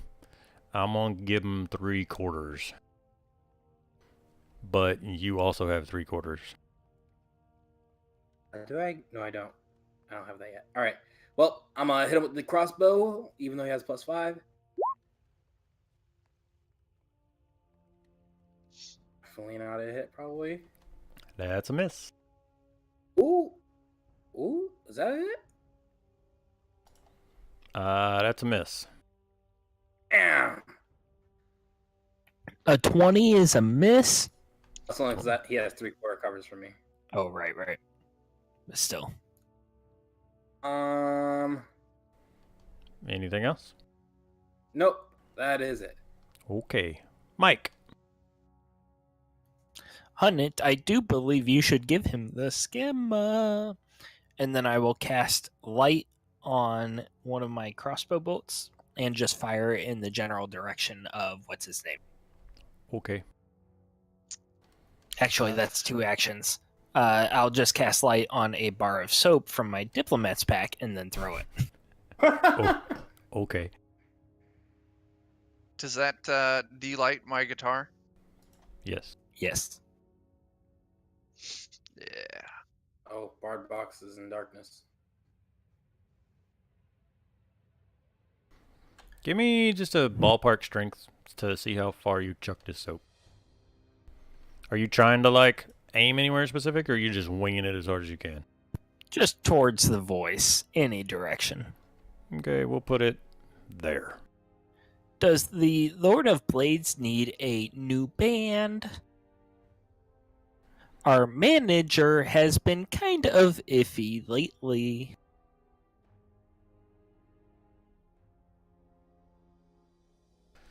He's, every movie villain ever, back up against the wall, calling out to you in that, the final battle scene where the hero is hiding and the villain's stalking around looking for him, but Luke Skywalker's calling out to Vader kind of thing. That's what he's doing. So he's up against this wall and he doesn't realize yet that you guys can kind of see him. And he's calling out, the Lord of Blades would never endure folks who would ally themselves with these fleshy weaklings. Once again, throw down the schema and walk away. You can still leave with your lives. You know what? Just because you call me fleshy and weakling, I don't think I want to. I do not know. He seems to have a nice argument. Agreement. I can't actually see the light from that. Oh, Just saying. sorry. It's still tied to the wrong character. No worries. It's a modified go. dancing light. I'm sorry. Is this the same Warforged from earlier? Very much not the same Warforged. Got it. He's kind of a cocky bastard, so at this point, with the bar of soap out there, lighting it up, and your refusal to surrender, he's going to take the dash action rather than attacking this turn, and he's going to get up to Hunnit. And you guys can see that Big, massive warforged. His right arm is effectively... He's not holding a longsword so much as his arm has almost like a Protos's arm blade longsword built into the back of his arm. And then he has a light crossbow attachment on his left hand, basically. And so he stomp, charges around the rocks and ends his turn right at Hunnet. He is beautiful. What do you want Billy Ray to do? He's out of spell slots and can only attack in melee or Vicious Mockery. I think he should try to seduce him. What He would is a you- bard after all. What would you say he says? No, just have him Vicious Mockery. I'll seduce him on my turn. There you go.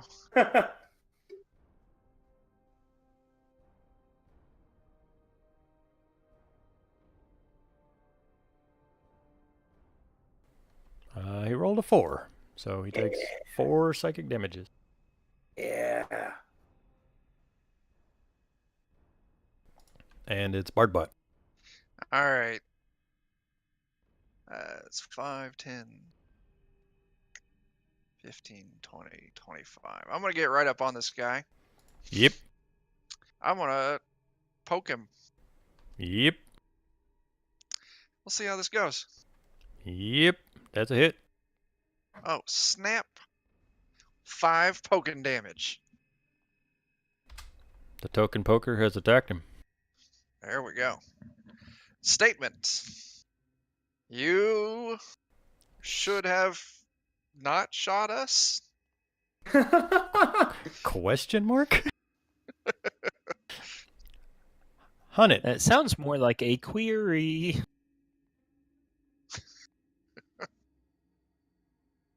Hunnet is gonna. Can I stand over here or no? Not on the rocks themselves, no. Are those like rocks elevated? Yeah, so they're... A couple of them are probably 2-3 feet tall, and they're not like super big enough to stand on, but you could probably like 1 foot on one, 1 foot on another if you clambered up there. It would not be the kind of situation that would give you advantage, though, because you would, whilst you would be flanking him, you would be trying real hard not to lose your balance off the top of those rocks and worried about falling down in between them if you got hit. Okay. Well, if that's the case, I'm going to. I'm gonna go right there. In order to. And then we're just gonna flay him of the crossbow. As much crossbow as possible. Miss, hit. Ah. 5 damage. That is one shitty critty. Hey. Look, we all gotta get them. We gotta take them. We gotta leave them. Okay. All right, 5 damage. 18 misses, guys. We're in trouble. Oh my god. Yeah. Can someone inspire me, please? I'm not gonna be able to. Oh, that's a good idea. Mike, Would he still have inspiration from the last time I gave it to him? how long does it last, and when did you give it to him? There was so many inspirations being thrown around, I don't remember. 10 minutes. It's Probably definitely not then. Yeah, it would have been like raiding the vault was 10 minutes ago.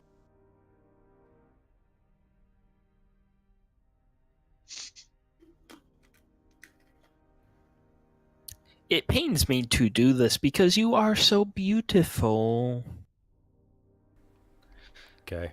But stop hurting my friends, you idiot. Okay.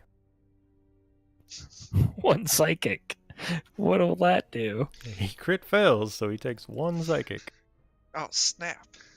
Hunnet, you should tear this bitch apart. And I give him Bardic Inspiration, my last one. He's going to attack Bardbot. That jerk. It's a 16 on my AC. First swing is a 20 for 12 slashing damage. The second one is a 50. Oh, he has disadvantage, so it's a 16 for 12 slashing damage. And then is the disadvantage every attack or just the first attack? Just first. Okay, second attack is a 15. So, guys, I'm down. Ouch. Yeah. Damn. Your healing potion now. What do you guys want Billy Ray to do? Heal. He's He out of can't even- those. He's out of heals. He didn't get a potion. He can use Bard He Bot. can run the Bard Bot and take the potion out of your belt pouch and give it to you. That sounds like a great idea. He should tackle the Warforged and take him on 1-on-1 while we run away. That's fucked up. Just throwing an idea out there. Get a grapple check in there. I'm gonna stand him here for this ultra, super nice DM. I'm giving you advantage when I normally don't use that rule. Flanking, and administer a healing potion. And Bardbot, I will let you roll your own healing potion. I'm guessing you want him to give you the greater healing potion? Yes. What's the numbers on that again? 44 plus 4. Remember, you start at 0, not -1. Yeah. Okay. I have 14 HP.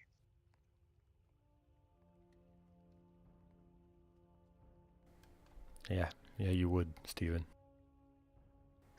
Bardbot, you come to consciousness. All right. Oh, it's my turn. Yes, sir. I stand, and fuck it. I'm gonna poke the guy. Okay, you grab your weapon, you stand back up, and you stab at thee. You miss at thee. Yeah. Hudnut, do you still have I'm still inspired. inspiration? Okay. Yeah, that's it. Okay, hunt it.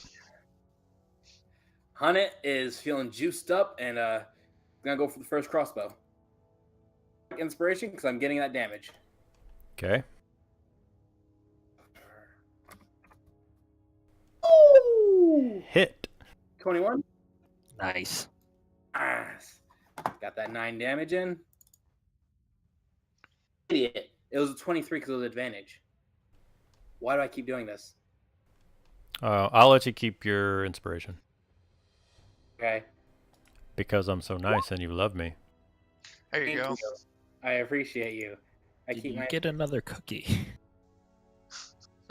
You conning And my wife, 20 Steven? Is that what's going on? You're sending her give cookie text? Is that why I got a second cookie right when you were starting to take damage as a party? I was just asking.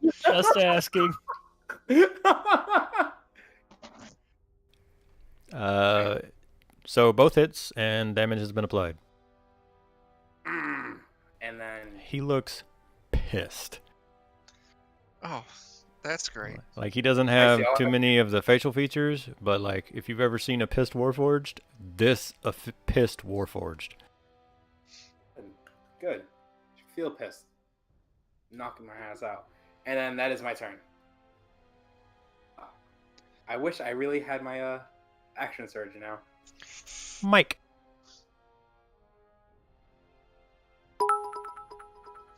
All right.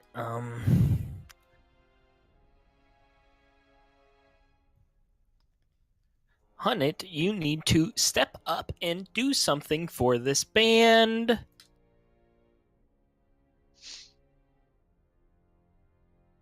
And I'm casting heroism on him. A willing creature you touch. I run up to him and cast heroism on him. To the top, that way we could have. Oh wait, no, never mind. Can't stand those rocks. You are feeling kind of heroic there, Hunnit. What's your spellcasting ability mod? It is 3. 310. Mike, that's the end of your turn? Yeah. Okay, keep in mind that you are concentrating.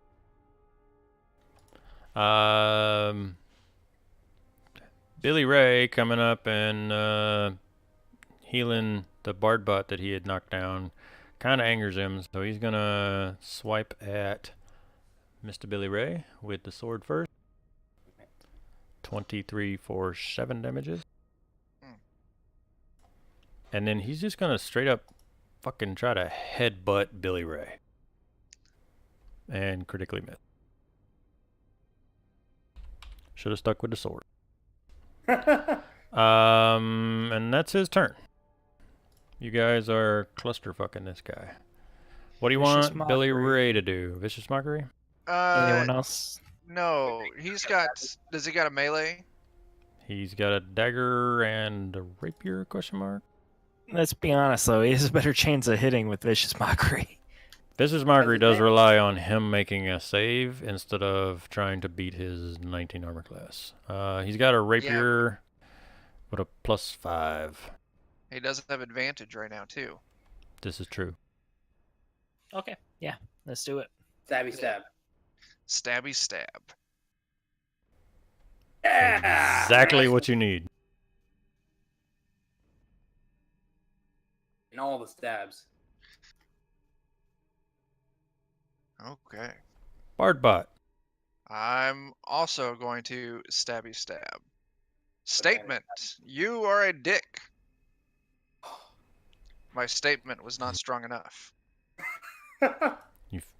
You're quite confident in that statement, but it doesn't seem to have really got the point. Hunt Hana is once again going torp mode. First one, You have Miss. inspiration. I'm using that inspiration because I'm getting this hit. 'Cause it's automatically hits even if you roll a 1, so 6 damage. Ooh, 6 damage. And then one more time. Come on, come on. Yeah. Nice. 5 damage. All right. And then Hunt's just going to stay right where he's at, hogging up this guy's space and make sure he doesn't run. Mike. He's furious. There's stabs and holes all in him, and he's flailing more so than his normal composed massive attacks. He's getting desperate. Bardbot's statement was not strong enough, so I will tell you that you are a strong dick.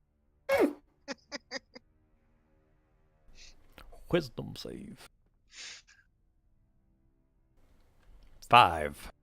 Yeah. Nice. That's how strong of a dick he is.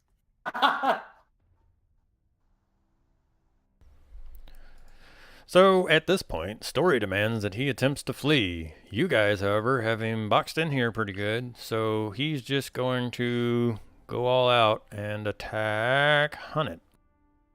Bring it. First with the sword on Hunt. 19 to hit for 12 slashing damage. Oh. Are you down?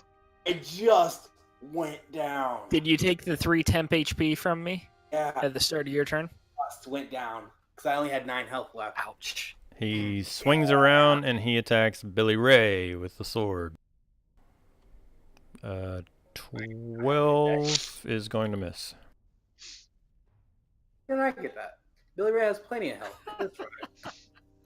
God damn it. He would have, I think if he it's would have my hit, AC. he would have That's fine. left Billy Ray at 1 hit point, actually. I guess he can chance it. It's probably gonna kill him. Nope, he's not gonna run. He'll stay and fight. Yeah, you stay. Billy Ray, vicious mockery or stab? I think we decided stabby stab. Well, you can't say I'm tapped. There's no other advantage because I'm down. Right. Vicious mockery. Never mind.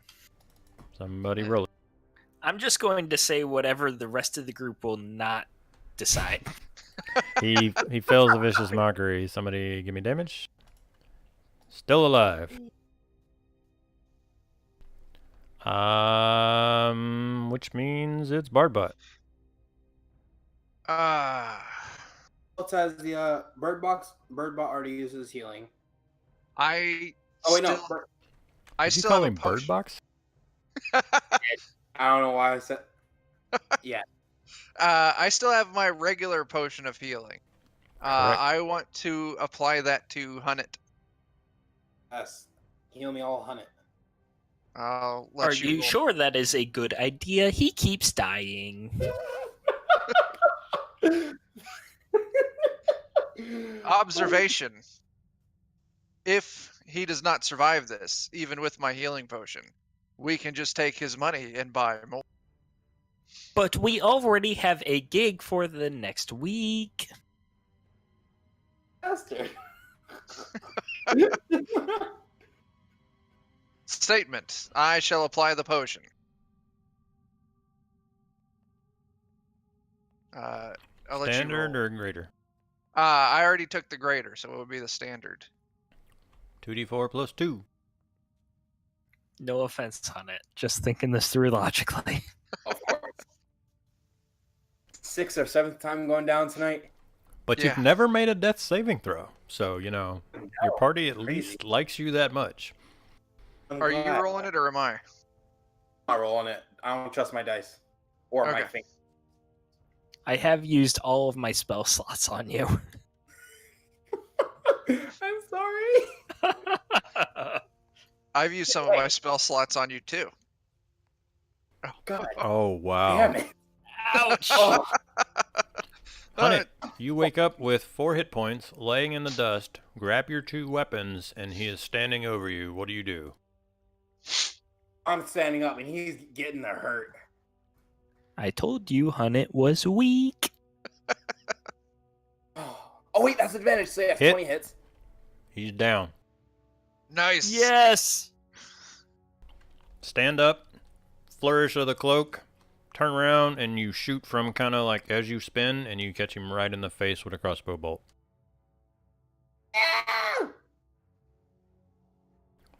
He, like, as he starts to go down, he grabs a big handful of the front of your cloak, Hunnet, and he, like, falls to his knees, and he's, like, trying to gather up the strength to say something, and his eyes, like, flicker and start to go out, and a little dragonfly in his chest detaches and Oh, starts hell to fly. no. Mike. Sly. The dragonfly is going to go on Saber's turn. Oh man. His lights flicker out, and he falls in the dust, and it you know, there's some fight to it as he lets go of your cloak and lands in the dirt. You gonna try and catch it? Yeah. Mike, it's your turn. Mike Good might night, not have. sweet prince. Were you here for the first little dragonfly thing? No. Okay, so it's like a little messenger that carries the Warforged's last moments to a predetermined person or place. So this little dragonfly drone basically has detached from its chest and is currently in its space, and on its turn will attempt to fly away. Oh, how beautiful. I say we let it go. You better eat that fly. I'm gonna pass my turn. Okay. On its turn, it will move 60 feet, and so imagine there is some verticality to this, but it's going to move 5, 10, 15, 20, 25. So go ahead and make your attacks, guys. Oh, Oh, we only need to deal 10 damage. Oh, I didn't get the crit. Oh, wait, did I get the crit? Because I was flanking at the... Yeah, I'll go ahead and give you the crit. The lights go out, and it sputters and falls on the ground right there. And the wings twitch a Nice. little bit, and then it stops. And it's broken, possibly repairable, but definitely broken with that. The bolt sheared the wings off of one side, and then it bounced off the ground. No, that is so sad. Inside the pile. and just smash it on the dragonfly and just make sure it's like done. You Got are fired. I feel like at this point I have to mention that that's a magical artifact that any warforged can attune to. So you're in a party of warforged and you just broke the thing. Oh, We need a new manager. okay. But Observation. You are not wrong. gentlemen, we are past the 5-hour mark. We're at 5 and 15 minutes, and that is technically the end of the story. I do have the like getting back and getting your monetary reward and selling off your spoils and stuff like that, but I'm gonna go ahead and mostly hand wave that for the sake of time, because I know we've been at this for a minute. Even Matt in Twitch chat is noticing that we're still fucking around.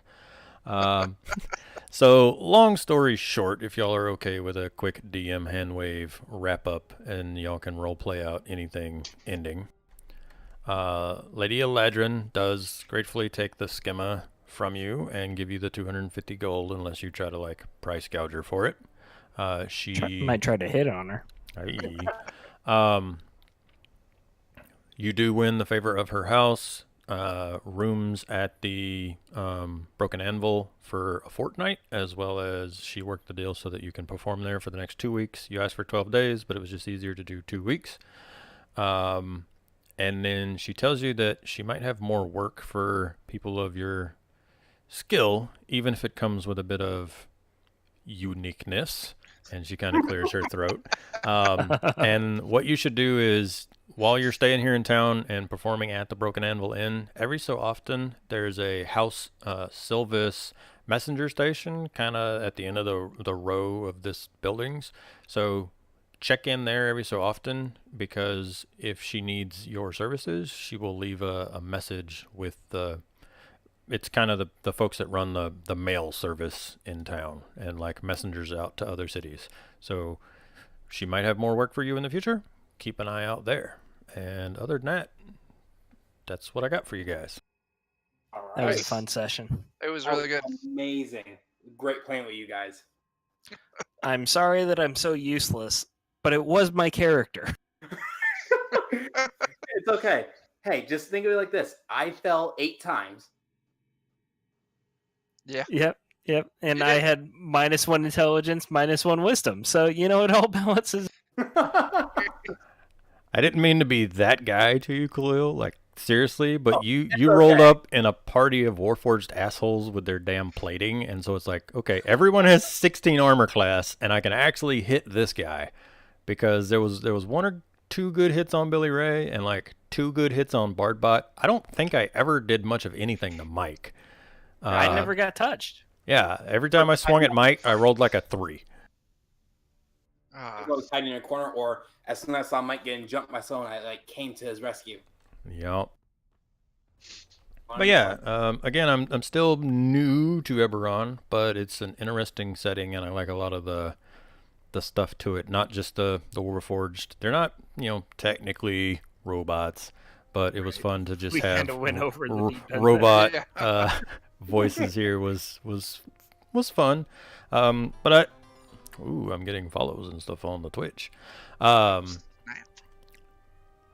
Between the Warforged not having a place in the world, so to speak, the Changelings, which are the shapeshifters, you have this whole, like, in a world where Changelings are everywhere, you have to think about the things, the protections that people would have in place to protect against that kind of subterfuge and infiltration and stuff. So you have that. You have the lycanthropes, the shifters that are not quite, city folk because of their bestial nature. But then there's also just other weird things, like, okay, Forgotten Realms, you have wild aspects of the Forgotten Realms, but Eberron literally has the Talenta Plains, where there are halflings that ride velociraptors and who are cannibals. And you're like, okay, I can party with that. nice. Wow. But Any yeah. setting with dinosaurs is fun. And like I said, anything that exists in other D&D settings, there is places for it here. And this continent is only one of several. So there is the long forgotten continent where the dragons live and mortals aren't allowed and no one has ever come back for it. continent. There's the like hoity-toity elves to the far east that have like removed themselves from the troubles of Corvair. There's the frozen lands way down to the south. Like anything that we needed to do, we could find a place to make it fit. But for this story specifically, there is technically a follow-up adventure to this little. This was the free adventure in the back of the campaign setting for 3.5. I bought the conversion for it on DM's Guild for $1.50. Feel like money well spent. And then I just spent like fucking 20 hours outlining rocks and stuff in Photoshop to make these maps. You did good on the maps. I liked them. Yeah. I love the maps. I will drop the maps in the NotoriousDMG thing in case anyone ever wants to run this. The maps are formatted to fit Roll20 perfectly, so science. Nice. They would fit other adventures too, I think. Yeah, I mean, it's funny. You can see where I was trying to get the tablet to work. So like all of the lines on the Sky Bridge map are the same thickness because my sensitivity wasn't working. But each map gets progressively better as I like, oh, okay, the drivers have finally fixed and I can get my fucking tablet working correctly. So this map is much better, but each map is slowly like, that's how you do that thing in Photoshop. I remember now. Nice. Yeah, I'm going to go ahead and kill the recording here. And yeah. Yeah.